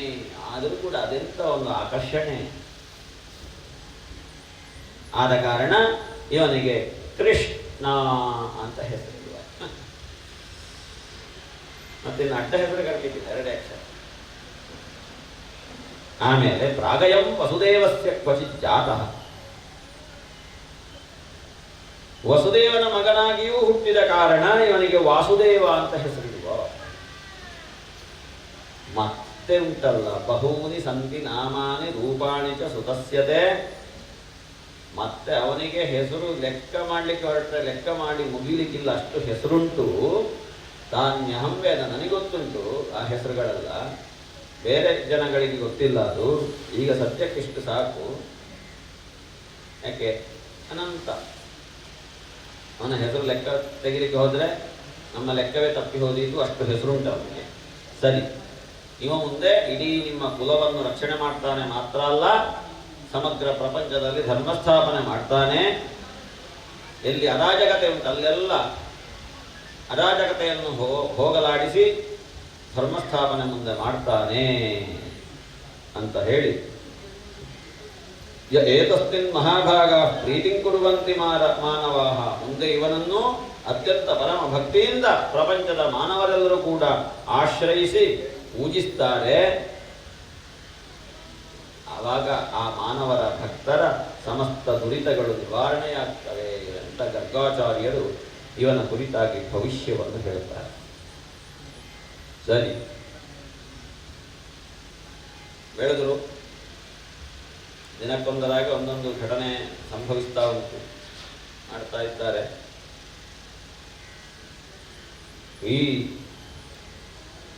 ಇವರ ಈ ಇಬ್ಬರು ಸೇರಿಕೊಂಡು ಒಂದೊಂದು ಕಿತಾಪತಿ ಮಾಡ್ತಾರೆ.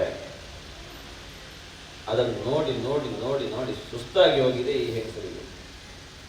ಕೇಳಿದ್ದು ಕೇಳುವುದಿಲ್ಲ ಅಂತ. ಕೃಷ್ಣಸ್ಯ ಗೋಪ್ಯೋ ರುಚಿರಂ ವೀಕ್ಷ್ಯ ಕೌಮಾರ ಚಾಪಲಂ ಶೃಣ್ವತ್ಯಾಃ ಕಿಲ ತನ್ಮಾತು.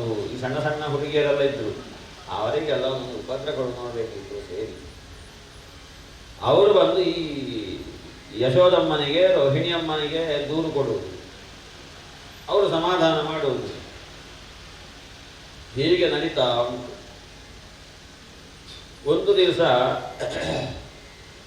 ವತ್ಸಾನ್ ಮುಂಚನ್ ಕ್ವಚಿತ್ ಅಸಮಯೇ ಹಟ್ಟಿಗೆ ಹೋಗುದು. ನೇರ ಕೃಷ್ಣ ಹೋಗಿ ಮೆಲ್ಲ ಕರುವ ಹಗ್ಗ ಬಿಡಿಸಿ ಬಿಡುವುದು, ಅದು ಹಾಲು ಕುಡಿಯುವುದು. ಈಗ ಹಾಲು ಕರೆಯುವ ಸಮಯದಲ್ಲಿ ಆದರೆ ಕರುವನ್ನು ಬಿಡುವುದು ಸಹಜ. ಇದು ಅಸಮಯದಲ್ಲಿ ಮೆಲ್ಲ ಹೋಗುವುದು. ಅಂಥ ಉಪಟಳ. ಇವರು ಹಾಲು ಕರೆಯಲಿಕ್ಕೆ ಹೋಗುವಾಗ ಹಾಲಿಲ್ಲ, ಎಲ್ಲ ಕರು ಕುಡಿದಾಗಿರ್ತದೆ. ಬಿಟ್ಟು ಬಿಡುವುದು.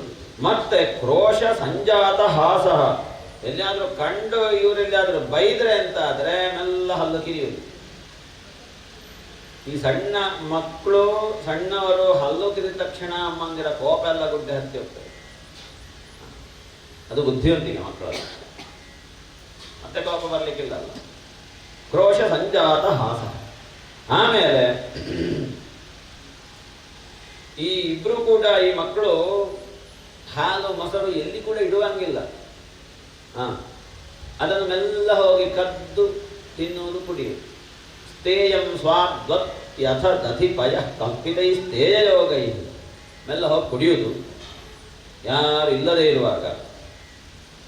ಕೊನೆಗೆ ಅಲ್ಲಿ ಹೋಗಿ ಇವರು ಬೇಕಾದಷ್ಟು ಕುಡಿದ್ರು, ಹೊಟ್ಟೆ ತುಂಬಿಸ್ಕೊಂಡ್ರು. ಅದನ್ನು ನೋಡಿ ಹೊರಗಡೆ ಕಿಟಕಿಯ ಹೊರಗಡೆ ಅಲ್ಲಿ ಮಂಗಗಳು ಮೆಲ್ಲ ಬರುವುದಂತೆ ಇವರನ್ನು ಕಂಡು.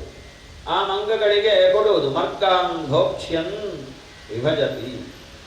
ಮಂಗಗಳಿಗೆ ಕೊಡುವುದು. ಆ ಮಂಗಗಳು ಬೇಕಾದಷ್ಟು ತಿನ್ನುವುದು. ಈ ಹೆಸರು ಬರುವಾಗ ಈ ಗಡಿಗೆಯಲ್ಲಿ ಎಂಥದ್ದು ಇಲ್ಲ, ಖಾಲಿ. ಒಟ್ಟು ತಲೆ ಎಲ್ಲ 12 ಆಣೆ ಆಗಿದೆ. ಮತ್ತೆ ಅಲ್ಲಿ ಇಡ್ಲಿಲ್ಲ, ಬೇರೆ ಜಾಗವನ್ನು ಬದಲಾಯಿಸಿದ್ರು ಅಂತ ಆಗುವಾಗ ಇವನಿಗೆ ಕೋಪ ಬರುವುದು. ವಿಭಜತಿ ಸಚೇನ್ನಾತ್ತಿ ಭಾಂಡಂಭಿನತ್ತಿ.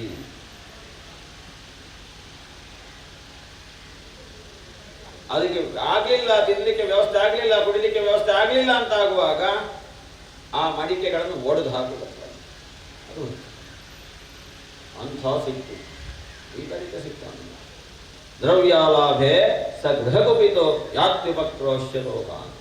ಬೇಕಾದ ವಸ್ತುಗಳು ಸಿಗದೇ ಇದ್ರೆ ಅಡಿಗೆ ಮನೆಯಲ್ಲಿ ಹೆಂಗಸರ ಮೇಲೆ ರೇಗುವುದಂತೆ, ಬೈಯುವುದಂತೆ, ಇರ್ಲಿಕ್ಕಾಗುವುದಿಲ್ಲ. ಹಸ್ತಾಗ್ರಾಹ್ಯೇ ರಚಯತಿ ವಿಧಿಂ. ಇವರ ಕೈಗೆ ಎಟ್ಟಕದಾಗಿ ಇಡುವುದಂತೆ ಮೇಲೆ. ಹೆಂಗಸರಲ್ಲ ಭಾರಿ ಒಂದು ಉಪಾಯ ಬೇರೆ ಬೇರೆ ಉಪಾಯಾಂತರಗಳನ್ನೆಲ್ಲ ಮಾಡ್ತಾರೆ ಈ ಮಕ್ಕಳಿಗೆ ಪ್ರತಿಷ್ಠಿಸಿಡಬೇಕು ಅಂತ ಜಾಗವನ್ನು. ಅದು ಮಕ್ಕಳಿಗೆ ಗೊತ್ತಾಗದೇ ಇರ್ತದ. ಮೇಲೆ ನೋಡಿಕೊಂಡೇ ಬರುವುದು ಅಡಿಗೆ ಮನೆಗೆ ಬರುವಾಗ, ಎಲ್ಲಿ ಉಂಟು ಯಾವುದು ಅಂತ. ಕೈಗೆಟುಕದ ಹಾಗೆ ಮೇಲೆ ಇಡುವುದು. ಪೀಠಕೋ ಲೋಕಲಾದ್ಯೈಹಿ. ಅದನ್ನು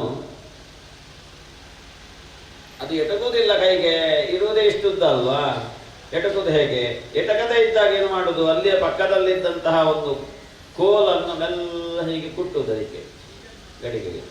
ಅದು ಅಲ್ಲಿ ತೂತಾಗ್ತದೆ, ಅಲ್ಲಿಂದ ಮೊಸರು ಹಾಲು ಬೀಳ್ತದೆ, ಅಲ್ಲಿಗೆ ಬಾಯಿ ಕುಡಿದು.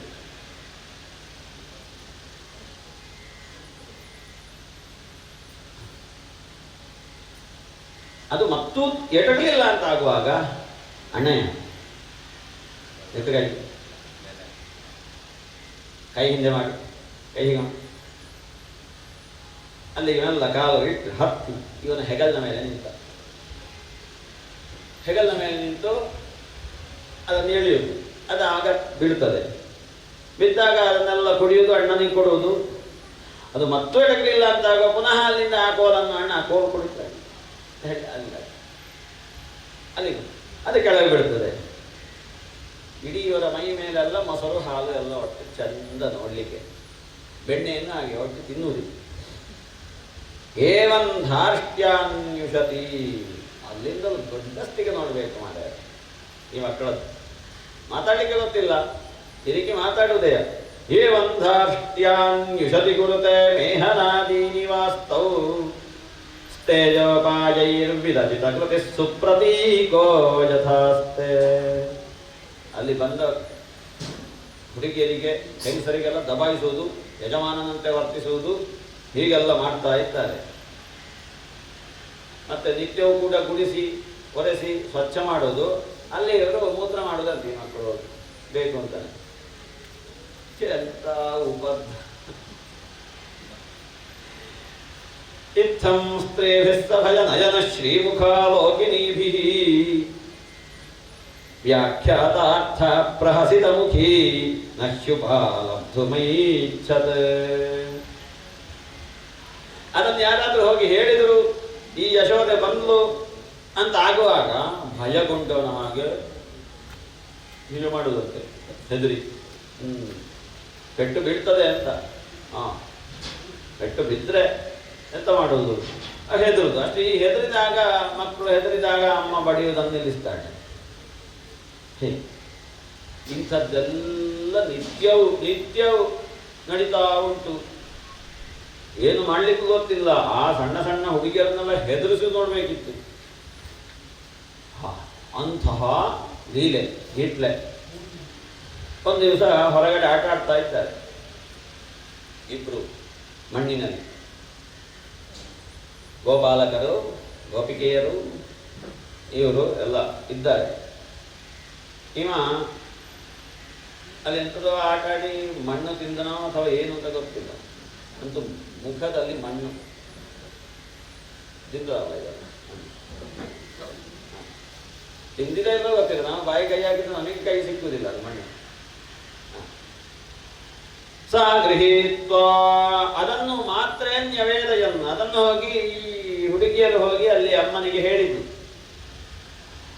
ಆ ಅಮ್ಮ ಗಟ್ಟಿ ಹಿಡ್ಕೊಂಡ್ರು ಈ ಮಗನನ್ನು, ಕೃಷ್ಣನನ್ನು ಹಿಡ್ಕೊಂಡು ಯಶೋದ ಭಯ ಸಂಭ್ರಾಂತ ಪ್ರೇಕ್ಷಣಾಕ್ಷಮ ಭಾಷತ. ಯಶೋದೆ ಹಿಡ್ಕೊಂಡ ಕೂಡಲೇ ಇವನಿಗೆ ಹೆದರಿಕೆ ಶುರುವಾಯಿತು. ಈಗ ಬೀಳ್ತದೆ ಪೆಟ್ಟು ಗ್ಯಾರಂಟಿ.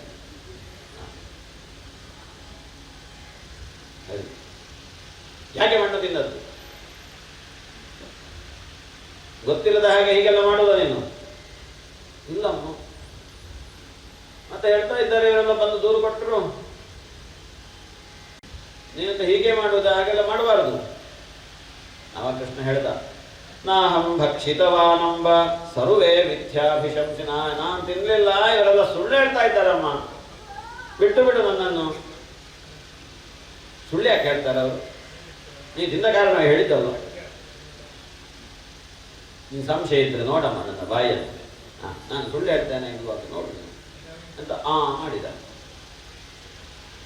ಮಾಡುವಾಗ ಯಶೋದೆಗೆ ಸಾ ತತ್ರ ದದೃಶೇ ವಿಶ್ವಂ ಜಗತ್ಸ್ಥಾಸ್ತು ಜಖಂದಿಶಃ ಸಾದ್ರಿದ್ದೀಪಾಬ್ಧಿ ಭೂಗೋಲಂ ಸವಾಯುವಗ್ನಿಂದು ತಾರಕಂ. ಮತ್ತೆ ಪುನಃ ಅದೇ ಆ ಪ್ರಪಂಚವನ್ನು, ಬ್ರಹ್ಮಾಂಡವನ್ನು ನೋಡ್ತಾಳೆ ಅವಳು ಯಶೋದೆ. ಆಹಾ, ಮಣ್ಣು ತಿಂದವನ ಬಾಯಲ್ಲಿ ವಿಶ್ವವನ್ನು ನೋಡ್ತಾಳೆ ಯಶೋದೆ. ಜಗವನ್ನೇ ತೋರಿದ ಇವಳಿಗೆ ನಾನು ನೋಡ್ತಾ ಇರೋದು ಕನಸ, ನನಸರಿದು ಎಂಥದ್ದಿದು? ಅಲ್ಲ, ನನ್ನ ಬುದ್ಧಿಯೇ ಸರಿ ಇಲ್ವ, ಅಥವಾ ಇದು ಮಕ್ಕಳು ಎಂಥದ್ದಿದ್ದು ಹೇಳುವ ಸಂಶಯ ಬರ್ತದೆ. ದೇವರೇ ಬಂದದ್ದ, ಇದು ಭಗವಂತನೇ ಬಂದದ್ದ ಈ ರೂಪದಲ್ಲಿ, ಇಲ್ಲದಿದ್ದರೆ ಇಂತಹ ವಿಶ್ವರೂಪ ದರ್ಶನ ಆಗ್ತದೆ ನನಗೆ ಅಂತ ಹೇಳುವಂಥದ್ದು ಕನಸಲ್ಲೂ ಕೂಡ ನಾನು ಭಾವಿಸುವ ಹಾಗಿಲ್ಲ. ಏನಿದು ಅಂತ ಆಲೋಚನೆ ಅವಳಿಗೆ ಅರ್ಥ ಆಯಿತು. ಇದು ಯಾವುದೋ ಒಂದು ಅನನ್ಯವಾದಂತಹ ಶಕ್ತಿ ಅಂತ. ಅನನ್ಯವಾದ ಶಕ್ತಿ, ದೈವಶಕ್ತಿ, ಭಗವಂತ ಅಂತ ಅರ್ಥ ಆದಲ್ಲಿಗೆ ಕೃಷ್ಣನ ಮಾಯ ಮತ್ತೆ ಆವರಿಸಿ ಬಿಡ್ತು. ಅವ ಆಲೋಚನೆ ಮಾಡಿರ್ಬೇಕು, ಇದು ದೇವರು ಅಂತ ನನ್ನನ್ನು ಇವರು ಕಂಡ್ರೆ ನಾಳೆ ನನಗೆ ಇದು ಯಾವುದು ಈ ಕೆಲಸಗಳು ಸಿಗ್ಲಿಕ್ಕಿಲ್ಲ. ದೇವರ ಕೋಣೆಯಲ್ಲಿ ನನ್ನ ಕೂರಿಸಿಯಾರು ಮನೆಯಲ್ಲಿ, ತಲೆಗೆ ನೀರೇರ್ತಾರೆ ಯಾವಾಗಲೂ ಅಭಿಷೇಕ, ಅದು ಹಾಕ್ಲಿಕ್ಕಿಲ್ಲ ನನಗೆ ಇಂಥದ್ದೇ ಮಾಡ್ತಾ ಇರಬೇಕು. ಹಾಗಾಗಿ ಇವಳಿಗೆ ನಾನು ಮತ್ತೆ ಪುತ್ರವಾತ್ಸಲ್ಯ ಹೇಳುವಂತಹ ಮಾಯೆಯನ್ನು ಬೀರಬೇಕು ಅಂತ ಮಾಯೆಯನ್ನು ಬೀರಿದ. ವೈಷ್ಣವೀಂ ಜತನೋನ್ಮಾಯ, ಅಷ್ಟೊತ್ತಿಗೆ ಇದು ಮರ್ತೋಯ್ತು. ಪೂರ್ವಕ್ಷಣದಲ್ಲಿ ಕಂಡದ್ದು ನಷ್ಟ ಸ್ಮೃತಿ. ಮತ್ತೆ ಆ ಮಗುವನ್ನು ಕರ್ಕೊಂಡು ಪ್ರೀತಿ ಮಾಡ್ತಾಳೆ, ಮತ್ತೆಲ್ಲವೂ ಕೂಡ ನಡೀತದೆ. ಹೀಗೆ ಇಂತಹ ಒಂದು ವಿಶೇಷವಾಗಿ ಆ ಯಶೋದೆಗೆ 2 ಸಲ ವಿಶ್ವರೂಪವನ್ನು ನೋಡುವಂತಹ ಭಾಗ್ಯ ಪ್ರಾಪ್ತಿಯಾಯಿತು. ನಂದಗೋಕುಲದಲ್ಲಿ ಬೆಳೀತಾ ಇದ್ದಾರೆ. ಅಲ್ಲಿ ಅನೇಕ ದುಷ್ಟರೆಲ್ಲ ಬಂದರು. ಆ ದುಷ್ಟರು ಎಲ್ಲರೂ ಕೂಡ ಈ ಕೃಷ್ಣ ಸ್ಪರ್ಶದಿಂದ ಹತರಾಗ್ತಾರೆ. ಅಂತಹ ಅನೇಕ ದುಷ್ಟ ಸಂಹಾರವನ್ನು ಕೂಡ ಮಾಡ್ತಾ ಇದ್ದಾನೆ ಭಗವಂತ ಮಗುವಿನ ಕೃಷ್ಣನ ರೂಪದಲ್ಲಿ. ಇನ್ನು ಇಲ್ಲಿ ಇದ್ದರೆ ಇದು ಭಾರೀ ಸಮಸ್ಯೆ, ನಾವು ಇಲ್ಲಿಂದ ಬೇರೆ ಕಡೆ ಹೋಗಬೇಕು ಅಂತ ನಂದಗೋಪಾದಿಗಳು ನಿಶ್ಚಯ ಮಾಡ್ತಾರೆ. ಇಲ್ಲಿದ್ದರೆ ಭಾರಿ ಕಷ್ಟ, ಮಕ್ಕಳಿಗೆ ಬಾಧೆಗಳು ತಪ್ಪಿದ್ದಲ್ಲ, ದುಷ್ಟಶಕ್ತಿಗಳು ಉಪದ್ರ ಕೊಡ್ತಾನೇ ಇರ್ತವೆ. ಹಾಗಾಗಿ ಇಲ್ಲಿಂದ ನಾವು ಬೇರೆ ಜಾಗವನ್ನು ಹುಡುಕಬೇಕು ಅಂತ. ಯಾವುದು ಅಂತ ಹೇಳುವಾಗ ವೃಂದಾವನ ಹೇಳುವಂತಹ ಜಾಗ ಉಂಟು. ಆ ವೃಂದಾವನಕ್ಕೆ ನಾವು ಹೋಗಬೇಕು, ಇಲ್ಲಿಂದ ವಲಸೆ ಹೋಗಬೇಕು. ಸ್ವಲ್ಪ ಅಲ್ಲಿ ಸರಿ. ಅಲ್ಲಿಗೆ ಹೋಗುವಾಗ ದಾರಿಯಲ್ಲಿ ಎದುರು ಅಲ್ಲ ಹೋಗ್ಲಿಕ್ಕೆ ಸಿದ್ಧತೆ ಆಗಿದೆ. ಈ ಕೃಷ್ಣ ಅಲ್ಲಿ ಅಂಗಳದಲ್ಲಿದ್ದ. ಅಷ್ಟೊತ್ತಿಗೆ ಒಬ್ಬಳು ಹಣ್ಣು ಮಾರುವವಳು ಬಂದ್ಲು. ಬುಟ್ಟಿಯಲ್ಲಿ ಹಣ್ಣನ್ನು ಹಾಕೊಂಡು, ಮಾವಿನ ಹಣ್ಣು ಯಾರಿಗೆ ಬೇಕು ಅಂತ. ಅಷ್ಟೊತ್ತಿಗೆ ಈ ಮಗುವನ್ನು ಕಾಣ್ತಾಳೆ ಅವಳು, ಆ ಹಣ್ಣು ಮಾರುವವಳು. ಆ ಮಗುವಿನ ಹತ್ರ ತಂದು ತಲೆಯಿಂದ ಬುಟ್ಟಿಯನ್ನು ಇರಿಸಿ ಅವನ ಎದುರು ಕೂರ್ತಾಳೆ. ಅವ 2 ಕೈಯನ್ನು ಅಂತಾನೆ, ಹಣ್ಣು ಕೊಡು ಅಂತ. ಇವಳೆಲ್ಲ ಹಣ್ಣನ್ನು ಫಲಾರ್ಥಿ ಶ್ರೀಣೀಹಿ ಫಲಾನೀತಿ, ಅಲ್ಲಿಗೆ ಬಂದು ಕೈಯಲ್ಲಿ ಹಣ್ಣುಗಳನ್ನೆಲ್ಲ ತೆಕ್ಕೊಳ್ತಾನೆ. ಫಲೈಹಿ ಅಪೂರಯತ್, ಆ 2 ಕೈಗಳಿಗೂ ಕೂಡ ಹಣ್ಣನ್ನು ಇಡ್ತಾಳೆ. ಕೆಲವು ಕೆಳಗೆ ಬೀಳ್ತು, ಎಲ್ಲ ಹಣ್ಣನ್ನು ಅವನಿಗೆ ಕೊಡ್ತಾಳೆ. ಕೊಟ್ಟಾಗುವಾಗ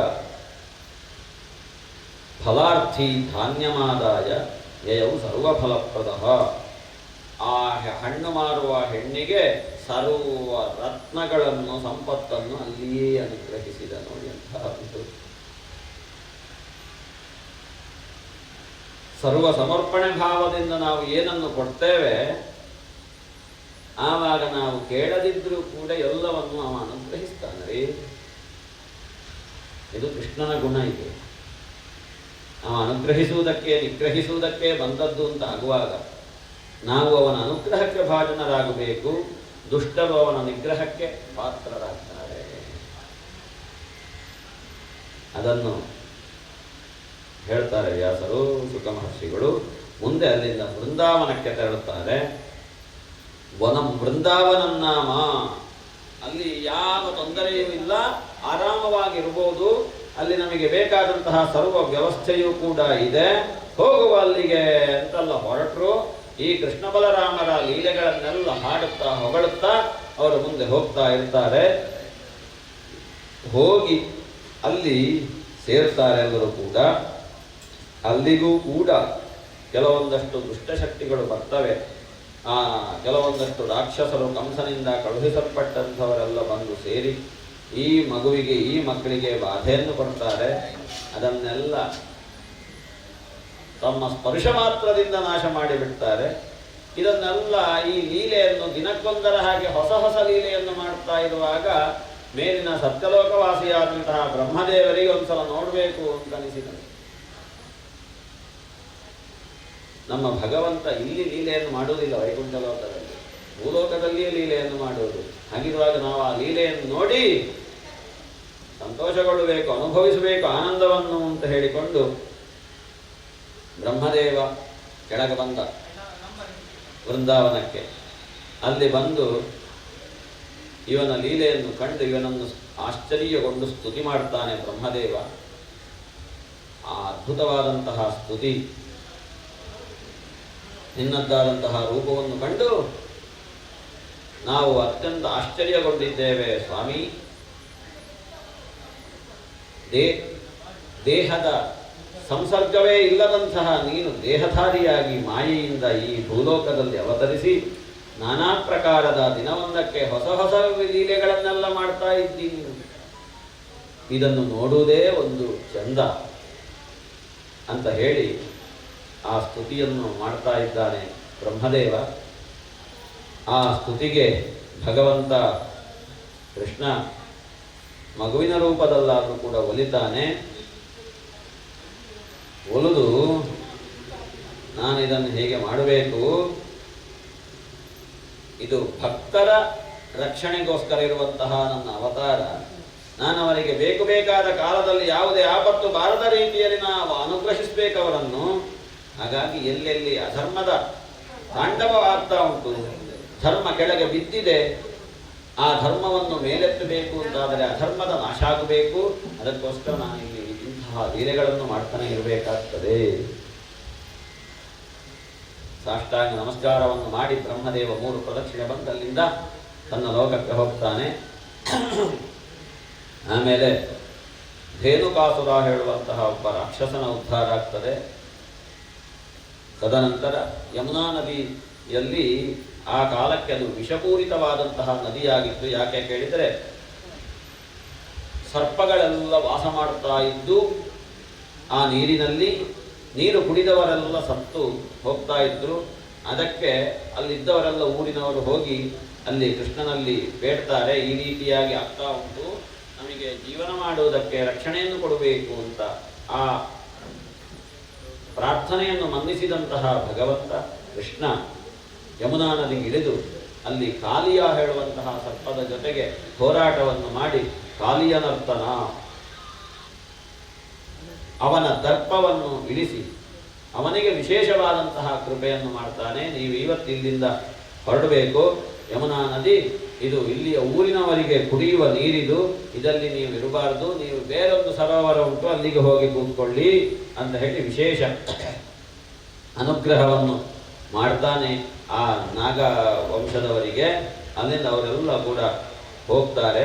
ಕೊನೆಗೆ ಹೇಳ್ತಾನೆ, ಈ ನಮ್ಮದ್ದಾದಂತಹ ಯಾವ ಸಂವಾದ ಉಂಟು, ನಮ್ಮದ್ದಾದಂತಹ ಕಾಲಿಯ ನಿಗ್ರಹ ಹೇಳುವಂತಹ ಕಥಾನಕ ಏನುಂಟು, ಅದನ್ನು ಯಾರು ಪ್ರತಿನಿತ್ಯವೂ ಕೂಡ ಸಾಯಂಕಾಲದಲ್ಲಿ ಬೆಳಿಗ್ಗೆಯ ಕಾಲದಲ್ಲಿ ಓದಿ ಪಠನ ಮಾಡಿ ನನ್ನದ್ದಾದಂತಹ ಈ ಲೀಲೆಯನ್ನು ಸ್ಮರಿಸ್ತಾರೋ ಅವರಿಗೆ ನಿನ್ನಿಂದ ಅಥವಾ ನಿನ್ನ ವಂಶದವರಿಂದ ಯಾವ ಭಯವೂ ಕೂಡ ಬರುವುದಿಲ್ಲ, ಸರ್ಪ ಭಯ ಅಂತ ಹೇಳುವಂಥದ್ದು ನಿವಾರಣೆ ಆಗ್ತದೆ ಅಂತ ಅದರ ಫಲಶ್ರುತಿಯನ್ನು ಹೇಳಿ ಮುಂದೆ ಅಲ್ಲಿದ್ದಂತಹ ಊರಿನವರಿಗೆ ಯಮುನಾ ನದಿ ಅದು ನಿರಾತಂಕವಾಗಿ ಅವರ ಪಾನಯೋಗ್ಯವನ್ನಾಗಿ ಮಾಡ್ತಾನೆ ಕೃಷ್ಣ. ಆ ಸರ್ಪ ಜಾತಿಯವರೆಲ್ಲ ಮತ್ತೆ ಬೇರೊಂದು ಕಡೆ ಹೋಗಿ ವಾಸ ಮಾಡ್ತಾರೆ. ತದನಂತರ ಪ್ರಲಂಬಾಸುರ ಹೇಳುವಂತಹ ಒಬ್ಬ ರಾಕ್ಷಸ ಬಂದು ಕೃಷ್ಣನನ್ನು ಕೊಲ್ಲಬೇಕು ಅಂತ ಮಾಡ್ತಾನೆ. ಆ ಪ್ರಲಂಬಾಸುರ ಇದೆಲ್ಲ ಏನು ಅಂತ ಕೇಳಿದರೆ ಎಲ್ಲ ದೀಪಕ್ಕೆ ಬಂದು ಬೀಳುವ ಕೀಟದ ಹಾಗೆ ಕೃಷ್ಣನ ಮೇಲೆ ಆಕರ್ಷಣೆ ನೋಡಿ, ಅವರೆಲ್ಲ ಬಂದು ಕೃಷ್ಣನ ಮೇಲೆ ಆಕರ್ಷಣೆಯಿಂದ ಕೃಷ್ಣರಾಗಿಯೇ ಹೋಗ್ತಾರೆ. ರಾಕ್ಷಸರಾಗಿದ್ದರೂ ಕೂಡ ಕೃಷ್ಣನನ್ನು ಕೊಲ್ಲಬೇಕು ಅಂತ ಈಗ ಪೂರ್ಣನೆಯಿಂದ ನೀವು ಲೆಕ್ಕ ತೆಕ್ಕೊಂಡು ಎಲ್ಲ ಯಾರೆಲ್ಲ ಬಂದು ಕೃಷ್ಣನಿಗೋಸ್ಕರ ಕೃಷ್ಣನನ್ನು ಸಾಯಿಸಬೇಕು ಅನ್ನುವ ಭಾವದಿಂದ ಯಾರು ಬರ್ತಾರೆ ಅವರೆಲ್ಲ ಮತ್ತೆ ಕೃಷ್ಣರಾಗಿಯೇ ಹೋದ್ರು ನೋಡಿ. ಅದವನ ಲೀಲೆ ಅಂತ, ಅದವನ ಲೀಲೆ. ನನ್ನ ಸಮೀಪಕ್ಕೆ ಬಂದವರೆಲ್ಲರೂ ಕೂಡ ನಾನಾಗಿಯೇ ಬಿಡ್ತಾರೆ.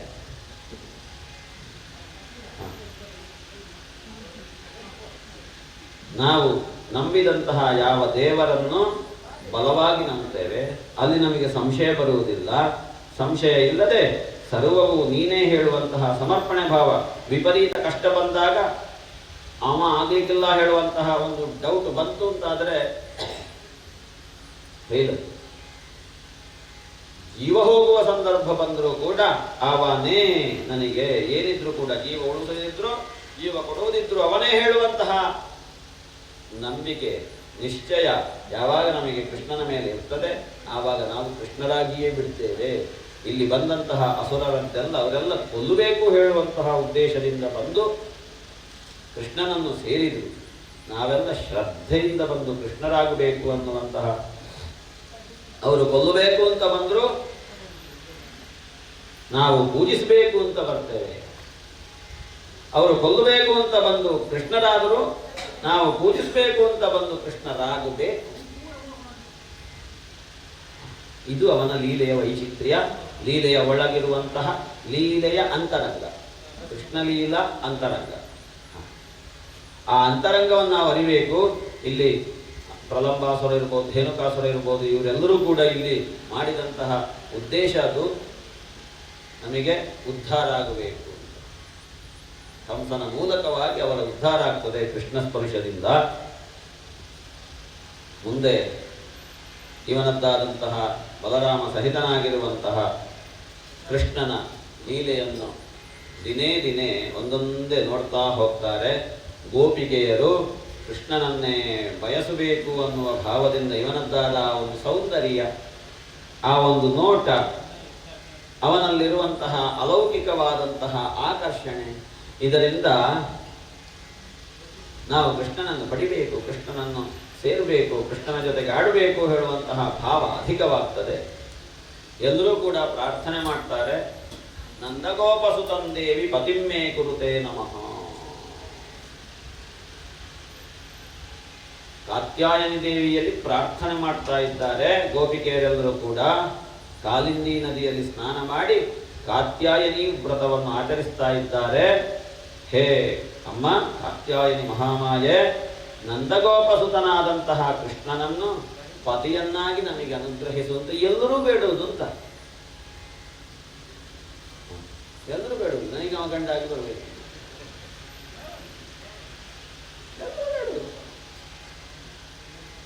ಏವಂ ಮಾಸಂ ವ್ರತಂಚೇರು, ಹೀಗೆ ಒಂದು ತಿಂಗಳು ಆ ವ್ರತವನ್ನು ಮಾಡ್ತಾರೆ ಗೋಪಿಕೆಯರು. ಆಮೇಲೆ ಕೃಷ್ಣನನ್ನು ಬಯಸ್ತಾರೆ. ಇವರೆಲ್ಲ ಸ್ನಾನ ಮಾಡ್ತಾ ಇದ್ರು ಒಂದು ದಿವಸ ಅಲ್ಲಿ, ಎಲ್ಲಿ ಕಾಲಿಂದಿ ನದಿಯಲ್ಲಿ ಸ್ನಾನ ಮಾಡ್ತಾ ಇರುವ ಕಾಲಕ್ಕೆ ಈ ಕೃಷ್ಣನೆಲ್ಲ ಬಂದ. ಸಣ್ಣ ಪುಟ್ಟ ಬಾಲಕ ಬಂದು ಇವರ ಬಟ್ಟೆ ಬರೆಗಳನ್ನೆಲ್ಲ ಅಲ್ಲಿ ತೀರದಲ್ಲಿ ಇಟ್ಟು, ಕಲ್ಲ ಮೇಲೆ ಇಟ್ಟು ಇವರು ಸ್ನಾನ ಮಾಡ್ತಾ ಇದ್ದಾರೆ. ಅಲ್ಲೋ ಗೊತ್ತೇ ಇಲ್ಲ ಕೃಷ್ಣ ಬಂದದ್ದು. ಬಂದವನೇ ಅಲ್ಲಿದ್ದಂತಹ ಅವರ ಬಟ್ಟೆ ಬರೆಗಳನ್ನೆಲ್ಲ ಹಿಡ್ಕೊಂಡು ಮರ ಹತ್ತಿದ.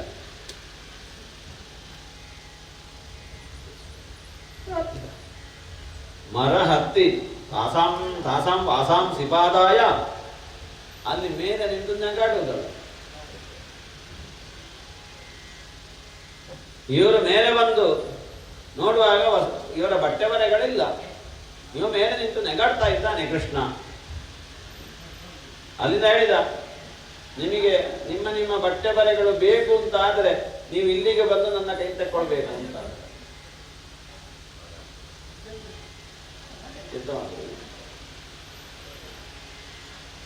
ಏಕೈಕಶಃ ಪ್ರತೀಚ್ಛಧ್ವಂ, ಒಬ್ಬೊಬ್ಬರೇ ಬರಬೇಕು, ಮತ್ತೆ ಎಲ್ಲರೂ ಒಟ್ಟು ಮುಗಿಬಿಡ್ಬಾರ್ದು. ಒಬ್ಬೊಬ್ಬರು ಏಕೈಕಶಃ ಪ್ರತೀಚ್ಛಧ್ವಂ ಸಹೈವವತ ಸಮಧ್ಯಮಾನ. ಇವರಿಗೆ ನಾಚಿಕೆ ಆಯ್ತು, ಹೇಗೆ ಬರೋದು ಅಂತೊಂದು ಬಟ್ಟೆ. ವ್ರೀಡಿತ ಪ್ರೇಕ್ಷೆ ಜಾನ್ಯವನ್ಯಂ, ಪರಸ್ಪರ ನೋಡಿದರು, ಯಾರೂ ಹೋಗ್ಲಿಲ್ಲ. ಹೇಗೆ ಹೋಗುವುದು? ಮರದ ಮೇಲೆ ಹತ್ತುವುದು ಎಂಥದ್ದು? ಏವಂ ಬ್ರುವತಿ ಗೋವಿಂದೇ ಧರ್ಮಣ ಕ್ಷಿಪ್ತಚೇತಸಃ ಆಕಂಠಮಗ್ನ ಶೀತೋದೇ ವೇಪಮಾನ ಸ್ತಮಬ್ರುವನ್. ಇದಾಗಲಿಕ್ಕಿಲ್ಲ ಅಂತ ಪುನಃ ನೀರಿಗಿಳಿದ್ರು. ಆಕಂಠ, ಕುತ್ತಿಗೆವರೆಗೆ ನೀರು ಮುಳುಗಿದ್ರು. ಮೇಲೆ ಬರಲಿಕ್ಕೆ ನಾಚಿಕೆ ಆಗ್ತದೆ. ಎಲ್ಲ ಲಜ್ಜಾವತಿಯರು, ಹಾಗೆಲ್ಲ ಬರಲಿಕ್ಕಿಲ್ಲ. ಕೊನೆಗೆ ಅಲ್ಲಿನ ನೀರಿನಿಂದಲೇ ಬೊಬ್ಬೆ ಹಾಕಿದರು. ಹೇ ಶ್ಯಾಮಸುಂದರ, ನಿನ್ನಲ್ಲಿ ನಮಗೆ ದಾಸ್ಯವನ್ನು ಕೊಡು ಸ್ವಾಮಿ. ದೇಹಿ ವಾಸಾಂಸಿ ಧರ್ಮಜ್ಞ ನೋಚೇತ್ ಆಜ್ಞೆ ಪ್ರವಾಮಹೇ. ನೀನು ಆ ಬಟ್ಟೆಯನ್ನು ಕೊಡಬೇಕು, ನಮ್ಮ ಬಟ್ಟೆ ಬರೆಗಳನ್ನು ಕೊಡಬೇಕು. ದೇಹಿ ವಾಸಾಂಸಿ, ಇಲ್ಲದಿದ್ದರೆ ಹೇಳ್ತೇವೆ ಈಗ ಅಲ್ಲಿ ಹೋಗಿ, ನಿಮ್ಮ ಮಗ ಈಗ ಉಪದ್ರ ಮಾಡ್ತಾ ಇದ್ದಾನೆ, ನಮ್ಮ ಮಾನ ಮರ್ಯಾದೆಲ್ಲ ತೆಗಿತಾ ಇದ್ದಾನೆ ಅಂತ. ಅಷ್ಟೊತ್ತಿಗೆ ಈಗ ಉಪಾಯ ಮಾಡಿದ. ಹೇಳ್ತೀರ ಹೋಗಿ, ಹೇಳಿ ಹೇಳಿ.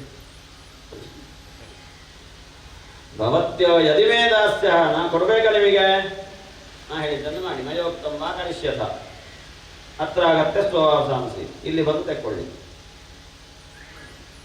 ಇದು ಒಟ್ಟಿಗೆ ಬಗ್ಗೋನಲ್ಲೋ ಅಂತ ಆಯಿತು ಆ ಹೆಂಗಸರಿಗೆ. ಮತ್ತೆಂತ ಮಾಡೋದು? ಮಾನ ಮುಚ್ಚಿಕೊಂಡು ಕೈಯಿಂದ ಮೇಲೆ ಹತ್ತಿದ್ರು ಮರಕ್ಕೆ. ಪಾಣಿಭ್ಯಾಂ ಯೋನಿಮಾಚ್ಛಾದ್ಯ ಪ್ರೋತ್ತೇರು ಶೀತಕರಿಸಿ, ಚಳಿ ಬೇರೆ ನಡುತ್ತಾ ಉಂಟು. ಭಗವಾನಾಹ ತಾವೀಕ್ಷ್ಯ ಶುದ್ಧಭಾವ ಪ್ರಸಾದಿತಃ ಸ್ಕಂಧೆ ನಿಧಾಯ ವಾಸಾಂಸಿ. ಎಲ್ಲರೂ ಬಂದರು. ಇವರದ್ದಾದ ಶರಣಾಗತಿಗೆ ಒಲಿದಂತಹ ಆ ಭಗವಂತ ಮಗು ಅವರವರ ಹೆಗಲಿಗೆ ಅವರವರ ಬಟ್ಟೆಯನ್ನು ಹಾಕಿ ಪ್ರೀತ ಪ್ರೋವಾಚ ಸಸ್ಮಿತಂ, ಅತ್ಯಂತ ಸಂತುಷ್ಟನಾಗಿ ಹೇಳ್ತಾನೆ, ಯೂಯಂ ವಿವಸ್ತ್ರಾಹ ಯದಪೋ ಧೃತವ್ರತಾಹ ವ್ಯಗಾಹತೈತತ್ತದು ದೇವಹೇಳನಂ. ಅತ್ಯಂತ ನೀವು ಮಾಡಿದಂತಹ ವ್ರತದಿಂದ ನಾನು ಸಂತುಷ್ಟನಾಗಿದ್ದೇನೆ. ಈಗ ನೀವೀಗ ಈ ಭಾವದಲ್ಲಿ ಏನು ನದಿಯಲ್ಲಿ ಸ್ನಾನ ಮಾಡಿದಂತಹ ಸಂದರ್ಭ, ವ್ಯಗಾಹತೈತತ್ತದು ದೇವಹೇಳನಂ. ನೀವು ಸ್ನಾನ ಮಾಡಬಾರ್ದಿತ್ತು ಈ ನದಿಯಲ್ಲಿ, ಅಪರಾಧ ಆಗಿದೆ. ಆದ್ದರಿಂದ ಆ ನದಿ ಯಮುನಾದೇವಿಗೆ ಹೋಗಿ ಕ್ಷಮೆಯನ್ನು ಕೇಳಬೇಕು, ನಮಸ್ಕಾರ ಮಾಡಬೇಕು. ಆಮೇಲೆ ಈ ಬಟ್ಟೆಯನ್ನು ಧರಿಸಿ ಅಂತ ಕೃಷ್ಣ ಹೇಳಿದಾಗ ಎಲ್ಲರೂ ಮಾಡ್ತಾರೆ. ತಾಸ್ತಥಾವನತಾ ದೃಷ್ಟ್ವಾ ಭಗವಾನ್ ದೇವಕೀ ಸುತಃ ವಾಸಾಂಸಿ ತಾಭ್ಯಃ ಪ್ರಾಯಚ್ಛತ್ ಕರುಣಸ್ತೇನ ತೋಷಿತಃ. ಅಲ್ಲಿಂದ ಅವರ ಬಟ್ಟೆಗಳನ್ನು ಅವರವರದ್ದನ್ನು ಹಾಕ್ಕೊಂಡು ಗೃಹೀತ ಚಿತ್ತಾಹ ನೋಚೇದು ತಸ್ಮಿನ್ ಲಜ್ಜಾಯಿತೆ ಕ್ಷಣ. ಅಲ್ಲೇ ನಿಂತು ಬಿಡ್ತಾರೆ ಕೃಷ್ಣನನ್ನು ನೋಡಿಕೊಂಡು, ಅವರವರ ಬಟ್ಟೆ ಬರೆಗಳನ್ನು ಹಾಕ್ಕೊಂಡು. ಇದು ಅರ್ಥ ಆಯಿತು ಈ ಕೃಷ್ಣನಿಗೆ. ನಿಮ್ಮದ್ದಾದಂತಹ ಮನಸ್ಸಿನಲ್ಲಿರುವ ಸಂಕಲ್ಪ ನನಗೆ ಅರ್ಥ ಆಗಿದೆ, ಅದು ಸತ್ಯ ಆಗಲಿ. ಮಯ ಅನುಮೋದಿತ ಸೋಸೌ ಸತ್ಯೋ ಭವಿತು ಮದತಿ. ಯಾಕೆ ಮಾತು ನೋಡಿ ಕೃಷ್ಣನದ್ದು. ನ ಮಯ್ಯಾವೇಶಿತಧಿಯಾಂ ಕಾಮಃ ಕಾಮಾಯ ಕಲ್ಪತೆ. ಅಯ್ಯ ಗೋಪಿಗೆಯರೇ, ನೀವು ನನ್ನನ್ನು ಕಾಮಭಾವದಿಂದ ಬಯಸಿದವರು, ನಾ ಬೇಕು ಅಂತ ಬಯಸಿದ್ದೀರಿ. ಆದರೆ ಅದು ಕಾಮ ಅಲ್ಲ, ಅದು ಕಾಮ ಆಗೋದಿಲ್ಲ. ಅದು ನ ಮಯ್ಯಾವೇಶಿತ ಧಿಯಾಂ, ನನ್ನಲ್ಲಿ ನೀವು ಸೇರಿ ಹೋಗಿ ನನ್ನನ್ನು ಬಯಸಿದ್ದೀರಿ ಅಂತ ಆಗುವಾಗ ನೀವು ಬಯಸಿದಂತಹ ನಡೆ ಅದು ಕಾಮದ ನಡೆ ಅಲ್ಲ. ಅದು ಭರ್ಜಿತ ಕ್ವಥಿತ ದಾನ ಪ್ರಾಯೋ ಬೀಜಾಯ ನೇಷ್ಯತೆ. ಒಂದು ಪಾತ್ರದಲ್ಲಿ ಹುರಿದಂತಹ ಬೀಜವನ್ನು ಮತ್ತೆ ನೀವಲ್ಲಿ ಬಿತ್ತಿದರೆ ಅದು ಗಿಡ ಆಗುವುದಿಲ್ಲ, ಅದು ಅಲ್ಲಿಗೇ ನಾಶ ಆಗಿ ಹೋಗ್ತದೆ. ಹಾಗೆ ನಿಮ್ಮದ್ದಾದಂತಹ ಕೃಷ್ಣ ಭಕ್ತಿ, ದೈವಭಕ್ತಿ ಹೇಳುವಂಥದ್ದು ಅದು ಪಕ್ವ ಆಗಿ ಆಗಿ ಆಗಿ ಅದರ ಫಲವಾಗಿ ನಿಮ್ಮ ಕರ್ಮ ಬಂಧ, ಲೌಕಿಕವಾದಂತಹ ಬಂಧ ಅದು ಎಲ್ಲವೂ ಕೂಡ ಇವತ್ತಿಗೆ ನಾಶ ಆಗಿ ಹೋಗಿದೆ. ನನ್ನ ಜೊತೆಗೆ ನೀವು ರಮಿಸಬಹುದು. ಮಯೇಮ ರಮ್ಯಥಕ್ಷಪಾಹ, ಯಾವ ಉದ್ದೇಶದಿಂದ ನೀವು ಈ ವ್ರತವನ್ನು ಮಾಡಿದ್ದೀರಿ ಆ ಉದ್ದೇಶ ಸಫಲವಾಗಲಿ ಅಂತ ನೋಡಿ. ಕೃಷ್ಣನಲ್ಲಿ ನಾವು ಕಾಮಭಾವದಿಂದ ಅವನನ್ನು ಪಡಿಬೇಕು ಹೇಳುವ ಭಾವದಿಂದ ಗೋಪಿಕೆಯರು ಬಂದರು ಅಂತ ಆಗುವಾಗ, ನಾವು ಭಕ್ತಿಯಿಂದ ಅವನನ್ನು ಸೇರಿದೆವು ಅಂತ ಆದರೆ ನಮ್ಮ ಎಲ್ಲ ಬಂಧನಗಳು ಸಂಕೋಲ ಎಲ್ಲ ಬಿಡಿಸಲ್ಪಡ್ತದೆ. ಅದೇ ಉದ್ದೇಶ ಭಾಗವತದ್ದು. ಎಲ್ಲರ ಕರ್ಮಬಂಧವು ನಿವಾರಣೆ ಆಗಬೇಕು ಅಂತಾದರೆ ಕರ್ಮಾಧ್ಯಕ್ಷನ ಅನುಗ್ರಹ ಬೇಕು. ಅದು ಸಿಗುವಂಥದ್ದು ಸಪ್ತಾಹ ಯಜ್ಞದಲ್ಲಿ. ಏತಾವಜ್ಜನ್ಮ ಸಾಫಲ್ಯಂ ಪ್ರಾಣೈಃ ಅರ್ಥೈರ್ಧಿಯಾ ವಾಚಾ ಶ್ರೇಯ ಏವಾಚರೇತ್ ಸದಾ. ನಾವು ಹೃದಯಪೂರ್ವಕವಾಗಿ ಪ್ರತಿಯೊಬ್ಬನಿಗೂ ಒಳ್ಳೆಯದನ್ನೇ ಮಾಡಬೇಕಂತೆ. ಸಂಪತ್ತಿನ ಮೂಲಕವಾಗಿಯೂ ಇನ್ನೊಬ್ಬರಿಗೆ ಸಹಾಯ ಮಾಡಬೇಕು, ಬುದ್ಧಿಪೂರ್ವಕವಾಗಿ ಇನ್ನೊಬ್ಬರಿಗೆ ನಾವು ಒಳ್ಳೆಯದನ್ನೇ ಬಯಸಬೇಕು, ಮಾತಿನ ಮೂಲಕವಾಗಿ ಇನ್ನೊಬ್ಬರಿಗೆ ಒಳ್ಳೆಯದನ್ನೇ ಬಯಸಬೇಕು. ಆವಾಗ ನಾವು ಹುಟ್ಟಿದ್ದು ಸಾರ್ಥಕವಾಗ್ತದೆ. ಯಾಕೆ ಅಂತ ಕೇಳಿದರೆ ಅಲ್ಲಿ ಕೃಷ್ಣಾನುಗ್ರಹ ಆಗಿಬಿಡ್ತದೆ. ಇದು ಭಗವಂತನ ಮಾತು.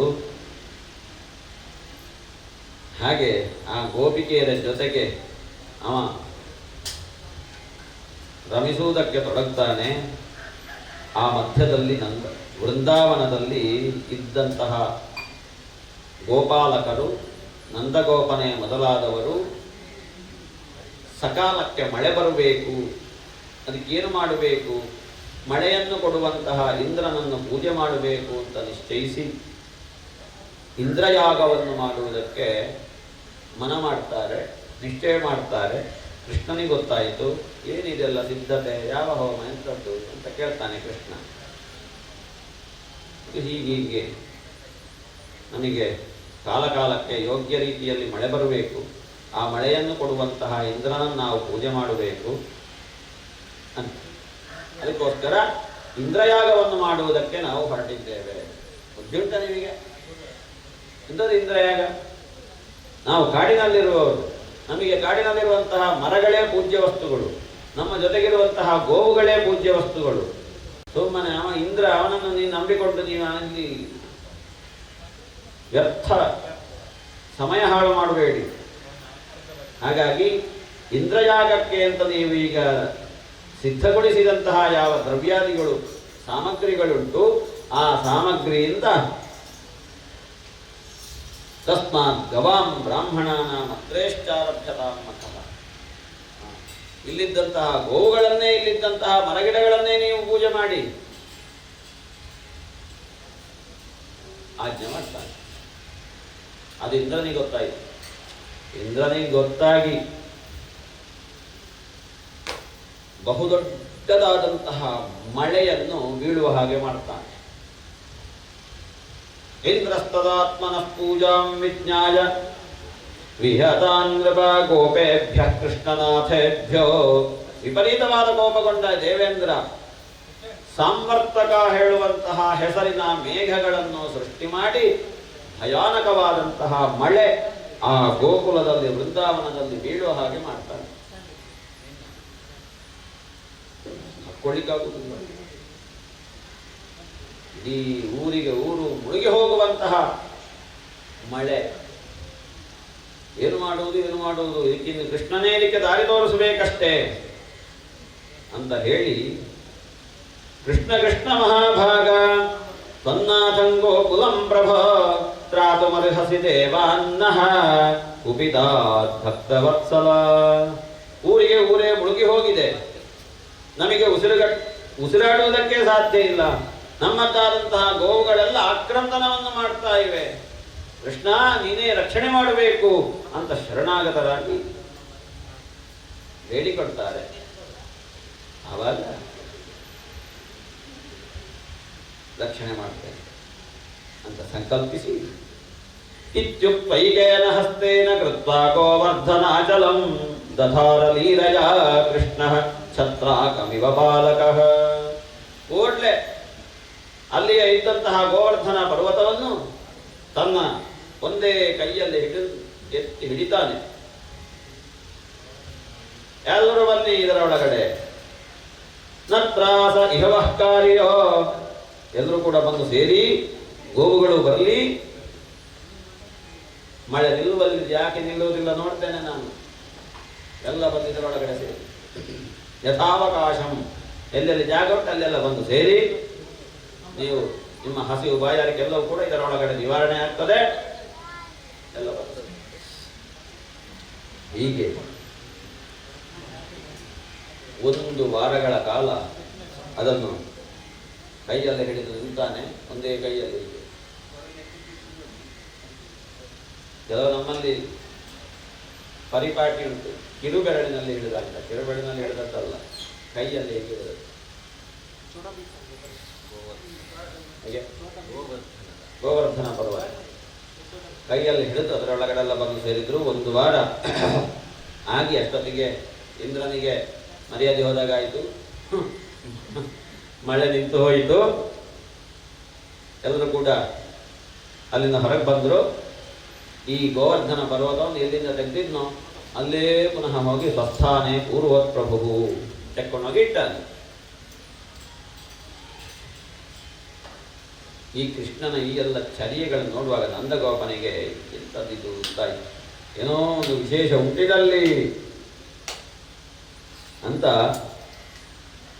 ತಿಳ್ಕೊಂಡು ಮತ್ತೆ ಅರ್ಥ ಆಯಿತು. ಸಾಕ್ಷಾತ್ ಭಗವಂತನೇ ನಮಗೆ ಮಗನ ರೂಪದಲ್ಲಿ ಅನುಗ್ರಹ ಮಾಡಿದ್ದಾನೆ ಅಂತ ಹೇಳಿ ಮತ್ತೆ ಅವನದ್ದಾದ ವೈಶಿಷ್ಟ್ಯವನ್ನು ತಿಳ್ಕೊಂಡು ಅತ್ಯಂತ ಸಂತುಷ್ಟ ಮಾನಸನಾಗ್ತಾನೆ. ಮನ್ಯೇ ನಾರಾಯಣಸ್ಯಾಂಶಂ ಕೃಷ್ಣಂ, ಸಾಕ್ಷಾತ್ ವಾಸುದೇವನ ಅಂಶ ಇದು ಮಗ. ಈ ಹಿಂದೆ ಹೇಳಿದ್ರಲ್ಲ ಗರ್ಗಾಚಾರ್ಯರು, ನಿಮ್ಮ ಮುಂದೆ ನಿಮ್ಮನ್ನು ರಕ್ಷಣೆ ಮಾಡ್ತಾನೆ, ನಿಮ್ಮ ವಂಶವನ್ನು ಉದ್ಧರಿಸ್ತಾನೆ ಅಂತ. ಅದೇ ಇವ. ಸರಿ. ಗೋವರ್ಧನೆ ಧೃತೆ ಶೈಲ ಆಧಾರಾದ್ರಕ್ಷಿತೆ ಪ್ರಜೆ ಗೋಲೋಕಾದಾವ್ರಜ ಕೃಷ್ಣಂ. ಇವನ ಈ ಒಂದು ಅದ್ಭುತವಾದಂತಹ ಲೀಲೆಯನ್ನು ಕಂಡು ಗೋಲೋಕದಿಂದ ಸುರಭಿ ಬರ್ತಾಳೆ. ಆಶ್ಚರ್ಯಗೊಂಡು ಅವನ ಪಾದಮೂಲದಲ್ಲಿ ಕುಳಿತು ಪೂಜೆ ಮಾಡುತ್ತದೆ. ಪೂಜೆ ಮಾಡಿ ಈ ಅತ್ಯದ್ಭುತವಾದ ಲೀಲೆಯನ್ನು ಕಂಡು ನಿನ್ನನ್ನು ನಾನು ವಿಶೇಷವಾಗಿ ಪೂಜಿಸಬೇಕನ್ನುವ ಉದ್ದೇಶದಿಂದ ಇಲ್ಲಿ ಬಂದವನಿದ್ದೇನೆ ಅಂತ ಹೇಳ್ತದೆ ಸುರಭಿ. ಅಷ್ಟೊತ್ತಿಗೆ ದೇವೇಂದ್ರನೂ ಬಂದ. ಅವನ ಮದ ಎಲ್ಲ ಹೋಗಿತ್ತು. ದೇವೇಂದ್ರನೂ ಬಂದು ಕ್ಷಮೆ ಕೇಳಿದ, ತಪ್ಪಾಯಿತು ಸ್ವಾಮಿ, ಗೊತ್ತಾಗಲಿಲ್ಲ ನನಗೆ ಅಂತ. ಆವಾಗ ಭಗವಂತ ಹೇಳ್ತಾನೆ, ಪದವಿಯಲ್ಲಿ ಹೇಗಿರಬೇಕು ಹಾಗೆ ಇರಬೇಕು. ಮತ್ತತೆ, ಉನ್ಮತ್ತತೆ, ಪ್ರಮತ್ತತೆ ಆ ಅಧಿಕಾರದಲ್ಲಿರುವವನಿಗೆ ಬರಕೂಡದು ಯಾವತ್ತು. ಮದನುಸ್ಮೃತಯೇ ನಿತ್ಯಂ, ನನ್ನ ಸ್ಮರಣೆ ಯಾವತ್ತೂ ಆಗ್ತಾ ಇರಬೇಕು. ಹಾಗಾಗಿ ನಾನೇ ಇದನ್ನು ಮಾಡಿದ್ದೆ, ಈ ಮಹಾಕಾರ್ಯವನ್ನು. ನನ್ನನ್ನು ನೋಡಬೇಕು ಅಂತಾದರೆ ಮದಾಂಧರಿಗೆ ಸಾಧ್ಯ ಇಲ್ಲ. ಮಾಂ ಐಶ್ವರ್ಯ ಶ್ರೀ ಮದಾಂಧ ದಂಡಪಾಣಿನ ಪಶ್ಯ. ಐಶ್ವರ್ಯದಿಂದ ಕುರುಡನಾದವನು, ಮದದಿಂದ ಕುರುಡನಾದವನು ನನ್ನನ್ನು ಕಾಣಲಿಕ್ಕೆ ಸಾಧ್ಯ ಇಲ್ಲ. ಆವಾಗ ಅಂತಹ ಆ ಐಶ್ವರ್ಯದಿಂದ ಕೊಬ್ಬಿದವರನ್ನು, ಮದದಿಂದ ಕೊಬ್ಬಿದವರನ್ನು ನಾನು ಅವರ ಮದವನ್ನು ಇಳಿಸ್ತೇನೆ. ಸಂಶಯಾಮಿ ಸಂಪದ್ಭ್ಯ. ಯಾಕೆ? ಅವರನ್ನು ಅನುಗ್ರಹಿಸುವ ಉದ್ದೇಶದಿಂದ ನಾನು ಅವರ ಸಂಪತ್ತನ್ನು ತಗೊಳ್ಬೇಕಲ್ವ. ಈ ಹಿಂದೆ ಹೇಳಿದ್ದು ಹಾಗೆ ಭಗವಂತ ಬೇರೆ ಅವತಾರಗಳಲ್ಲಿ, ನಾನು ಯಾರನ್ನು ಅನುಗ್ರಹಿಸ್ತೇನೆ ಅವರ ಸಂಪತ್ತನ್ನು ಮೊದಲು ತಗೊಳ್ತೇನೆ ಅಂತ. ಅನುಗ್ರಹ ಮಾಡಬೇಕು ಅಂತಾದರೆ ಇವ ಪರಿಶುದ್ಧನಾಗಿರಬೇಕು. ಸಂಪತ್ತಿದ್ರೆ ಪರಿಶುದ್ಧ ಆಗುವುದಿಲ್ಲ ಯಾವತ್ತೂ ಕೂಡ. ಅದನ್ನು ಮತ್ತೆ ಮತ್ತೆ ಕೂಡಿಡುವುದು ಹೇಗೆ ಅಂತಲೇ ಆಲೋಚನೆ ಮಾಡುವುದು. ಯಾವುದೋ ಒಂದು ಸಂದರ್ಭದಲ್ಲಿ ಎಲ್ಲಿಯೋ 1 ಕೋಟಿ ಸಿಕ್ತು ಅಂತ ಇಟ್ಟುಕೊಳ್ಳಿ. ಒಂದು ಲಾಟ್ರಿ ಟಿಕೆಟ್ ತೆಗೆದು 1 ಕೋಟಿ ಬಂತು. ಆ ಒಂದು ಆಸೆಯಿಂದ ಮತ್ತೆ ಮತ್ತೆ ಬಯಸುವುದಾಗೆ 10 ರೂಪಾಯಿ ಟಿಕೆಟ್ ಲಾಟ್ರಿ ತೆಗೆಯುವುದು ಅಂತ. ತನ್ನಲ್ಲಿ ದುಡ್ಡು ಇಲ್ಲದಿದ್ದರೂ ಇನ್ನೊಬ್ಬನ ಹತ್ರ ಸಾಲ ಮಾಡಿ ಆದರೂ ಕೂಡ ಲಾಟ್ರಿ ಟಿಕೆಟ್ ತೆಗೆಯೋದನ್ನು ಬಿಡುವುದಿಲ್ಲ. ಇದು ಒಂದಕ್ಕೊಂದು ಲಿಂಕ್, ಇದಾಗ್ತಾ ಹೋಗ್ತದೆ. ಮತ್ತೆ ಮತ್ತೆ ಸಂಪಾದನೆ ಮಾಡಬೇಕು. ಆವಾಗ ನಿಮಗೆ ಕೃಷ್ಣಾನುಗ್ರಹ ಎಲ್ಲಿ ಆಗ್ತದೆ? ಆಗೋದಿಲ್ಲ. ಹೊರಗೆ ಆಲೋಚನೆ ಮಾಡಿ ಸಂಪಾದನೆ ಕೂಡಿಡುವುದು ಎಲ್ಲವೂ ಈ ರೀತಿಯ ಭಾವದಲ್ಲಿಯೇ ಇರುವಾಗ ಆ ಒಳಗಿನವನ ದರ್ಶನ ಯಾವಾಗ ಹೇಗೆ ಆಗ್ತದೆ? ಆಗ್ಲಿಕ್ಕಿಲ್ಲಲ್ವಾ? ಅದನ್ನು ಹೇಳ್ತಾರೆ. ಅನುಗ್ರಹ ಆಗಬೇಕು ಅಂತಾದರೆ ಸಂಪತ್ತು ಏನಿರಬಾರ್ದು. ಸಂಪತ್ತಿದ್ರೂ ಕುಚೇಲನ ಹಾಗೆ ಆಗಿದ್ರೆ ಮಾತ್ರ ಸಾಧ್ಯ. ಇದ್ದರೂ ಇಲ್ಲದ ಹಾಗೆ ಇರಬೇಕು, ಅಂಟದೇ ಇರಬೇಕು, ಗೊತ್ತಿರಬೇಕು. ಇದು ಎಲ್ಲವೂ ಕೂಡ ಕೊಡುವುದಿದ್ರು ಅವ, ತೆಗೆಯುವುದಿದ್ರು ಅವ. ಒಂದು ಪದವಿಯನ್ನು ಕೊಡುವುದಾದರೂ ಅವ, ಆ ಪದವಿಯಿಂದ ನಮ್ಮನ್ನು ಜಾರಿಸುವುದು ಅವ. ಎಲ್ಲವೂ ಕೂಡ ಅವನೇ. ಅವ ಅಲ್ಲದೆ ನೀವು ಯಾವುದಾದ್ರೂ ಒಂದು ಕೆಲಸ ಮಾಡಿ ನೋಡೋಣ. ಆಯಿತು ಅಂತಾದರೆ ಮತ್ತೆ ನನ್ನ ಹತ್ರ ಬಂದು ಹೇಳಿ, ಅವ ಇಲ್ಲದೆ ನಾ ಈ ಕೆಲಸವನ್ನು ಮಾಡಿದೆ ಅಂತ. ಸಾಧ್ಯ ಇಲ್ಲ. ಏನ ವಿನಾನ ತೃಣವಪಿನ ಚಲತೆ. ಅವ ಇಲ್ಲದೆ ಒಂದು ಹೆಜ್ಜೆ ಹತ್ತಲಾಯ್ತಲಾಗಿ ಸಾಧ್ಯ ಆಗಲಿಲ್ಲ ವ್ಯತ್ಯಾಸ. ಹಾಗಾಗಿ ಹೊರಡು ನೀನೀಗ. ಇನ್ನು ಮುಂದೆ ಇಂಥದ್ದೇನಾದರೂ ಕಿತಾಪತಿ ಮಾಡಿದೆ ಅಂತಾದರೆ ನಿನ್ನ ಎಲ್ಲ ಪದವಿಯೂ ಹೋದೀತು. ನಿನ್ನ ಆ ಪದವಿಯಲ್ಲಿ ಸ್ಥಾನದಲ್ಲಿ ಇದ್ದುಕೊಂಡು ಇರುವ ಹಾಗೆ ಹೇಗಿರಬೇಕು ಹಾಗೆ ಇರು. ಸರಿ, ಆ ಹೊತ್ತಿಗಾಗುವಾಗ ಕೃಷ್ಣನಿಗೊಂದು ಅಭಿಷೇಕ ಮಾಡಬೇಕು ಅಂತ ಈ ಸುರಭಿ ಕಾಮಧೇನುವಿಗೆ ಅನಿಸ್ತದೆ. ಗೋಲೋಕದಿಂದ ಎಲ್ಲರೂ ಕೂಡ ಅವರ ಸಂತತಿಯೆಲ್ಲ ಬಂದಿದ್ರು. ಎಲ್ಲರೂ ಬಂದರು. ಸ್ತುತಿ ಮಾಡ್ತದೆ ಶುರುವಿಗೆ, ನಿನ್ನಿಂದ ನಾವು ಸಂರಕ್ಷಿತರಾದ. ಅದೇ ಗೋರೂಪದಲ್ಲಿ ಹೋದದ್ದಲ್ವ ಅಲ್ಲಿಗೆ ಬ್ರಹ್ಮನ ಹತ್ರ ನಮಗೆ ರಕ್ಷಣೆ ಮಾಡಬೇಕು ಅಂತ. ಅದನ್ನೇ ಹೇಳ್ತಾಳೆ ಇವಳು ಸುರಭಿ. ಸನಾಥ ವಯಂ, ನಿನ್ನದಾದಂತಹ ಅನುಗ್ರಹದಿಂದ ನಾವು ಸನಾಥರಾಗಿದ್ದೇವೆ ಸ್ವಾಮಿ. ನೀನು ಇಂದ್ರಂ ನಸ್ತು ಅಭಿಷೇಕ್ಷ್ಯಾಮೋ ಬ್ರಹ್ಮಣ ನೋದಿತಾ ವಯಂ. ನಮಗೆ ಇವತ್ತು ನೀನೇ ಇಂದ್ರನಾಗಿದ್ದಿ, ನಮ್ಮನ್ನು ರಕ್ಷಣೆ ಮಾಡುವಂತಹ ಇಂದ್ರ ನೀನೇ ಆಗಿದ್ದಿ. ಆದ್ದರಿಂದ ನಿನ್ನನ್ನು ಇವತ್ತು ಅಭಿಷೇಕದ ಮೂಲಕವಾಗಿ ಸಂತೋಷಗೊಳಿಸಬೇಕು ಹೇಳುವಂತಹ ಉದ್ದೇಶದಲ್ಲಿ ನಾವು ಬಂದವರಿದ್ದೇವೆ ಸ್ವಾಮಿ. ಅದಕ್ಕೋಸ್ಕರ ಅವತರಿಸಿದವನು ನೀನು. ಭೂಮಿಯ ಭಾರವನ್ನು ಕಳೆಯುವುದಕ್ಕೋಸ್ಕರ ಮನುಷ್ಯ ರೂಪದಲ್ಲಿ ನೀ ಅವತರಿಸಿದ್ದೀನಿ. ಏವಂ ಕೃಷ್ಣ ಉಪಮಂತ್ರ್ಯ ಸುರಭಿ ಪಯಸ ಆತ್ಮನಃ ಪಯಸ. ತನ್ನದ್ದಾದಂತಹ ಹಾಲಿನಿಂದ ಕೃಷ್ಣನಿಗೆ ಅಭಿಷೇಕ ಮಾಡುವುದಕ್ಕೆ ತೊಡಗುತ್ತದೆ. ದೇವೇಂದ್ರ ಇತ್ಯಾದಿ ದೇವತೆಗಳೆಲ್ಲ ಬರ್ತಾರೆ. ಅಭ್ಯಸಿಂಚದ ದಾಶಾರ್ಥಂ ಗೋವಿಂದ. ಗೋವಿಂದನಾಮ ಸಂಕೀರ್ತನೆಯನ್ನು ಹೇಳುತ್ತಾ ಆ ಗೋವಿಂದನಿಗೆ ಅಭಿಷೇಕವನ್ನು ಮಾಡುತ್ತಾರೆ. ದೇವತೆಗಳೆಲ್ಲ ಕೂಡ ಬಂದು ಸೇರಿದರು. ನಾರದಾದ ಋಷಿವರರು ಕೂಡ ಬಂದು ಸೇರ್ತಾರೆ. ಆ ಹೊತ್ತಿಗಾಗುವಾಗ ಆ ಊರಿನಲ್ಲಿ ಇವನಿಗೆ ಮಾಡಿದ ಅಭಿಷೇಕದ ಫಲವಾಗಿ ಅಗಷ್ಟ ಪಚ್ಚೌಷಧಯೋ ಗಿರಯ ಅಭಿಭ್ರದುನ್ಮಣಿ. ಆ ಊರಿನಲ್ಲಿ ಸಕಲ ಸಂಪತ್ತುಗಳು, ಸಕಲ ಸಸ್ಯಾದಿ ಸಂಪತ್ತುಗಳು ಸಮೃದ್ಧವಾಗಿ ಬೆಳೆಯತೊಡಗಿದವು, ಅಭಿವೃದ್ಧಿಯಾಯಿತು. ಕೃಷ್ಣೇಭಿಷಿಕ್ತ ಏತಾನಿ ಸತ್ವಾನಿ ಕರುನಂದನ ನಿರ್ವೈರಾಣ್ಯಭವಂ ಸ್ತಾತ ಕ್ರೂರಾಣ್ಯಪಿ ನಿಸರ್ಗದ. ಕೃಷ್ಣನಿಗೆ ಹಾಲಿನಿಂದ ಅಭಿಷೇಕ ಮಾಡಿದ್ದರ ಫಲವಾಗಿ ವೈರಿಗಳು ಮಿತ್ರರಾದರು. ವೈರಿಗಳು ಮಿತ್ರರಾದರು. ವೈರಿಗಳು ಮಿತ್ರರಾಗಬೇಕು. ನಾವು ಸಂಕಲ್ಪಿಸಿದಂತಹ ಕೆಲಸ ಅದು ವೈರಿಗಳಿಂದ ತಡೆಯಲ್ಪಡಬಾರದು. ಅದೆಲ್ಲವೂ ಕೂಡ ಸಾಂಗೋಪಾಂಗವಾಗಿ ನೆರವೇರಬೇಕು. ಅದಾಗಬೇಕು ಅಂತಾದರೆ ಕೃಷ್ಣನಿಗೆ ಹಾಲಿನಿಂದ ಅಭಿಷೇಕ ಮಾಡಬೇಕು. ಹಾಲಿನಿಂದ ಅಭಿಷೇಕ ಮಾಡಬೇಕು. ಹಾಗೆ ಮಾಡಿದವಾಗ ಮಾತ್ರ ಎಂಥ ವೈರಿಗಳಾದರೂ ಕೂಡ ಪ್ರಾಕೃತಿಕವಾಗಿ ಅವರು ನಿರ್ವೈರಾಣಿ ಅಭವನ್, ನಿರ್ವೈರಿಗಳಾಗ್ತಾರೆ, ಸ್ನೇಹಿತರಾಗ್ತಾರೆ. ಅಲ್ಲಿ ಆ ಕೃಷ್ಣನನ್ನು ಆ ರೀತಿಯಾಗಿ ಸ್ತುತಿ ಮಾಡಿ ಸುರಭಿ ತನ್ನವರ ಜೊತೆ ತನ್ನ ಗೋಲೋಕಕ್ಕೆ ಸಾಕ್ತಾನೆ.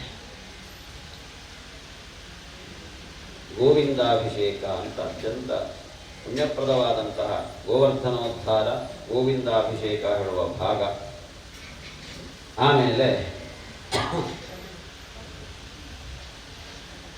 ಗೋಪಿಕೆಯರ ಜೊತೆಗೆ ರಾಸಕ್ರೀಡೆ. ಆ ರಾಸಕ್ರೀಡೆ ಅತ್ಯಂತ ವಿಚಿತ್ರ ಅದು. ಯಾರೂ ಕೂಡ ಅಲ್ಲಿ ಪ್ರಶ್ನೆ ಮಾಡುವುದು ಅಪಾಯಕಾರಿ. ಆ ಗೋಪಿಕೆಯರೆಲ್ಲರೂ ಕೂಡ ತಮ್ಮದ್ದಾದಂತಹ ಬಾಹ್ಯವಾದ ಸರ್ವ ಭಾವವನ್ನು ಬಿಟ್ಟು ಒಳಗಿನದ್ದಾದಂತಹ ಅಂತರಂಗವನ್ನು ತೆರೆದು ಕೃಷ್ಣನಿಗೆ ತೋರಿಸ್ತಾರೆ.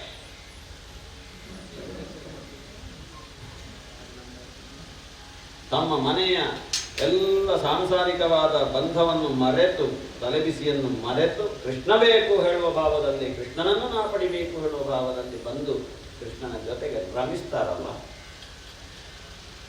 ಆ ರಮಿಸಿದ್ದರ ಫಲವಾಗಿ ಅವರದ್ದಾದಂತಹ ಕರ್ಮಬಂಧೆಲ್ಲ ಹೋಯ್ತಂತೆ.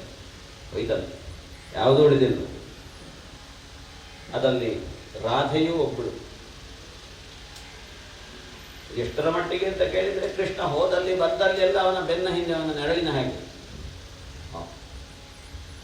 ಅಂತಹ ತನ್ನನ್ನು ತಾನು ಸಮರ್ಪಣೆ ಮಾಡುವಂತಹ ಒಂದು ಕ್ರಮ ಎಲ್ಲಿ ಹೋದರೂ ಅವನ ಜೊತೆಗೆ.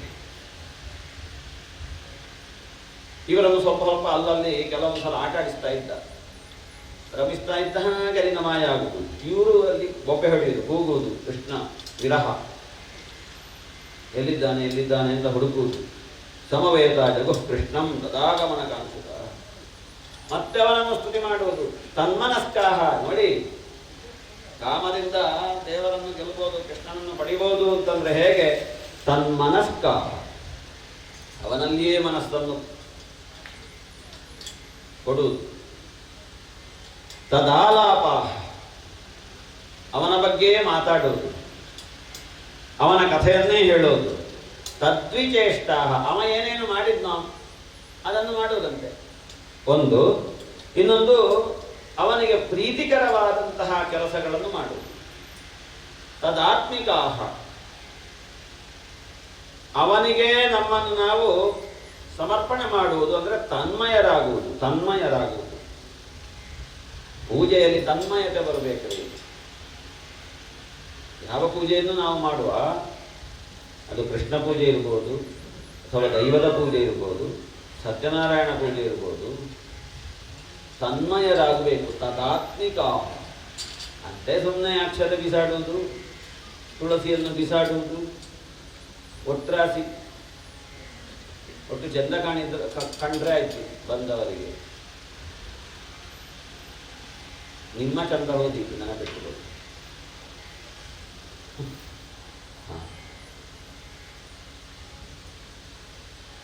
ಭಗವಂತ ಕೃಷ್ಣ ಎಷ್ಟು ಅನುಗ್ರಹವನ್ನು ಮಾಡ್ತಾನೋ ಅಷ್ಟೇ ನಿಗ್ರಹವನ್ನು ಮಾಡ್ತಾನೆ. ನಾವು ಸರಿ ಇಲ್ಲ ಅಂತ ಅಂದರೆ ಅಷ್ಟೇ ಅಪಾಯಕಾರಿಗೆ ಹೋಗುದು. ನಾವು ನೋಡ್ತೇವೆ ಇವತ್ತು ವಿಪರೀತಗಳನ್ನು. ಹಾಗಾಗಿ ತದಾತ್ಮಿಕ ಪಾರಾಯಣ ಮಾಡುವಾಗ ಇರ್ಬೋದು, ತದಾತ್ಮತೆ ಬರಬೇಕು, ತನ್ಮಯತೆ ಬರಬೇಕು. ತನ್ಮಯತೆ ಬಾರದೇ ಇದ್ದರೆ ನೀವು ಭಾಗವತಕ್ಕೆ ಹೋಗಲೇಬಾರ್ದ್ರಿ.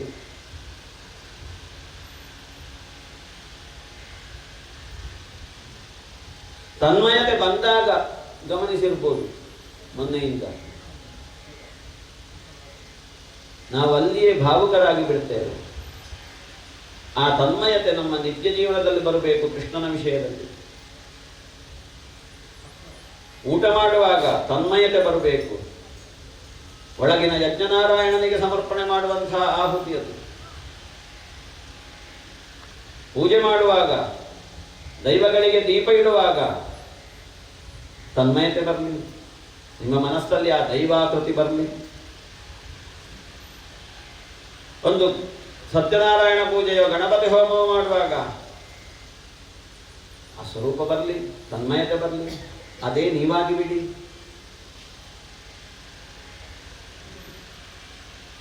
ಕೃಷ್ಣ ಪೂಜೆ ಮಾಡುವಾಗ ನೀವು ಕೃಷ್ಣರಾಗ್ತೀರಾ, ಆದರೆ ಕೃಷ್ಣ ಪೂಜೆ ಸಾರ್ಥಕ. ಇಲ್ಲದಿದ್ದರೆ ಕಷ್ಟ ಪೂಜೆ. ಕೃಷ್ಣ ಪೂಜೆ ಅಲ್ಲ, ಕಷ್ಟ ಪೂಜೆ.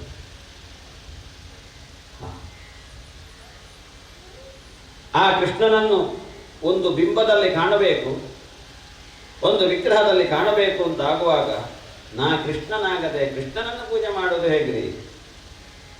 ಒಂದಕ್ಕೊಂದು ತಾಳೆ ಬರುವುದಿಲ್ಲಲ್ಲ. ಸಾಲಿಗ್ರಾಮದಲ್ಲಿ ಕೃಷ್ಣನನ್ನು ಕಾಣಲಿಕ್ಕೆ ಬರ್ತದ? ಕೃಷ್ಣ ಪೂಜೆ ಮಾಡಿ. ಕೃಷ್ಣನ ವಿಗ್ರಹದಲ್ಲಿ ಕೃಷ್ಣನನ್ನು ಕಾಣ್ತೀರ ನೀವು? ವಿಗ್ರಹ ಭಾವದಲ್ಲಿ ಅಲ್ಲ ಕಾಣುವುದು. ಕೃಷ್ಣನ ವಿಗ್ರಹದಲ್ಲಿ ವಿಗ್ರಹ ಭಾವದಲ್ಲಿ ಕೃಷ್ಣ ಇದ್ದಾನೆ ಅಂತ ಕಾಣುವುದಲ್ಲ. ಅಲ್ಲಿ ನನ್ನ ಹೃದಯಾಂತರ್ವಾಸಿಯಾದಂತಹ ಅಂತರ್ಯಾಮಿ ರೂಪದಲ್ಲಿರುವಂತಹ ಕೃಷ್ಣನೇ ಆ ವಿಗ್ರಹದಲ್ಲಿದ್ದಾನೆ ಅಂತ ಭಾವಿಸಬೇಕು. ಅದಾಗಬೇಕು ಅಂತ ಅಂದರೆ ನಾ ಕೃಷ್ಣನಾಗಬೇಕು, ಕೃಷ್ಣನನ್ನು ಪೂಜಿಸಬೇಕು.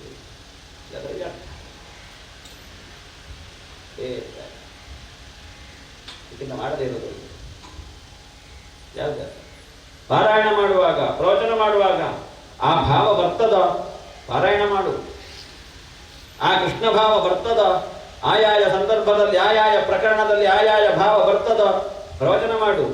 ಇಲ್ಲಾಂದ್ರೆ ಮನೆಯಲ್ಲಿ ಕೂತ್ಕೊಳ್ಳೋದು.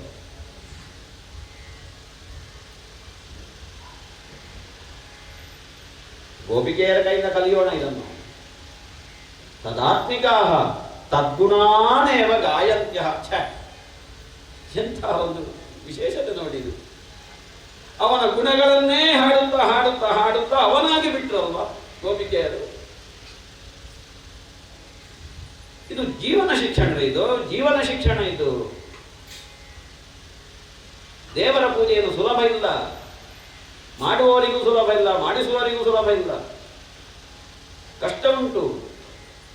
ಅಲ್ಲಿ ತಾದಾತ್ಮ್ಯತೆ ಬರಬೇಕಲ್ವ? ತಾದಾತ್ಮ್ಯ ಅದು ನಾನಾಗುವುದು, ನಾನು ಅದಾಗುವುದು.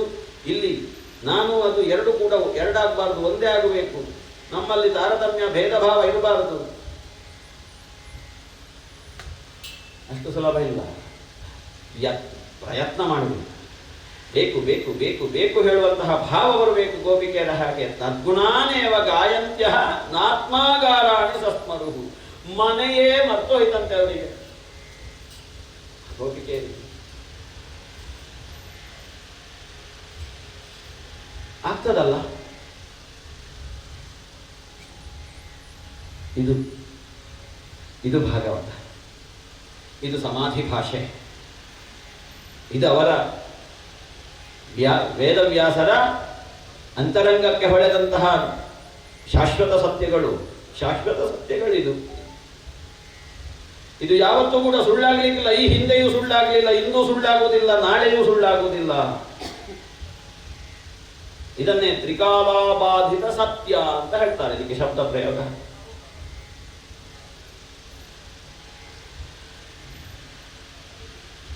ಯಾವುದೂ ಇಂಥದ್ದೆಲ್ಲ ಸುಲಭ ಇಲ್ಲ. ಹಾಗೆಂತ ನಾವಿದರ ಹತ್ತಿರ ಬಂದೆವು ಅಂತಾದ್ರೆ ಇದರಷ್ಟು ಸುಲಭ ಬೇರಿಲ್ಲ. ಆ ಗೋಪಿಕೆಯರ ಜೀವನದ ಕ್ರಮ ನಮ್ಮ ಜೀವನಕ್ಕೊಂದು ಆದರ್ಶ ಆಗಬೇಕು. ಅದು ಇಲ್ಲಿ ನಡೀತದೆ. ಪರೀಕ್ಷಿತನಿಗೆ ಇದನ್ನೆಲ್ಲ ಶುಕ ಮಹರ್ಷಿಗಳು ಹೇಳುವ ಕಾಲಕ್ಕೆ ಸಂಶಯ ಬರ್ತದೆ. ಸ್ವಾಮಿ, ಧರ್ಮಸ್ಥಾಪನೆಗೆ ಈ ಭಗವಂತ ಇಳಿತಾನೆ, ಧರ್ಮಸ್ಥಾಪನೆ ಮಾಡ್ತಾನೆ, ಅಂಥವನೇ ಹೀಗೆಲ್ಲ ಮಾಡುವುದು ಸರಿಯ? ಇಲ್ಲಿ ಕೂತ್ಕೊಂಡು ಭಾಷಣ ಮಾಡುವವನೇ ಬೇಡದಿದ್ದದನ್ನೆಲ್ಲ ಮಾಡುವುದು ಸರಿಯ? ಫಾರ್ ಎಕ್ಸಾಂಪಲ್, ಸ ಕಥಂ ಧರ್ಮಸೇತೂನಂ ವಕ್ತ ಕರ್ತಾಭಿರಕ್ಷಿತ ಪ್ರದೀಪವಾಚರತ್ ಬ್ರಹ್ಮನ್ ಬಲದಾರಾಭಿಮನುಷನ್. ಇನ್ನೊಬ್ಬರ ಜೊತೆಗೆ ಹೋಗುವುದು, ಇನ್ನೊಬ್ಬರ ಜೊತೆಯಲ್ಲಿ ಕೂಡುವುದು, ಇನ್ನೊಬ್ಬರ ಜೊತೆಗೆ ರಸಲೀಲೆಯನ್ನು ಮಾಡುವುದು, ಇದು ಹೇಗೆ? ಒಂದಕ್ಕೊಂದು ಸಂಬಂಧ ಇಲ್ಲಲ್ಲ. ನನಗೆ ಇದರಲ್ಲಿ ವಿಪರೀತವಾದಂತಹ ಸಂಶಯ ಉಂಟು. ಇದನ್ನು ಚಿಂತಿ ಈ ಸಂಶಯ ನಿವಾರಿಸುವ. ಆವಾಗ ಶುಕ ಮಹರ್ಷಿಯವರು ಹೇಳ್ತಾರೆ, ತೇಜೀಯಸಾನ್ನ ದೋಷಾಯ ವಹ್ನೇ ಸರ್ವಭುಜೋ ಯಥಾ. ಬೆಂಕಿ ಒಳ್ಳೆಯದನ್ನು ಮಾತ್ರ ಸುಡುವುದು ಅಂತ ಉಂಟ ಎಲ್ಲಿಯಾದರೂ?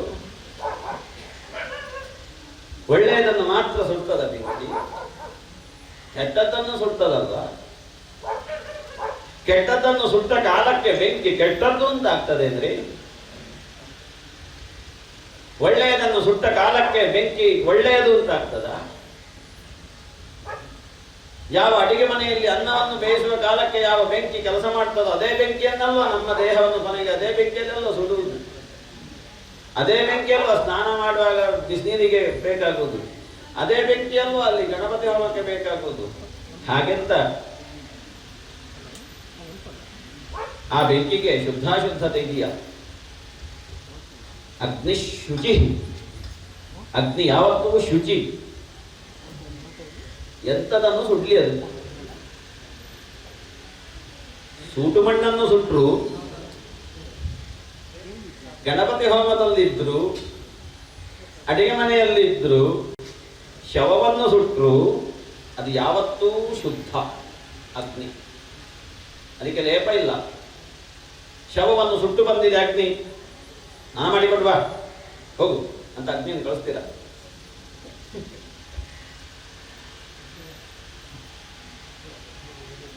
ಸೂಟು ಮಣ್ಣು ರಾಶಿಗೆ ಹೋಗಿ ಸೇರಿ ಅದನ್ನೆಲ್ಲ ಸುಟ್ಟು ನೀನು ಬಂದಿದ್ದಿ, ನೀನು ನನ್ನ ಮನೆಗೆ ಬರಬೇಡ, ಹೋಗು ನಡಿ ಅಂತ ಅಗ್ನಿಯನ್ನು ಹೇಳ್ತೀರ? ಅಗ್ನಿ ಯಾವತ್ತೂ ಶುದ್ಧ. ಹಾಗೆ ಪ್ರಪಂಚದಲ್ಲಿ ಮಹಾತ್ಮರು ಅಂತ ಇರ್ತಾರೆ. ಅಂತರಂಗದ ತೇಜಸ್ಸು ಪ್ರಖರವಾಗಿ ಉರಿತಾ ಇರುವವರು ಅಂತ ಒಂದು ವರ್ಗ ಉಂಟು. ಅಂತರಂಗದಲ್ಲಿ ತೇಜಸ್ಸು ಜ್ವಲಿಸ್ತಾ ಇರ್ತದೆ. ಅಂಥವರಿಗೆ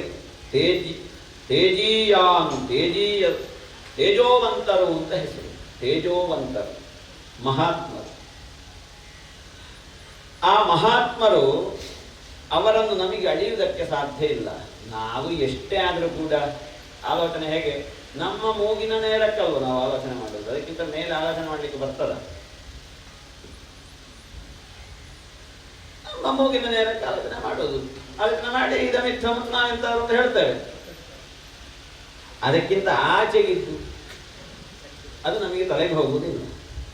ನಾವು ನಮ್ಮದ್ದಾದಂತಹ ಒಂದು ಮನುಷ್ಯನ ನೆಲೆಯಲ್ಲಿ, ಸಾಂಸಾರಿಕ ನೆಲೆಯಲ್ಲಿ ಅವರಿಗೂ ನಾವು ಬೆಲೆ ಕಟ್ತೇವೆ. ಅದು ನಮ್ಮ ದೌರ್ಭಾಗ್ಯ. ಈಗ ಯಾವನೋ ಒಬ್ಬ ಮಾನಸಿಕವಾಗಿ ಕೆಳಮಟ್ಟಕ್ಕೆ ಹೋದಂತಹ ಒಬ್ಬ ಹುಚ್ಚ ಈ ಸಪ್ತಾಹ ಯಜ್ಞ ವೇದಿಕೆಯಲ್ಲಿ ಬಂದು ಕೂತ ಅಂತ ಆಗುವಾಗ ನಾವು ಏನು ಮಾಡುವುದು? ಅವನನ್ನು ಹೊರಗೆ ತರ್ತೇವೆ. ಯಾಕೆ? ನಾವು ನಮ್ಮ ಮೂಗಿನ ನೇರಕ್ಕೆ ನಿರ್ಣಯ ಮಾಡಿದ್ದವ ಹುಚ್ಚ ಅಂತ.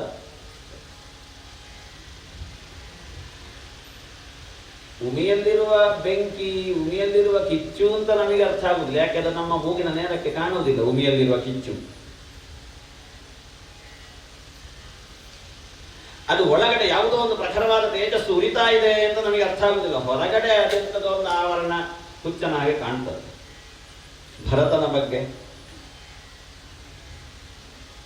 ನಾವು ಅದನ್ನೇ ನೋಡಿದೆವು. ಮೇಲ್ನೋಟಕ್ಕೆ ಅವನ ಅಣ್ಣಂದರಿಗೆ ಅವ ಹುಚ್ಚ ಅಂತ ಅವನನ್ನು ತಮಾಷೆ ಮಾಡ್ತಾ ಇದ್ರು. ತೋಟ ಕಾಯಲಿಕ್ಕೆ ಅಲ್ಲಿ ಕೂರಿಸಿದ್ರು ಅವನನ್ನು. ಅದೇ ಆ ಹುಚ್ಚನೆಂದು ಲೋಕದಿಂದ ಹೊರಗಿನವರಿಂದ ಕರೆಸಿಕೊಳ್ಳುವಂತಹ ಭರತನನ್ನು ದರೋಡೆಗೋರರು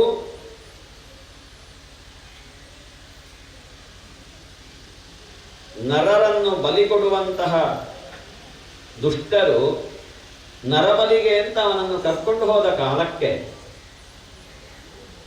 ಭದ್ರಕಾಳಿಯ ಅವರದ್ದೇ ಆರಾಧ್ಯ ದೇವರು ಭದ್ರಕಾಳಿಯ ಗುಡಿಯಿಂದ ಇನ್ನೇನು ಇವನ ಕೊರಳಿಗೆ ಕತ್ತಿ ಬೀಳ್ತದೆ ಅಂತ ಆಗುವಾಗ ಆ ವಿಗ್ರಹ, ಭದ್ರಕಾಳಿಯ ವಿಗ್ರಹವನ್ನು ಒಡೆದು ಅದರ ಒಳಗಿಂದ ಭದ್ರಕಾಳಿ ಬಂದು ಈ ದುಷ್ಟರ ಕೈಯಲ್ಲಿರುವಂತಹ ಕತ್ತಿಯನ್ನು ಸೆಳೆದು ಅವರನ್ನೇ ಚಂಡಾಡಿದ್ದು ನಾವು ನೋಡಿದೆವು. ಹೇಗೆ ನಿರ್ಣಯ ಮಾಡ್ತೀರಿ? ಈಗ ನಮ್ಮ ಮೂಗಿನ ನೇರಕ್ಕೆ ಇಂಥವರಿಗೆ ಬೆಲೆ ಕಟ್ಟಲಿಕ್ಕೆ ಸಾಧ್ಯ ಇದೆ. ಹಾಗಾಗಿ ಅಂತಹ ಆ ತೇಜೀಯಸರು, ತೇಜೋವಂತರು, ಮಹಾತ್ಮರು, ಅವರು ಏನು ಮಾಡಿದ್ರೂ ಕೂಡ ನಮಗದನ್ನು ಊಹಿಸುವುದಕ್ಕೆ ಸಾಧ್ಯ ಇಲ್ಲ. ಹಾಗಾಗಿ ಅದು ದೋಷ ಅಲ್ಲ. ಅವರು ಮಾಡಿದ್ದಾರೆ ಹಾಗೆ ನಾನು ಮಾಡ್ತೇನೆ ಹಾಗೆ ಅಂತ ಹೊರಟ್ರೆ ಅದಕ್ಕಿಂತ ದೊಡ್ಡ ಮೂರ್ಖತನ ಪ್ರಪಂಚದಲ್ಲಿ ಬೇರಿಲ್ಲ. ಶಿವ ವಿಷ ಕುಡಿದ, ನಾ ಕುಡಿತೇನೆ.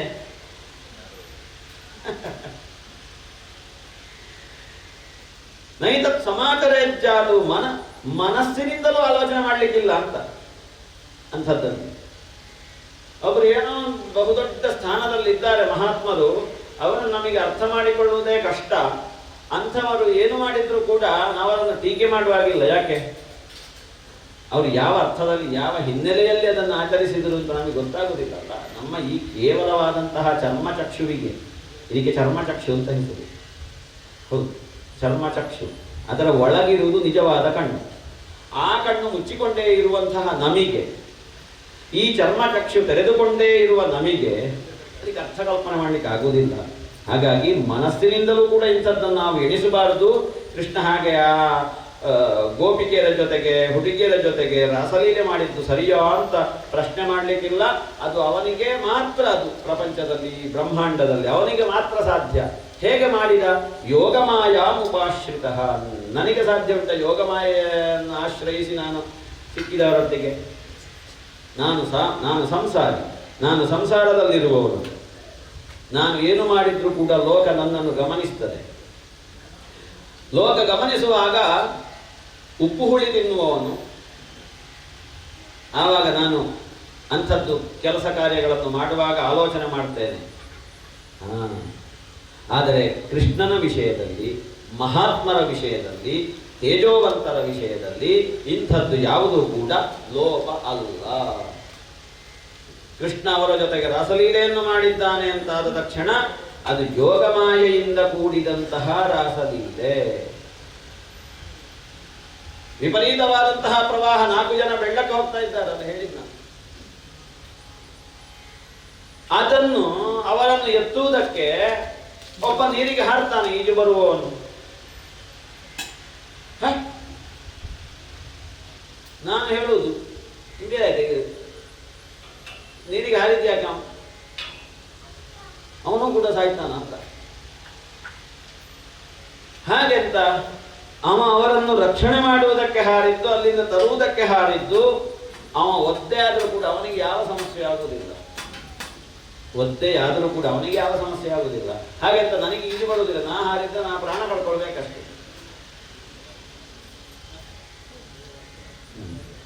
ಶಿವ ವಿಷ ಕುಡಿದ ಅಂತ ನಾವು ಕುಡಿಲಿಕ್ಕೆ ಹೊರಟ್ರೆ ನಾವು ಜೀವ ಕಳ್ಕೊಳ್ಬೇಕು. ಅದು ಇಲ್ಲಿ ನಿಲ್ಲಿಕ್ಕಿಲ್ಲ. ಶಿವನಂತಾದ್ರೆ ಇಲ್ಲಿ ಸ್ವಲ್ಪ ನಿಂತಿದೆ, ಹಾಗೆ ನಂಜುಂಡೇಶ್ವರ ಅಂತ ಹೇಳುವ. ನಮ್ಮದು ಇಲ್ಲಿ ನಿಲ್ಲಿಕ್ಕಿಲ್ಲ. ಯಾಕೆ? ನಾವೇ ಇಲ್ಲಿ ನಿಲ್ಲಿಕ್ಕಿಲ್ಲ.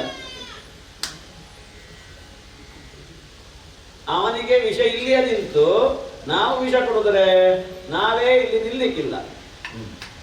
ಹಾಗಾಗಿ ಅವರು ಮಾಡಿದ್ದರ ಬಗ್ಗೆ ಪ್ರಶ್ನೆ ಮಾಡುವುದಲ್ಲ, ಮಾಡಿದ್ದರ ಬಗ್ಗೆ ನಾ ಮಾಡ್ತೇನೆ ಅಂತ ಹೊರಡುವುದಲ್ಲ. ಅವರು ಏನು ಹೇಳ್ತಾರೆ ಅದನ್ನು ಆಚರಿಸಬೇಕು. ಈಶ್ವರಾಣಂ ವಚ ಸತ್ಯಂ ತಥೈವ ಆಚರಿತ ಕ್ವಚಿತ್. ಅವರು ಹೇಳಿದಂತಹ ಮಾತುಗಳೇ ಸತ್ಯ. ಅರ್ಥ ಆಯಿತು. ಪರೀಕ್ಷಿತ ಮಹಾರಾಜನ ಬಗ್ಗೆ ನೀವು ಡೌಟ್ ಪಟ್ಕೊಳ್ಬೇಡಿ. ಅವನಿಗೆ ಗೊತ್ತಿಲ್ಲದೆ ಕೇಳಿದ್ದಲ್ಲ. ನಮ್ಮ ಮೇಲಿನ ಔದಾರ್ಯದಿಂದ ನಮ್ಮಂಥವರು ಬರ್ತಾರೆ ಅಂತ ಅವರಿಗೆ ಗೊತ್ತಾಗಿತ್ತು. ಹಾಗಾಗಿ ಆ ಪ್ರಶ್ನೆ ಮಾಡಿದ. ನಾಳೆ ಇಂತಹ ಪ್ರಶ್ನೆಗಳು ಬರ್ತದೆ. 14,100 ಮಂದಿಯನ್ನು ಕೃಷ್ಣ ಮದುವೆ ಆದ, ಸರಿಯಾದು ಅಲ್ವಾ? ಎಲ್ಲಿಯಾದ್ರೂ ಉಂಟ? ಒಂದು ಸಿಗುವುದೇ ಭಾರಿ ಕಷ್ಟ. ಅಂಥದ್ದರಲ್ಲಿ 14,000 ಅದನ್ನ ಆಗದವರಿಗೆಲ್ಲ ಹಂಚಬಹುದಿತ್ತಲ್ವ? ಹೇಳಿದ್ ನಾನು. ಅಂತ ಪ್ರಶ್ನೆ ಮಾಡಲಿಕ್ಕಿಲ್ಲ ಅಂತ. 14,100 ಮಂದಿಯನ್ನು ಮದುವೆ ಆದ. ಹೇಗೆ ಮದುವೆ ಆದ ಗೊತ್ತುಂಟ ನಿಮಗೆ?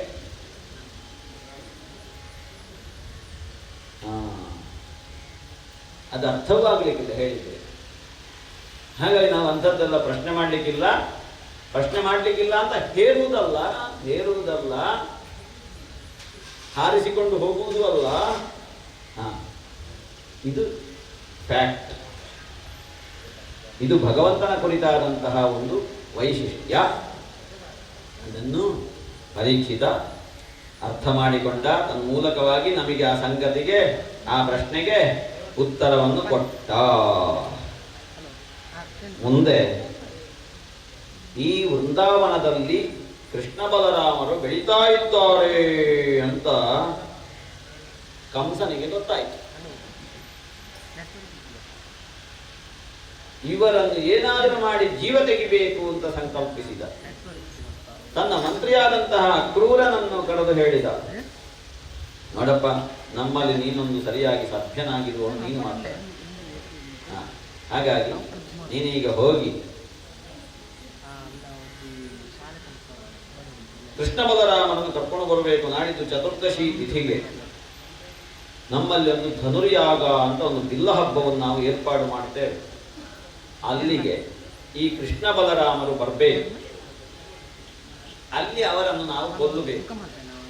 ಅದಕ್ಕೆ ಬೇಕಾದಂತಹ ಎಲ್ಲ ವ್ಯವಸ್ಥೆಯನ್ನು ನಾವು ಮಾಡ್ತೇವೆ. ಅಲ್ಲಿ ಬರುವಾಗ ಅಲ್ಲಿಂದಲೇ, ಎಲ್ಲಿಂದ, ಆ ಮಾರ್ಗದ ಬದಿಯಿಂದಲೇ ಅದಕ್ಕೆ ಅವನನ್ನು ಸಾಯಿಸುವುದಕ್ಕೆ ವ್ಯವಸ್ಥೆ. ಒಬ್ಬೊಬ್ಬರನ್ನು ಇಡುವುದು, ಒಂದು ಕಡೆಯಲ್ಲಿ ಆನೆ, ಒಂದು ಕಡೆಯಲ್ಲಿ ಮಲ್ಲಯುದ್ಧ ಪ್ರವೀಣರು, ಹೀಗೆ ಅಲ್ಲಲ್ಲಿ ಒಬ್ಬೊಬ್ಬರನ್ನು ಸೆಟ್ ಮಾಡಿದೆ. ಆಮೇಲೆ ಮತ್ತೆ ಆ ವಸುದೇವ ಉಗ್ರಸೇನ ಅದೆಲ್ಲ ದೊಡ್ಡ ಸಂಗತಿಯಲ್ಲ, ಅದೆಲ್ಲ ಒಂದು ಬಾರಿಸಿದ್ರೆ ಜೀವ ಹೋಗ್ತದೆ ಅಂತ ಜೀವ. ಮತ್ತೆ ನನ್ನ ಜೊತೆಗೆಲ್ಲರೂ ಕೂಡ ಇದ್ದಾರೆ. ಜರಾಸಂಧ ನನ್ನ ಗುರು, ದ್ವಿವಿಧ ಹೇಳುವ ರಾಕ್ಷಸ, ಅವ ನನ್ನ ಸ್ನೇಹಿತ. ಮತ್ತೆ ಇದ್ದಾರೆ ಸುಮಾರು ಜನ, ಶಿಶುಪಾಲ, ಅವರು ಇವರೆಲ್ಲ ಇದ್ದಾರೆ ಬೇಕಾದವರು. ಮತ್ತೆ ಇದೆಲ್ಲ ದೊಡ್ಡ ಸಂಗತಿಯೇ ಅಲ್ಲ. ಆದ ಕಾರಣ ನೀನೀಗ ಹೋಗಬೇಕು. ಅಲ್ಲಿದ್ದಾರೆ, ಅವನು ಕರ್ಕೊಂಡು ಬರಬೇಕು.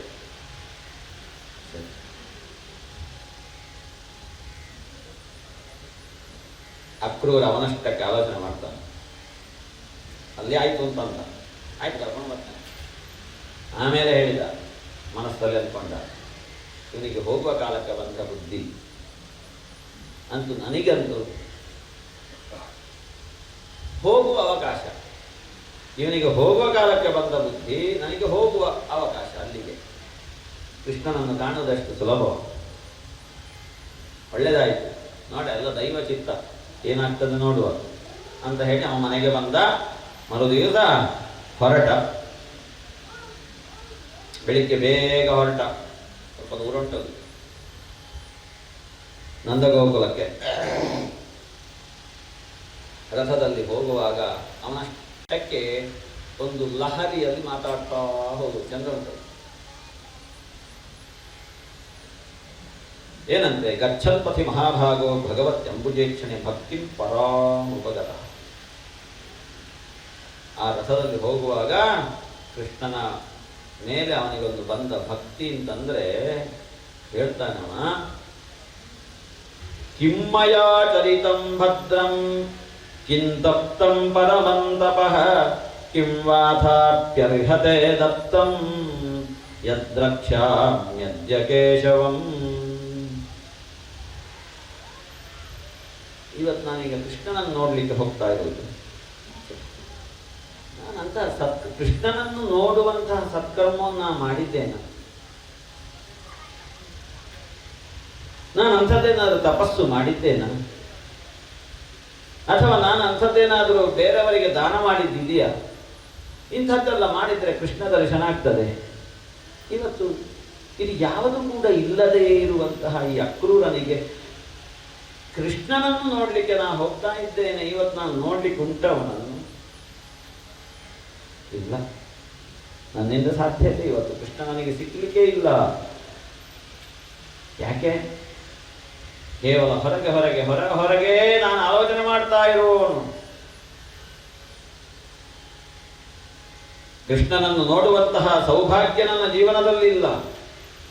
ನಾನೊಬ್ಬ ಅಧಮ, ನಾನು ಹೇಗೆ ಕೃಷ್ಣನನ್ನು ನೋಡಬೇಕು? ಅಧಮನಿಗೆ ಕೃಷ್ಣ ದರ್ಶನ ಆಗ್ತದೆ ಅಂದರೆ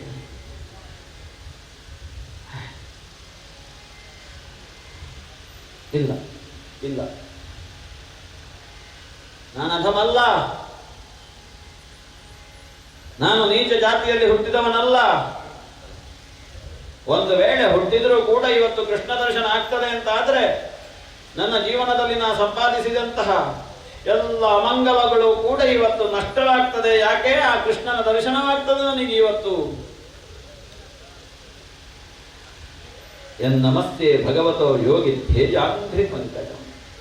ಇವತ್ತು ನಾನು ಹೋಗಿ ಆ ಕೃಷ್ಣನ ದಿವ್ಯ ಸ್ವರೂಪವನ್ನು ನೋಡಿ ಅವನ ಪಾದಗಳಿಗೆ ನಾನು ಇವತ್ತು ನಮಸ್ಕಾರ ಮಾಡಲಿಕ್ಕಿದೆ. ಹೀಗೆ ನಾನು ಕಂಸನಿಗೆ ಧನ್ಯವಾದಗಳನ್ನು ಹೇಳಬೇಕು. ಕಂಸನಿಗೆ ಧನ್ಯವಾದ ಹೇಳಬೇಕು. ಯಾಕೆ ಕಳಿಸಿದ್ದವ ದೊಡ್ಡ ಅನುಗ್ರಹ ಮಾಡಿದ್ದಾನೆ. ಅವನಿಂದಾಗಿ ನಾನು ಇವತ್ತು ಹೋಗ್ತಾ ಇದ್ದೇನೆ ಎಲ್ಲಿಗೆ? ಅವನ ದಿವ್ಯವಾದಂತಹ ಚರಣಗಳನ್ನು ನಾನು ಇವತ್ತು ಕಾಣುವುದಕ್ಕಿದ್ದೇನೆ. ದ್ರಕ್ಷ್ಯೆ ಅಂಘ್ರಿಪದ್ಮಂ.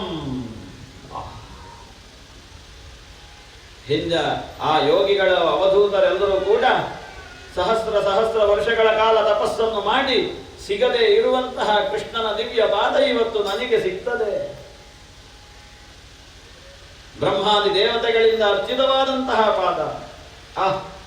ಇವತ್ತೊಬ್ಬ ಭೂಲೋಕದಲ್ಲಿ ಕೇವಲ ಮನುಷ್ಯನಾಗಿ ಹುಟ್ಟಿದಂತಹ ನನಗೆ ಬ್ರಹ್ಮಾದಿ ದೇವತೆಗಳಿಂದ ಅರ್ಚಿತವಾದಂತಹ ಪಾದವನ್ನು ಮುಟ್ಟಿ ನಮಸ್ಕಾರ ಮಾಡುವಂತಹ ಭಾಗ್ಯ ನನ್ನ ಜೀವನದಲ್ಲಿ ಇವತ್ತು ಪ್ರಾಪ್ತವಾಗಿದೆ ಅಂತಾದ್ರೆ ನಾನು ಸೌಭಾಗ್ಯದ ನಿಧಿಯಲ್ವೇ?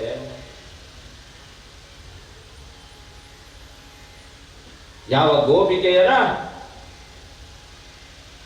ಸದಾ ಸುತ್ತುವರಿದೇ ಇರುತ್ತ ಆ ಗೋಪಿಕೆಯರ ಕುಂಕುಮಗಳೆಲ್ಲ ಯಾವನ ಶರೀರದಲ್ಲಿ ಅಂಟಿಕೊಂಡಿತ್ತು, ಗೋಪಿಕೆಯರ ಜೊತೆಗೆ ರಾಸಕೇಳಿಯನ್ನು ಮಾಡುವಂತಹ ಕಾಲಕ್ಕೆ ಗೋಪಿಕೆಯರ ಹಣೆಯಲ್ಲಿರುವಂತಹ ಯಾವ ಕುಂಕುಮ ಇವತ್ತು ಯಾವ ಕೃಷ್ಣನ ಮೇಲೆ ಅದು ಅಂಟಿಕೊಂಡಿತ್ತೋ ಅಂತಹ ಕೃಷ್ಣನನ್ನು ನಾನು ಇವತ್ತು ನೋಡ್ತೇನೆ. ಆ ಗೋಪಿಕೆಯರು ಧನ್ಯರು, ಆ ಬ್ರಹ್ಮಾದಿಗಳು ಧನ್ಯರು. ಅವರ ಸಾಲಿನಲ್ಲಿ ನಾನು ಸೇರುವಂತಹ ಅವನ ಸೌಭಾಗ್ಯವನ್ನು ಕರುಣಿಸಿದನಲ್ಲ ಕೃಷ್ಣ ಸ್ವಾಮಿ. ದ್ರಕ್ಷ್ಯಾಮಿ ನೂನಂ ಸುಖಪೋಲ ನಾಸಿಕಂ. ಅವನ ಕೆನ್ನೆ, ಅವನ ಮೂಗು ಅದೆಷ್ಟು ಆಕರ್ಷಣೆ. ಮತ್ತೆ ಮತ್ತೆ ನೋಡಬೇಕು ಹೇಳುವಂತಹ ಭಾವ ಉದಿಸಿ ಬರ್ತದೆ. ಅದು ಅದು ಅದು ಆ ಮೃಗಗಳೆಲ್ಲ ನನ್ನ ರಥಕ್ಕೆ ಪ್ರದಕ್ಷಿಣೆ ಬರ್ತಾ ಇದ್ದಾವೆ ಅಂತಾದ್ರೆ ನನಗೆ ಶುಭ ಶಕುನ. ಇವತ್ತ ಕೃಷ್ಣ ದಿವ್ಯ ಪಾದವನ್ನು ನಾನು ಕಾಣ್ತೇನೆ. ನನಗೆ ಶುಭವನ್ನು ಸೂಚಿಸ್ತಾ ಇದ್ದಾವೆ ಆ ಪ್ರಾಣಿಗಳೆಲ್ಲ. ಪ್ರದಕ್ಷಿಣಮ್ಮೆ ಪ್ರಚರಂತಿ ವೈ ಮೃಗಾಹ.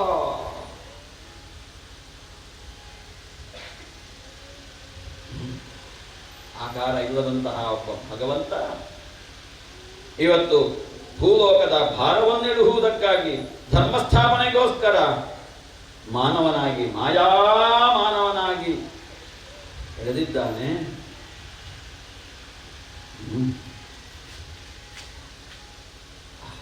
ಅಂತಹ ಭಗವಂತನನ್ನು ನಾನಿವತ್ತು ಮಾಡಿದ್ದೇನೆ. ಭಗವಂತನನ್ನು ನೋಡುವುದಕ್ಕಿದೆ. ಇವತ್ತು ಹೋಗಿ ಅಥಾವರೂಢ ಸಪದಿ ಈಶಯೋ ರಥಾತ್. ಇವತ್ತು ನಾನು ಅಲ್ಲಿಗೆ ಹತ್ತಿರ ಹೋಗಿ ಅವರು ಇರುವಲ್ಲಿಯವರೆಗೆ ನಾನು ರಥದಲ್ಲಿ ಹೋಗ್ಲಿಕ್ಕಿಲ್ಲ ಇವತ್ತು. ಯಾಕೆ? ಕೃಷ್ಣನ ಚರಣಗಳಿಂದ ಮುದ್ರಿತವಾದಂತಹ ಮಣ್ಣಲ್ವೇ ಅದು. ಅಲ್ಲಿವರೆಗೆ ನಾನು ರಥದಲ್ಲಿ ಹೋದರೆ ನನ್ನದು ಉದ್ಧಟತನ ಅಂತ ಆಗ್ತದೆ. ಅದಕ್ಕೋಸ್ಕರ ಸುಮಾರಷ್ಟು ಹಿಂದೆ ರಥವನ್ನು ನಿಲ್ಲಿಸಿ ರಥದಿಂದ ಇಳಿದು ನಾನು ನಡ್ಕೊಂಡು ಹೋಗಬೇಕು. ಅಲ್ಲಿ ಹೋಗಿ ಆ ಕೃಷ್ಣನ ದಿವ್ಯ ಪಾದಗಳ ಮೂಲದಲ್ಲಿ ಬಿದ್ದಂತಹ ನನ್ನನ್ನು ಚಿಕ್ಕಪ್ಪ ಅಂತ ಹೇಳಿ ಎರಡು ಕೈಗಳಿಂದ ನನ್ನನ್ನು ಎದ್ದೇಳಿಸ್ತಾನೆ. ತಲೆಯ ಮೇಲೆ ಕೈಯನ್ನಿಟ್ಟು ಕ್ಷೇಮವೇ ಅಂತ ಕೇಳ್ತಾನೆ. ಅಭಯವನ್ನು ಕೊಡ್ತಾನೆ. ಬ್ರಹ್ಮಾದಿ ದೇವತೆಗಳಿಗೆ ಕೊಟ್ಟಂತಹ ಅಭಯದ ಹಸ್ತ ಇವತ್ತು ನನ್ನ ತಲೆಯ ಮೇಲೆ ಇವತ್ತು ಇಡ್ತಾನೆ ಆ ಕೃಷ್ಣಸ್ವಾಮಿ. ಇಲ್ಲ ಕಂಸನ ಕಡೆಯಿಂದ ಬಂದದ್ದು ಅಂತ ನನ್ನನ್ನು ದೂರ ಮಾಡ್ಯಾನೋ. ನಮೈ ವೈಶ್ಯತ್ ಅರಿಬುದ್ಧಿಂ. ನಾನು ಅವನ ವೈರಿ ಅಂತ ನನ್ನನ್ನು ತಿಳ್ಕೊಳ್ತಾನ.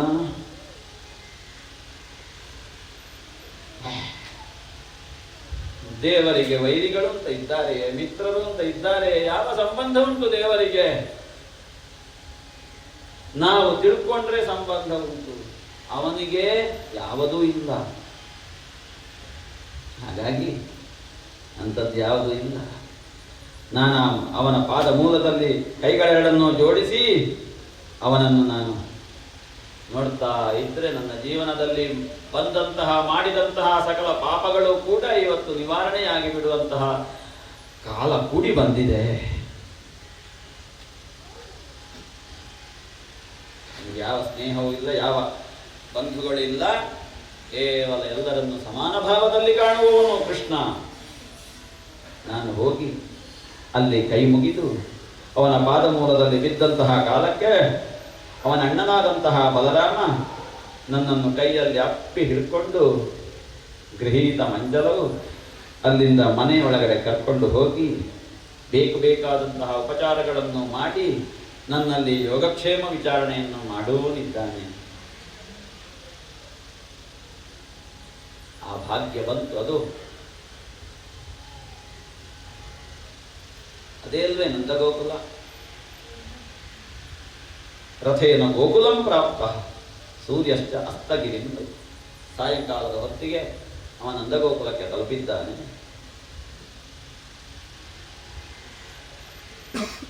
ಅದ ಮಣ್ಣಿನಲ್ಲಿ ಕೃಷ್ಣ ನಡೆದಾಡಿದಂತಹ ಹೆಜ್ಜೆಯಲ್ಲೂ ಅದು ಪುಟ್ಟ ಪುಟ್ಟ ಹೆಜ್ಜೆ.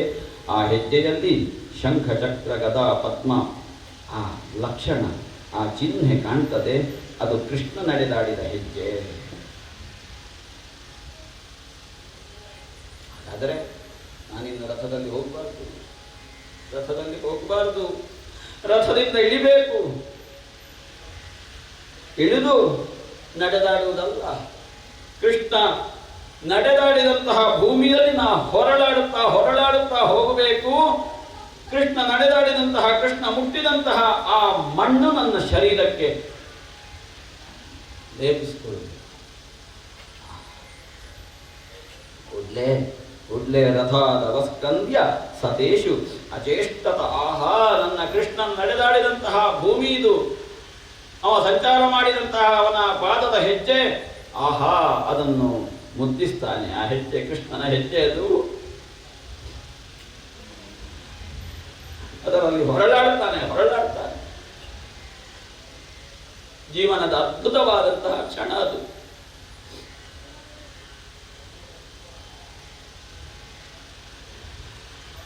ಯಾರಿಗುಂಟ ಭಾಗ್ಯ? ಆ ಕೃಷ್ಣನನ್ನು ನೋಡುವಂತಹ ಸೌಭಾಗ್ಯ ಇವತ್ತು ನನ್ನ ಜನ್ಮದಲ್ಲಿ ಪ್ರಾಪ್ತಿಯಾಗಿದೆ ಅಂತಾದರೆ ಈ ಅವಕಾಶವನ್ನು ನಾನು ಕಳ್ಕೊಳ್ಳುವುದಕ್ಕಿದೆಯೇ? ಇಲ್ಲಲ್ಲ. ದೇಹವನ್ನು ಹೊತ್ತು ಬಂದಂತಹ ನನಗೆ, ಅಥವಾ ದೇಹವನ್ನು ಹೊತ್ತು ಬಂದಂತಹ ಪ್ರತಿಯೊಬ್ಬ ಮನುಷ್ಯನಿಗೆ ಜೀವನದ ಸಾರ್ಥಕತೆ ಇದು. ಹೇಗೆ ಪ್ರಾಪ್ತಿ? ಅದೆಷ್ಟು ಸಂತೋಷ, ಅದೆಷ್ಟು ಆನಂದ. ಹೊರಡಾಡ್ತಾ ಹೋಗಿ ಆ ಗೋಶಾಲೆಯಲ್ಲಿ ಇಬ್ಬರು ಇದ್ದಾರೆ. ಸೊಂಟಕ್ಕೆ ಶಾಲನ್ನು ಕಟ್ಟಿಕೊಂಡು ಇಬ್ಬರು ಕಾಣ್ತಾ ಇದ್ದಾರೆ. ಕೃಷ್ಣ ಬಲರಾಮರೇ, ಹೌದು. ದದರ್ಶ ಕೃಷ್ಣಂ ರಾಮಂಚ, ಹಾಲು ಕರೀತಾ ಇದ್ದಾರೆ. ಪೀತಾಂಬರವನ್ನು ಒಟ್ಟಿದ್ದಾರೆ. ಸಣ್ಣ ವಯಸ್ಸು, ವಿಶಾಲವಾದ ಭುಜ, ಸುಂದರವಾದ ಮುಖ. ಅವರಿಂದಾಗಿ ಇಡೀ ಗೋಶಾಲೆ ಪ್ರಕಾಶಮಾನವಾಗಿ ಬೆಳಗ್ತಾ ಉಂಟು. ನೇರವಾಗಿ ಹೋಗಿ ಆ ಕೃಷ್ಣನ ಪಾದ ಮೂಲಕ್ಕೆ ಅಡ್ಡ ಬಿದ್ದ. ಸ್ವಾಮಿ, ನಾನು ನಿನ್ನ ಭಕ್ತ ಅಕ್ರೂರ ಬಂದಿದ್ದೇನೆ ಅಂತ ಹೇಳಿ ಅಡ್ಡ ಬಿದ್ದ. ಪಪಾತ ಚರಣೋಪಾಂತೆ ದಂಡವದ್ರ ಅಭ್ಯುಷ್ಣಯೋ.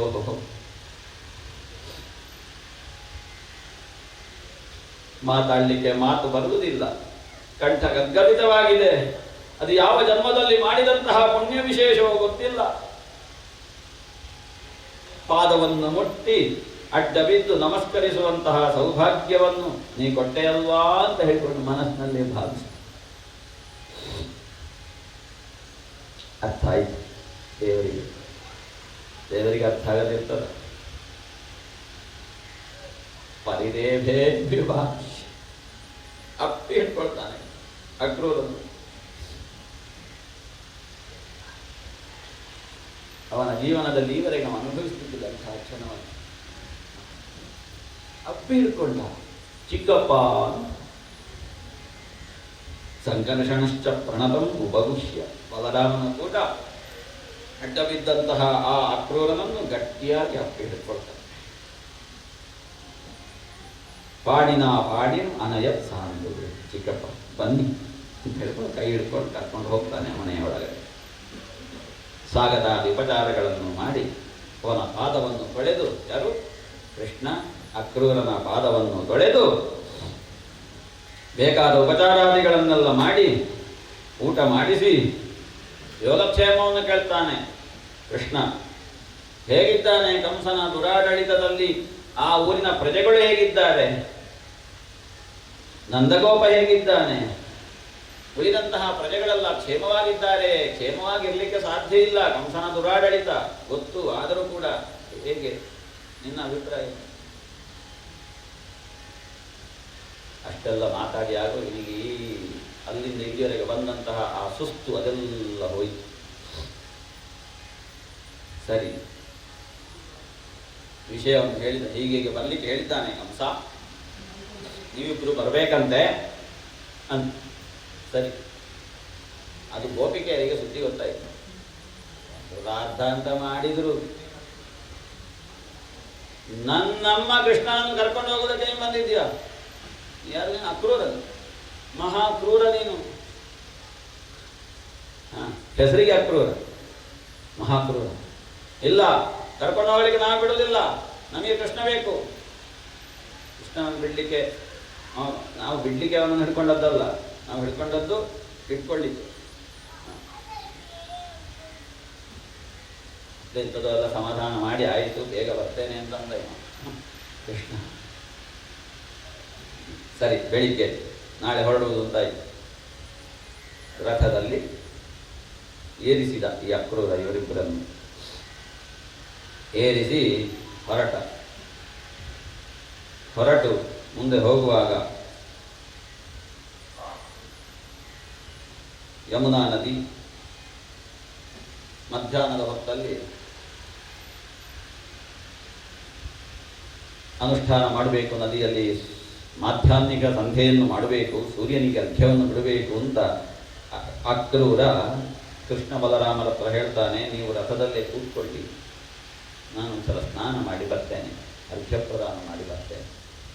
ಇಳಿಬಾರ್ದು. ಮತ್ತೆ ಈ ಮಕ್ಕಳನ್ನು ಕಂಟ್ರೋಲ್ ಮಾಡೋದು ಕಷ್ಟ ನೋಡಿ. ಇದರೊಂದು ಕಡೆ ಇಷ್ಟು ಹೋದರೆ ಅವರು ಮತ್ತೆ ನಮ್ಮ ಹಿಂದೆ ಅಥವಾ ಇಲ್ಲಿ ಬೇರೆ ಯಾರು ಹೋಗ್ತಾರೆ. ಇಳಿಬಾರ್ದು, ಅಲ್ಲಿ ಇರಬೇಕು. ಸರಿ, ನದಿಗಿಳಿದು ಒಂದ್ಸಲ ಮುಳುಗಿದ. ಮುಳುಗಿ ಆಗುವಾಗ ಮುಳುಗಿದಲ್ಲಿಗೆ ಕೃಷ್ಣ ಬಲರಾಮರು ನೀರಿನ ಒಳಗಡೆ ಕಾಣ್ತಾರೆ. ಆ ಖಾತೆ ಹೇಗೆ? ಹಾಗಾದರೆ ನನ್ನ ಒಟ್ಟಿಗೆ ಬಂದ್ರ ಹಿಂದಿಂದ ರಥದಲ್ಲಿ ಇಲ್ವ ಹಾಗಾದ್ರೆ ಅಂತ ಕೂಡಲೇ ಮೇಲೆ ಎದ್ದು ರಥದಲ್ಲಿ ನೋಡ್ತಾನೆ. ಅಲ್ಲಿ ನೆಗಾಡ್ತಾ ಇದ್ದಾರೆ ರಥ. ಹಾಗಾದ್ರೆ ನನ್ನದು ಕನಸಾಯಿತು ಎಂತದ್ದು?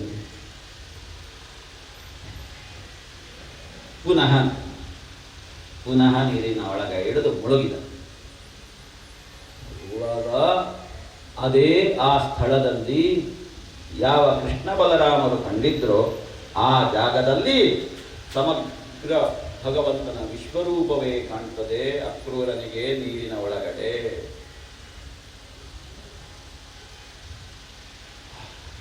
ಏನಿದು ವಿಚಿತ್ರ! ಹಾಗಾದ್ರೆ ಯಾರು?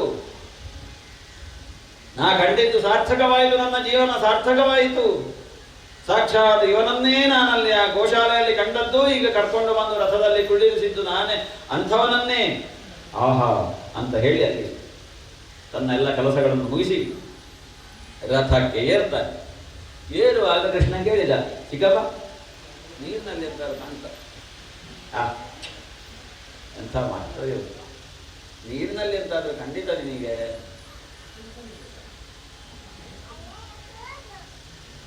ಕಾಣದೆ ಇನ್ನೇನು ಸ್ವಾಮಿ, ಕಾಣದೆ ಇನ್ನೇನು. ನೀರಿನ ಒಳಗಿಂದ ಹಿಡಿದು ನೀರಿನ ಮೇಲೆಯೂ ಸಮಗ್ರ ಬ್ರಹ್ಮಾಂಡವೇ ನೀನು ಅಂತಾಗುವಾಗ ನಾನು ನೀರಿನಲ್ಲಿ ಕಾಣದೆ ಮತ್ತೆ ಇನ್ನೇನು? ನಿನ್ನ ಅನುಗ್ರಹದಿಂದ ನಾನು ಕಂಡೆ ಸ್ವಾಮಿ, ನಿನ್ನ ಅನುಗ್ರಹದಿಂದ ಕಂಡೆ ಅಂತ ಹೇಳಿ ಅಕ್ರೂರ ಸ್ತುತಿ ಮಾಡ್ತಾನೆ. ಕೃಷ್ಣನನ್ನು ಸ್ತುತಿ ಮಾಡಿ ಮುಂದೆ ಮಥುರೆಗೆ ಪ್ರವೇಶ ಆಗಬೇಕು. ಮಥುರೆ ಅಲ್ಲಿನ ಮುಂದೆ ಹೋಗಿ ಮಥುರೆಗೆ ಪ್ರವೇಶ ಆಗುವ ಕಾಲಕ್ಕೆ ಅಲ್ಲಿ ಇಟ್ಟಿದ್ದಾರೆ ಒಬ್ಬೊಬ್ಬರನ್ನು. ಕೃಷ್ಣ ಬಂದಾಗ ಒಂದು ಕಡೆ ಆಗದಿದ್ರೆ ಇನ್ನೊಂದು ಕಡೆ ಅವನನ್ನು ಪ್ರಾಣ ತೆಗೆಯಲಿಕ್ಕೆ ಇಬ್ಬರನ್ನು ಹಂತ ಹಂತವಾಗಿ ಮೊದಲಲ್ಲಿ ಮಾರ್ಗಾವತಿಯಲ್ಲಿ ಅಲ್ಲಿ ಆಗಲಿಲ್ಲ ಅಂತಂದ್ರೆ ಮತ್ತೆ ಅದಕ್ಕಿಂತ ಮುಂದೆ ಮತ್ತೊಂದು ಹಂತದಲ್ಲಿ ಮತ್ತೊಂದು ಗೇಟ್ ಅಲ್ಲಿ ಇನ್ನೊಬ್ಬರನ್ನು ಇಟ್ಟದ್ದು. ಹೀಗೆ ಎಲ್ಲ ಕಡೆ ಒಬ್ಬೊಬ್ಬ ವ್ಯವಸ್ಥೆ ಆಗಿದೆ. ಸರಿ, ಬಂದು ಹೋಗುವಾಗ ದಾರಿಯಲ್ಲಿ ಒಬ್ಬ ಸಿಕ್ಕಿದ. ಕಂಸನ ಬಟ್ಟೆಯನ್ನು ತೊಳೆದು ಇಸ್ತ್ರಿ ಹಾಕಿ ಅವನಿಗೆ ವಾಪಸ್ ಕೊಡುವ ಒಬ್ಬ. ಅವನ ಹತ್ರ ಕೇಳಿದರು ಇವರಿಬ್ರು ಕೃಷ್ಣ ಬಲರಾಮರು, ಕೊಡಿ ನನಗೆ ಅಂತ. ಅವನಿಗೆ ಸಿಟ್ಟು ಬಂತು ರಜಕನಿಗೆ. ಈ ಕಾಡಿನಲ್ಲಿರುವಂತಹ ಕಾಡು ಮನುಷ್ಯರು ನಿಮಗೆ ಈ ವಸ್ತ್ರಗಳನ್ನು ಕೊಡ್ಬೇಕಾ? ನಾನು ನಿಮಗಿದ್ದದ್ದಲ್ಲ, ಇದು ನಮ್ಮ ರಾಜರಿಗಿದ್ದದ್ದು. ಒಂದು ಕೈಯಲ್ಲಿ ಕೊಟ್ಟ ಅವನ ತಲೆಗೆ, ಆ ತಲೆ ಕೆಳಗೆ ಬಿದ್ದತ್ತ. ಹೌದು, ಅಲ್ಲಿದ್ದಂತಹ ಅಂಗಿಯನ್ನೆಲ್ಲ ಇವರು ಹಾಕಿದ್ರು. ಇದು ಚೆಂದ ಗೊತ್ತುಂಟ, ಕಂಸ ಹಾಕುವ ಅಂಗಿ ಅದು. ಇದನ್ನು ಇಷ್ಟುದ್ದ ಇರುವವರು ಹಾಕಿದ್ರು.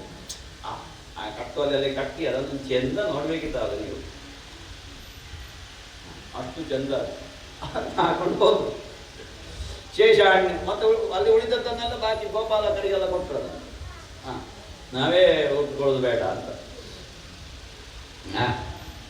ಸರಿ, ಮುಂದೆ ಮುಂದೆ ಮುಂದೆ ಬರುವಾಗ ಮತ್ತೊಬ್ಬ ಸಿಕ್ಕಿದ ಅಲ್ಲಿ. ಅವ ಈ ಕಂಸನ ದೇವರ ಕೋಣೆಗೆ ದೇವರಿಗೆ ಮಾಲೆ ಮಾಡಿಕೊಂಡು ಸುಧಾಮ ಅಂತವನಿಗೆ. ಅವ ಕೃಷ್ಣ ಬಲರಾಮನ ಕಂಡಕೊಳ್ಳಿ ಈ ಎಲ್ಲ ಮಾಲೆಯನ್ನು ಕೃಷ್ಣನಿಗೆ ಕೊಟ್ಟ. ಸಂತುಷ್ಟನಾದಂತಹ ಭಗವಂತ ಅವನಿಗೆ ಎಲ್ಲವನ್ನು ಕೊಟ್ಟು, ಸಂಪತ್ತುಗಳನ್ನು ಕೊಟ್ಟು, ಅವನಿಗೆ ಕೊನೆಯ ಕಾಲಕ್ಕಾಗುವುದು ಮೋಕ್ಷ ಆಗುವ ಹಾಗೆ ಅನುಗ್ರಹಿಸಿ. ನೋಡಿ, ನಾವು ದೇವರನ್ನು ಹೇಗೆ ಕಾಣ್ತೇವೆ ಅದಕ್ಕೆ ಸರಿಯಾಗಿ ಅನುಗ್ರಹ ಅಂತ. ಇದೆಲ್ಲ ಒಂದೊಂದು ಘಟನೆಗಳು.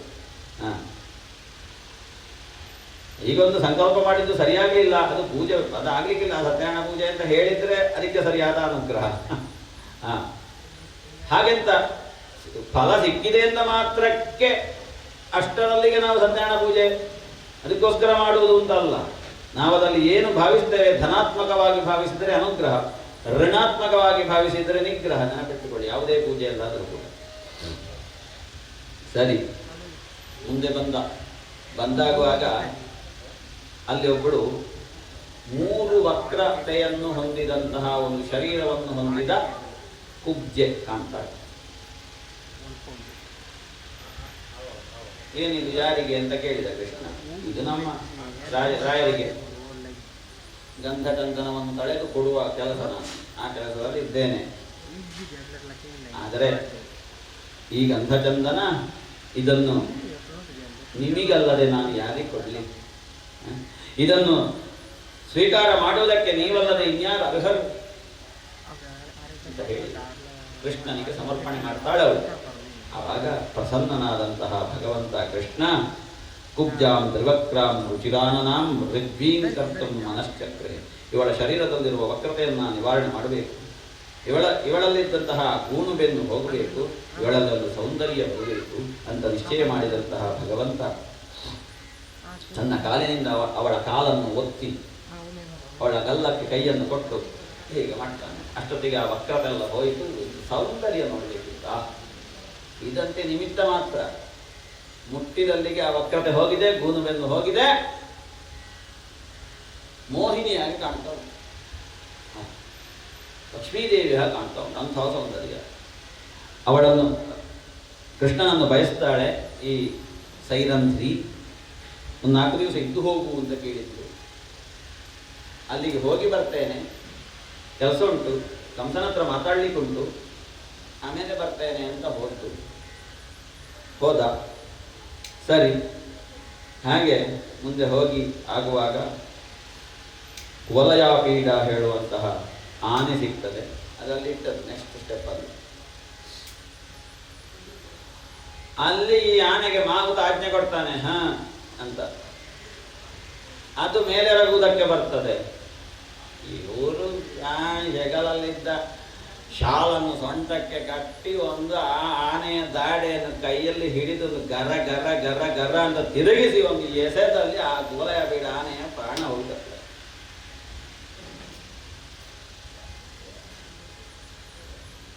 ಮಾವುತ ಹುಲ್ಲು ಹುಟ್ಟಲೇ ಓಡಿದಾಗಿಲ್ಲ.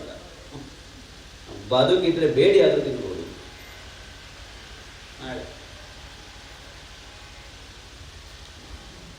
ಸರಿ, ಇವರು ಅವನು ಹೋಗುವ ಸ್ಟೈಲ್ ನೋಡ್ಬೇಕು.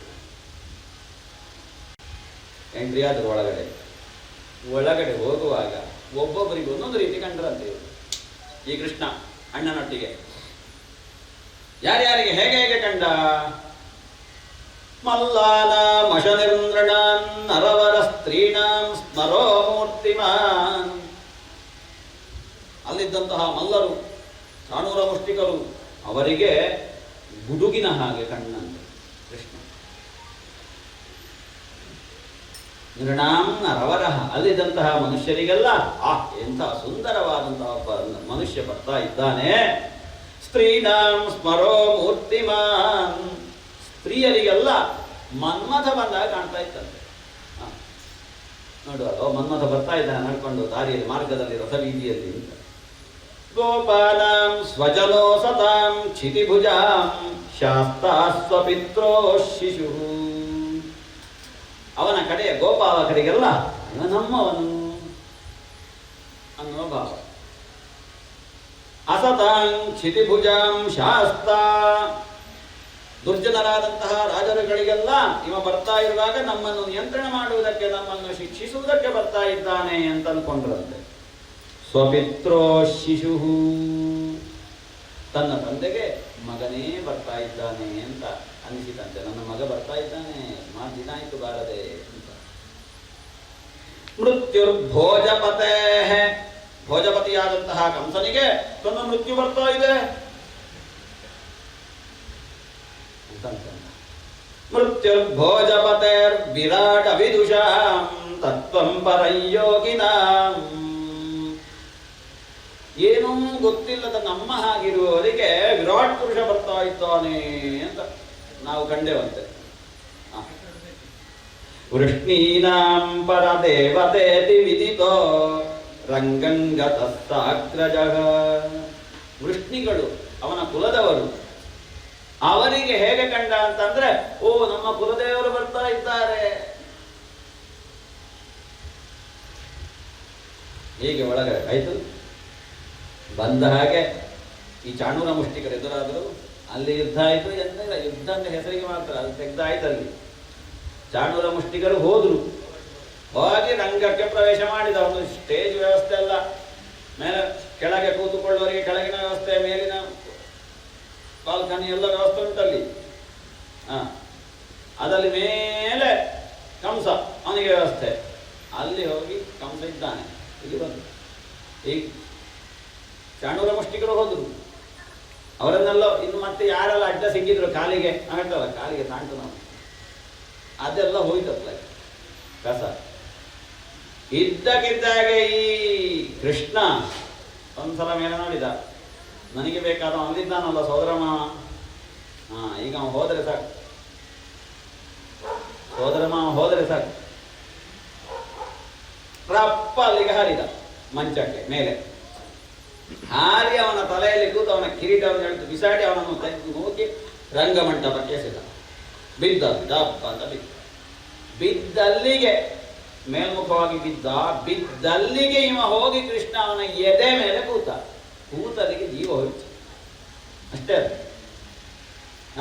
ಅದು ಸ್ಪರ್ಶ ಆಗುವುದಕ್ಕೆ ಬಿದ್ದು. ಕಂಸನ ವಧೆ ಆದ ಕೂಡಲೇ ಇನ್ನು ಬಾಕಿ ಎಲ್ಲ ಆಗ್ಬೇಕಷ್ಟೇ. ಮತ್ತೆ ಅಲ್ಲಿ ವಸುದೇವ ದೇವಕಿಯನ್ನು ಕಂಡು ಎಲ್ಲ ಮಾತಾಡಿ ಯೋಗಕ್ಷೇಮ ಉಗ್ರಸೇನನನ್ನು ಸೆರೆಮನೆಯಿಂದ ಬಿಡುಗಡೆ ಮಾಡಿದ್ರು, ಎಲ್ಲ ಆಯಿತು. ಉಪನಯನ ಆಗಬೇಕಷ್ಟೇ ಅಂತ, ಇನ್ನು ಆಗಬೇಕಷ್ಟೇ. ಉಪನಯನ ಆಯಿತು. ಆಮೇಲೇನು, ಗುರುಕುಲಕ್ಕೆ ಹೋಗಬೇಕು. ಸಾಂದೀಪನಿ ಗುರುಕುಲಕ್ಕೆ ಸೇರಿ ಆಯಿತು. ಅಲ್ಲಿ ಹೆಚ್ಚು ಸಮಯವೂ ಇರಲಿಲ್ಲ, 64 ದಿವಸ. 64 ದಿವಸದಲ್ಲಿ 64 ಕಲೆಯೂ ಕೂಡ ಕರಗತವಾಯಿತು. ಏನು, ಸರ್ವ ವಿದ್ಯಾ ಪ್ರವರ್ತಕರವರು ಎಲ್ಲವೂ ಕೂಡ ಇಲ್ಲಿ ಇರುವುದು. ಇಲ್ಲಿಂದ ಹೊರಟ್ರೆ ಉಂಟು ವಿದ್ಯೆ. ಅದಂತೆ ಸುಮ್ಮನೆ ಹೀಗೆ ನಾಳೆ ಇವರು ಏನು ಕಲೀಲಿಲ್ಲ ಅಂತ ಆಗಬಾರ್ದಲ್ಲ, ಏನು ಸರ್ಟಿಫಿಕೇಟ್ ಇಲ್ಲ ಅಂತ ಆಗಬಾರ್ದು. ಎಂತಾದ್ರಲ್ಲಿ ಇರಬೇಕು ಸರ್ಟಿಫಿಕೇಟು, ಸೈನ್ ಹಾಕಿದ್ದು. ಅದು ಆಗ್ತದೆ ಅಂತ ಕಾರಣ. ಪ್ರೈವೇಟ್ ಆಗಿ ಕಟ್ಟಿ ಆದರೂ ಕೂಡ ಒಂದು ಸರ್ಟಿಫಿಕೇಟ್ ಮಾಡಿಕೊಡ್ಬೇಕು. ಎಂತ ಕಾರಣ ಬೇಕಾಗ್ತದೆ. ಅದು ಲಾಸ್ಟಿಗೆ ಎಂತ ಇಲ್ಲದ್ರು ಕೂಡ ಇಂಥವ್ರನ್ನ ಕಟ್ಟಿ ಕೊಡ್ಲಿಕ್ಕಾದ್ರೂ ಬೇಕಾಗ್ತದೆ. ಪ್ರಸಾದ ಸಪಾದ ವರ್ಷ ಕುಂಕುಮ ಗಟ್ಟಿ ಕೊಡ್ಲಿಕ್ಕಾದ್ರೂ ಬೇಕಾಗ್ತದೆ. ಮತ್ತೆ ಕೊನೆಗೆ ಇವ ಹಾಗಲ್ಲ, ಸರ್ವ ವಿದ್ಯೆಗಳು ಕೂಡ ಇವನಲ್ಲಿಯೇ ನಿಹಿತವಾಗಿರುವುದು, ಸೇರಿರುವುದು. ಅಂಥವನಿಗೆ ಯಾಕೆ ಸುಮ್ಮನೆ ಲೋಕ ನೋಡುವುದಕ್ಕೋಸ್ಕರ ಗುರುಕುಲ. ಕೊನೆ ಗುರುದಕ್ಷಿಣೆ ಕೊಡಬೇಕಲ್ಲ. ಏನು ಗುರುದಕ್ಷಿಣೆ? ಆ ಗುರುಗಳು ಕೇಳಿದ್ರು, ನನ್ನ ಮಗ ಸತ್ತು ಹೋಗಿದ್ದಾನೆ, ಅವನನ್ನು ತಂದು ಕೊಡಬೇಕು ಅಂತ ಕೈ ಮುಗಿದು ಬೇಡಿದ. ಕೂಡಲೇ ಹೋದ ಸಮುದ್ರದ ಹತ್ತಿರ. ಅಲ್ಲಿ ಹೋಗಿ ಕೆಳಗಡೆ ಹೋಗಿ ಕೇಳಿದ, ಅವನನ್ನು ಕೊಡು ಅಂತ. ಕೃಷ್ಣ ಬಂದಾಗ ಎಲ್ಲರೂ ಹೆದರುದೇ. ಸರಿ, ಅದೆಲ್ಲ ನಿನ್ನದೇ ಅಂತ ಹೇಳಿ ಅಲ್ಲಿಂದ ಆ ಮಗುವನ್ನು ತಕೊಂಡು ಬಂದು ಗುರುಗಳಿಗೆ ಕೊಡ್ತಾನೆ ಕೃಷ್ಣ. ನೀ ಕಲಿತದ್ದೆಲ್ಲವೂ ಕೂಡ ಇದು ಯಾವತ್ತೂ ಕೂಡ ಹೊಸದಾಗಿ ಇರಲಿ ಅಂತ ಗುರುಗಳ ಅನುಗ್ರಹ ಮಾಡ್ತಾರೆ. ಅದು ಗುರುಗಳ ಕರ್ತವ್ಯದ ನೆಲೆಯಲ್ಲಿ ಮಾಡಿದ್ದಾರೆ. ನೀ ಕಲಿತದ್ದು ಯಾವತ್ತೂ ಕೂಡ ಶಾಶ್ವತವಾಗಿರಲಿ. ಸರಿ, ಅಲ್ಲಿಂದ ಮುಂದೆ ಹೊರಡ್ತಾರೆ. ಹೊರಟು ಮತ್ತೆ ಬರ್ತೇನೆ ಅಂತ ಹೇಳಿದ ಇಬ್ಬರಿದ್ದಾರೆ. ಅವರ ಮನೆಗೆ ಹೋದ. ಗುರುವಿಗೆ ಈ ಸೈರಂಧ್ರಿಯ ಮನೆಗೆ ಹೋಗಿ ಒಂದು 4 ದಿವಸ ಇದ್ದ. ಅಲ್ಲಿ ಅವಳಿಗೆ ಬೇಕಾದ್ದನ್ನೆಲ್ಲ ಕೊಟ್ಟು ಅನುಗ್ರಹ ಮಾಡಿ ಅವಳನ್ನು ಸಂತೋಷಪಡಿಸಿ ಅಲ್ಲಿಂದ ಅಕ್ರೂರನ ಮನೆಗೂ ಹೋದ. ಅಲ್ಲಿಯೂ ಅವನಿಗೆ ಬೇಕಾದ್ದನ್ನೆಲ್ಲ ಕೊಟ್ಟು ಸಂತೋಷಪಡಿಸಿ ಅಲ್ಲಿಂದ ಹೊರಟಾಗುವ ಹಸ್ತಿನಾವತಿಯ ಒಂದು ದೃಷ್ಟಿ ಅವನಿಗೆ ತಲೆಗೆ ಬಂತು. ಅಲ್ಲಿ ಪಾಂಡವರು ಕಷ್ಟದಲ್ಲಿದ್ದಾರೆ ಅಂತ ಅರ್ಥ ಆಯಿತು. ಪಾಂಡವರು ಕಷ್ಟದಲ್ಲಿರುವಾಗ ನನ್ನವರು ಕಷ್ಟದಲ್ಲಿದ್ದಾರೆ ಅಂತ ಅರ್ಥ. ನಾ ಅವರಿಗೆ ರಕ್ಷಣೆ ಮಾಡಬೇಕು, ರಕ್ಷಣೆ ಕೊಡಬೇಕು. ಹಾಗಾದರೆ ಈಗ ಅವರು ಕಷ್ಟದಲ್ಲಿ ಇರುವುದಕ್ಕೆ ಕಾರಣ ಏನು ಅಂತ ಕೇಳಿದರೆ, ಧೃತರಾಷ್ಟ್ರ, ಅವನ ಮಕ್ಕಳು, ಅವರದ್ದಾದಂತಹ ರೀತಿ ಇಲ್ಲದೆ ಇರುವಂತಹ ವ್ಯವಹಾರ. ಒಂದು ಬೆದರಿಕೆ ಪತ್ರ ಬರೆದ ಕೃಷ್ಣ. ಅದನ್ನು ಅಕ್ರೂರನ ಮೂಲಕವಾಗಿ ನೀ ಇದನ್ನು ಹಸ್ತಿನಾವತಿಗೆ ಹೋಗಿ ಧೃತರಾಷ್ಟ್ರನಿಗೆ ಕೊಡಬೇಕು ಅಂತ ಆಯ್ತು. ಹೋದ. ಹೋಗಿ ಅಲ್ಲಿ ಧೃತರಾಷ್ಟ್ರನಿಗೆ ಕೊಟ್ಟ. ಧೃತರಾಷ್ಟ್ರ ಓದಿದ. ಅದನ್ನು ಓದಿ ಆಗುವಾಗ ಎಂಥದ್ದು ಬೆದರಿಕೆ ಪತ್ರ, ಕೈ ಹೀಗೆ ಮಾಡಿಯೇ ಬರೆದದ್ದು. ನೀನು ನಿನ್ನ ಮಕ್ಕಳವರು, ಪಾಂಡವರು ನಿನ್ನ ಮಕ್ಕಳೇ, ಕೌರವರು ನಿನ್ನ ಮಕ್ಕಳೇ. ಯಾಕೆ ಪಾಂಡು ಇಲ್ಲ ಈಗ. ಹಾಗಿರುವಾಗ ನಿನ್ನವರಾದಂತಹ ಕೌರವರನ್ನು ನೀನು ಹೇಗೆ ನೋಡಿಕೊಳ್ಳುತ್ತೀಯೋ ಅದೇ ಆ ಪ್ರೀತಿ, ಅದೇ ಆ ವಾತ್ಸಲ್ಯ ಪಾಂಡವರ ಮೇಲೂ ನೋಡಬೇಕು. ಒಂದು ವೇಳೆ ನಿನ್ನ ಮಗನಾದ ಕೌರವನ ಮಾತಿಗೆ ಬಿದ್ದು ನೀನು ಏನಾದರೂ ಹೆಚ್ಚು ಕಡಿಮೆ ಮಾಡಿ ಪಾಂಡವರಿಗೆ ನೋವನ್ನು ಕೊಟ್ಟಿ ಅಂತಾದರೆ ಕಂಸನಿಗಾರಗತಿ ನಿನಗಾದಿತು, ಜಾಗ್ರತೆ.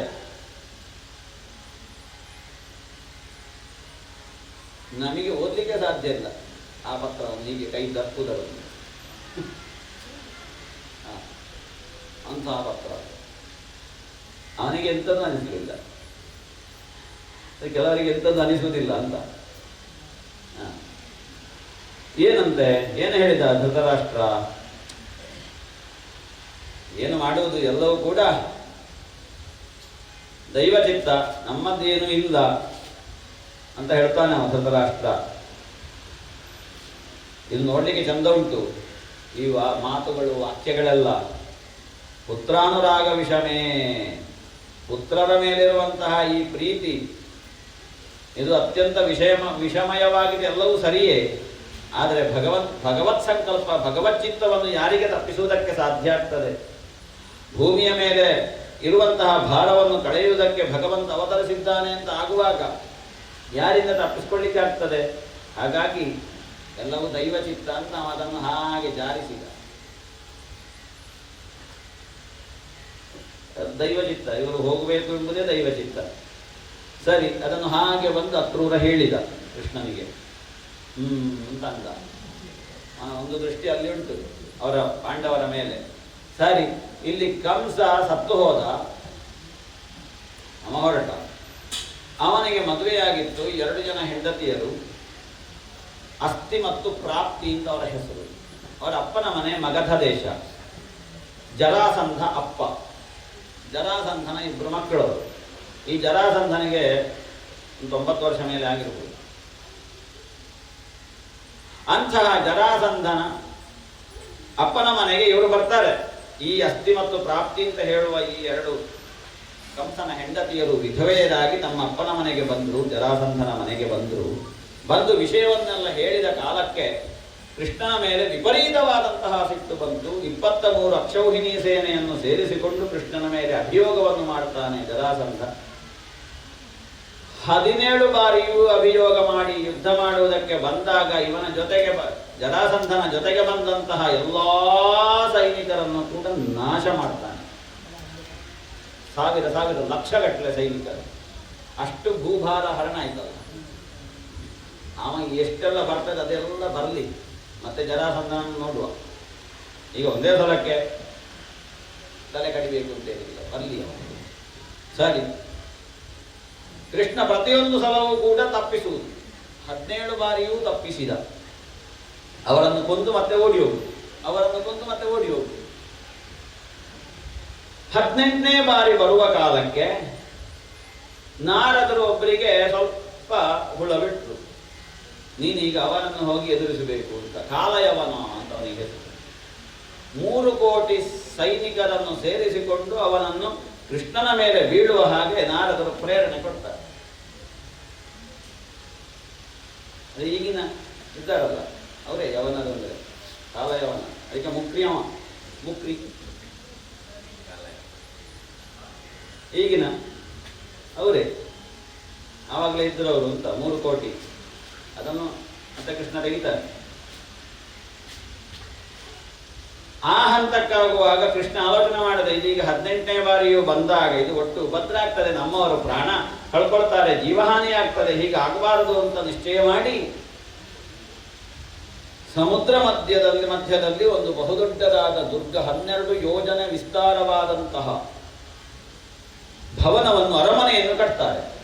ಯೋಗ ಮಾರ್ಗದಲ್ಲಿ, ಯೋಗ ಶಕ್ತಿಯಲ್ಲಿ, ಸಂಕಲ್ಪ ಮಾತ್ರದಿಂದ ದ್ವಾರಕೆ ಅಂತ ಅದಕ್ಕೆ ಹೆಸರು. ಆ ದ್ವಾರಕೆಯನ್ನು ನಿರ್ಮಾಣ ಮಾಡಿ ಯೋಗ ಶಕ್ತಿಯಿಂದ ಈ ಯಾದವರನ್ನೆಲ್ಲ ಅಲ್ಲಿಗೆ ಸ್ಥಳಾಂತರಿಸ್ತಾರೆ. ವೈಕುಂಠ ಸಮಾನವಾದಂತಹ ದ್ವಾರಕೆ. ದೇವೇಂದ್ರ ಎಲ್ಲ ಕೆಲವೊಂದಷ್ಟು ಸುವಸ್ತುಗಳನ್ನು, ಪಾರಿಜಾತವನ್ನು ಕೊಟ್ಟ ಕೃಷ್ಣನಿಗೆ. ಅಲ್ಲಿದ್ದಂತಹ ಸುಧರ್ಮ ಸಭೆಯೂ ಬಂದು ದ್ವಾರಕೆಗೆ. ವರುಣನಂತಾದಂತಹ 1 ಕಿವಿ ಕಪ್ಪಾಗಿರುವಂತಹ ಅನೇಕ ಕುದುರೆಗಳು ಬಂದವು. ಕುಬೇರನಂತಾದಂತಹ ಅಷ್ಟನಿಧಿಗಳು ಬಂದು ದ್ವಾರಕೆಯನ್ನು ಸೇರಿತು. ಆಹಾ, ಭಗವಂತನಿಗೆ ಕೊಡದೇ ಇದ್ರೆ ನಾಳೆ ಭಗವಂತ ಕೊಟ್ಟದ್ದು ಇಲ್ಲ ಅಂತ. ಅದಕ್ಕೋಸ್ಕರ ಅವರೆಲ್ಲ ಕೊಟ್ಟರು. ಕೊಟ್ಟು ಅಲ್ಲಿ ಅವರನ್ನೆಲ್ಲ ನೋಡಿಕೊಳ್ಳಿಕ್ಕೆ ಬಲರಾಮನನ್ನು ನಿಲ್ಲಿಸಿ, ನೀನಿಲ್ಲಿ ನಿಂತ ಇವರನ್ನು ನೋಡಿಕೊಂಡಿರು, ನಾನು ಕೆಲಸ ಅಂತ ಹೋಗಿ ಬರ್ತೇನೆ ಅಂತ ಅಲ್ಲಿಂದ ಹೊರಟ. ಅಷ್ಟರವರೆಗೆ ಈ ಕಾಲಯವನನ ಈ ಸೇನೆಗೆ ಒಂದಷ್ಟೇ ತಂದಿದ್ದ ನಾವು ಕೃಷ್ಣ. ಅಲ್ಲಿ ಒಂದು ಬಾರದ ಹಾಗೆ ಅವರು ಅಲ್ಲಿಂದ ಹೊರಟು ಕಾಲಯವನ ಬರುವ ಹಾಗೆ ಪ್ರೇರಣೆ ಕೊಟ್ಟ. ಕಾಲಯವನ ಹೊರಗೆ ಬಂದಾಗ ಕಾಣ್ತದೆ ಆ ನಾರದರು ಹೇಳಿದಂತಹ ಎಲ್ಲ ಲಕ್ಷಣ ಉಂಟು. 4 ಕೈ ಕೃಷ್ಣನಿಗೆ ಆವಾಗ 4 ಕೈ ಬಂದಿದೆ. ಅಲ್ಲಿಂದ ದ್ವಾರಕೆಯನ್ನು ಹೊರಗೆ ಬಿದ್ದ ಮೇಲೆ 4 ಕೈ, ಶಂಖಚಕ್ರ ಗದಾಪದ್ಮಗಳು, ತಲೆಯಲ್ಲಿ ಕಿರೀಟ, ಮುಖದಲ್ಲಿ ಆ ವರ್ಚಸ್ಸು, ಪೀತಾಂಬರ. ಆಹಾಹಾ, ನಾರದರು ಹೇಳಿದ ಲಕ್ಷಣ ಎಲ್ಲ ಉಂಟಲ್ಲಿ. ಇವನೇ ಕೃಷ್ಣ ಅಂತ ಹೇಳಿ ಆ ಕಾಲಯನ್ನು ಓಡಿಸಿಕೊಂಡು ಬಂದಾಗ ಇವ ಓಡಲಿಕ್ಕೆ ಶುರು ಮಾಡಿದ ಕೃಷ್ಣ. ಇನ್ನೇನು ಕೈಗೆ ಸಿಗ್ತಾನೆ ಅಂತ ತಪ್ಪಿಸಿಕೊಂಡು ಒಂದು ಬಹುದೊಡ್ಡದಾದಂತಹ ಗುಹೆ ಒಳಗಡೆ ಹೊಕ್ಕ ಕೃಷ್ಣ. ಅಲ್ಲೆಲ್ಲೋ ಹೋಗಿ ಗುಹೆ ಒಳಗಡೆ ಒಂದು ಬಂಡೆ ಮೇಲೆ ಅಲ್ಲಿ ಕೂತ. ಇವ ಈ ಗುಹೆ ಒಳಗಡೆ ಹೋಗಿದ್ದಾನೆ ಕೃಷ್ಣ ಅಂತ ಹೇಳಿಕೊಂಡು ಈ ಕಾಲಯವನನ್ನು ಹೋಗಿ ಮುಂದೆ ಹೋಗುವಾಗ ಒಂದು ಬಂಡೆ ಮೇಲೆ ಒಬ್ಬ ಮಲಗಿದ್ದಾನೆ. ನನಗೆ ಮೋಸ ಮಾಡುವಷ್ಟು ನೀ ಬೆಳೆದಿದ್ದೀಯಲ್ಲ, ಇಷ್ಟು ದೂರ ನನ್ನನ್ನು ಕರ್ಕೊಂಡು ಬಂದು ನನಗೆ ಮೋಸ ಮಾಡ್ತೀಯಲ್ಲ ಅಂತ ಹೇಳಿ ಆ ಮಲಗಿದವನಿಗೆ ತನ್ನ ಕಾಲಲ್ಲಿ ಒಂದು ಒದ್ದಾಗುವಾಗ ಆ ಮಲಗಿದವನ ನಿದ್ದೆಲ್ಲ ಓಡಿತು. ಅವ ಒಂದ್ಸಲ ಎದ್ದು ಕೂತು ಕಣ್ತೆರೆದದ್ದು ಮಾತ್ರ ಯಾರು ಅಂತ. ಅಷ್ಟೊತ್ತಿಗೆ ಈ ಎದುರಿದ್ದ ಕಾಲಯವನ್ನು ಸುಟ್ಟು ಭಸ್ಮ ಆಗಿ ಹೋಯಿತು, ಮುಗಿತು.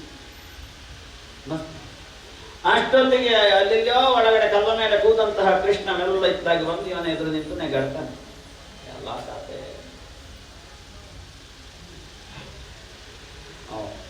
ಯಾರು ನೀನು, ಎಲ್ಲಿಂದ ಬಂದದ್ದು, ನಿನ್ನ ನೋಡುವಾಗ ನೀನು ಯಾವುದೋ ದೇವಲೋಕದಿಂದ ಬಂದಾಗ ಕಾಣ್ತದೆ ಅಂತ ಆ ವ್ಯಕ್ತಿ ಹೇಳ್ತಾನೆ. ಪರೀಕ್ಷಿತನಿಗೆ ಆವಾಗ ಜಿಜ್ಞಾಸೆ ಬರ್ತದೆ, ಅದು ಯಾರು ಹಾಗಾದ್ರೆ, ಜನ ಯಾರು? ಆವಾಗ ಶುಕ ಮಹರ್ಷಿಗಳು ಹೇಳಿದರು, ಅದು ಇಕ್ಷ್ವಾಕು ವಂಶೀಯನಾದಂತಹ ಒಬ್ಬ ರಾಜಋಷಿ, ಮಾಂಧಾತ ಹೇಳುವ ರಾಜಋಷಿಯ ಮಗನಾದಂತಹ ಮುಚುಕುಂದನೇ ಈಗ ಅಲ್ಲಿ ಆ ಗುಹೆಯಲ್ಲಿ ನಿದ್ದೆ ಮಾಡ್ತಾ ಇದ್ದದ್ದು ಅಂತ. ಅವ ಯಾಕೆ ಅಲ್ಲಿ ನಿದ್ದೆ ಮಾಡಿದ, ಅವ ಯಾಕೆ ಆ ಗುಹೆಗೆ ಬಂದು ಸೇರಿದ, ಅವನಿಗೆ ಮನೆ ಮಠ ಯಾವುದಿಲ್ಲ ಹಾಗಾದ್ರೆ. ಎಲ್ಲ ಇತ್ತು, ಮಹಾಪರಾಕ್ರಮಿಯಾಗಿದ್ದ. ಒಂದು ಕಾಲಕ್ಕೆ ದೇವತೆಗಳಿಗೆ ಕಷ್ಟ ಬಂದಂತಹ ಸಂದರ್ಭದಲ್ಲಿ ದೇವತೆಗಳವನಿಗೆ ಕರೆ ಕಳಿಸಿದ್ರು, ನಮಗೆ ಬಂದು ನಮ್ಮನ್ನು ಸಹಾಯ ಮಾಡಿ ನಮ್ಮನ್ನು ರಕ್ಷಣೆ ಮಾಡಬೇಕು ಅಂತ. ಅಲ್ಲಿಗೆ ಇವ ಹೋದ ರಾಜಋಷಿ. ಹೋಗಿ ಅಲ್ಲಿದ್ದಂತಹ ಅಸುರರನ್ನೆಲ್ಲ ನಾಶ ಮಾಡಿದ ಕಾಲಕ್ಕೆ ನೀ ಬೇಕಾದ ವರಗಳನ್ನು ಕೇಳು ಅಂತ ಹೇಳಿದವಾಗ ನಾನಿನ್ನು ಹೋಗ್ತೇನೆ ಅಂತಂದ. ಎಲ್ಲಿಗೆ ಹೋಗುದು, ಎಲ್ಲ ಹೋಗಿ ಆಗಿದೆ ಅಲ್ಲಿ. ಈಗ ನೀನು ಕೆಳಗಿಳಿದ್ರೆ ನಿನ್ನ ಕುಟುಂಬದವರು ಯಾರು ಇರ್ಲಿಕ್ಕಿಲ್ಲ ಅಂತ. ಎಲ್ಲ ನಿನ್ನ ಸಮಕಾಲೀನರೆಲ್ಲ ಹೋಗಿ ಶತಮಾನಗಳ ಕಳೆದು, ಎಷ್ಟೋ ಶತಮಾನ ಆಯಿತು. ಮತ್ತೆ ಮತ್ತೆ ದೇವಲೋಕಕ್ಕೆ ಹೋದ್ರೆ ಆಗ್ಬೋದು. ಅಲ್ಲಿಯ ಕಾಲಕ್ಕೂ ಇಲ್ಲಿಯ ಕಾಲಕ್ಕೂ ಅಜಗಜಾಂತರ ವ್ಯತ್ಯಾಸ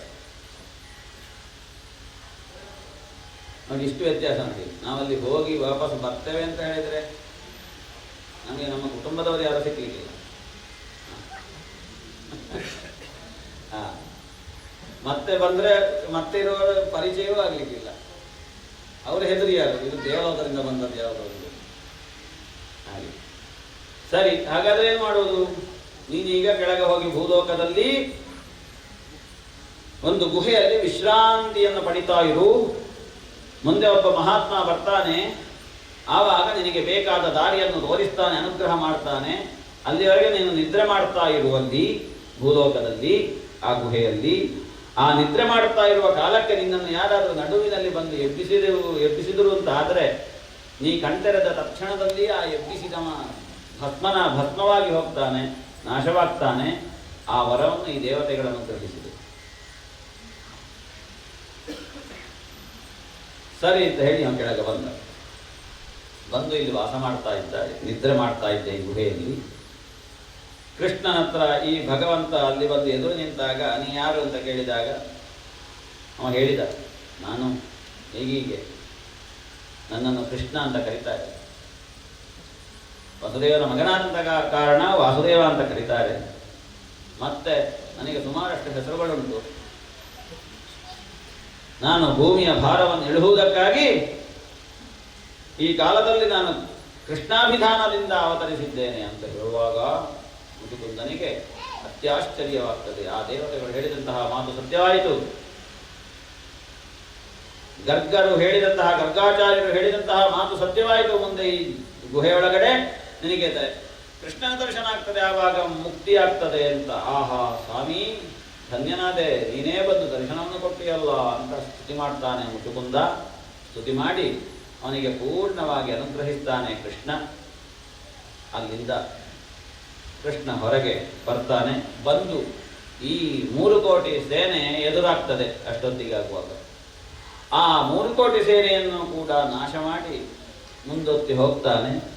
ಹೋಗಿ ಅಲ್ಲಿ ಮುಂದೆ ಬಲರಾಮ ರೈವತನ ಮಗಳಾದಂತಹ ರೇವತಿಯನ್ನು ಮದುವೆಯಾಗ್ತಾನೆ. ಅಷ್ಟೊತ್ತಿಗೆ ಇವನಿಗೆ ಕುತೂಹಲ ಆಯ್ತು, ಹಾಗಾದ್ರೆ ಕೃಷ್ಣ ಮದುವೆ ಆಗಲಿಲ್ವಾ ಅಂತ. ಕೃಷ್ಣ ಮದುವೆಯಾಗಿದ್ದ.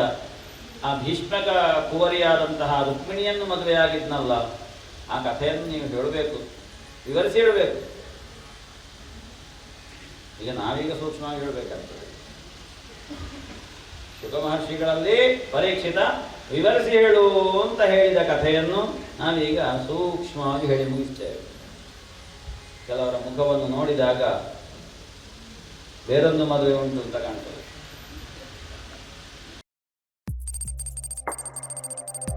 ವಸ್ತುನಿಷ್ಠತೆ, ವಿಶ್ವಾಸಾರ್ಹತೆ, ನಿಖರತೆಗಾಗಿ ನೋಡ್ತಾ ಇರಿ ನ್ಯೂಸ್ ಪುತ್ತೂರು, ಜನಮನದ ಪ್ರತಿಧ್ವನಿ.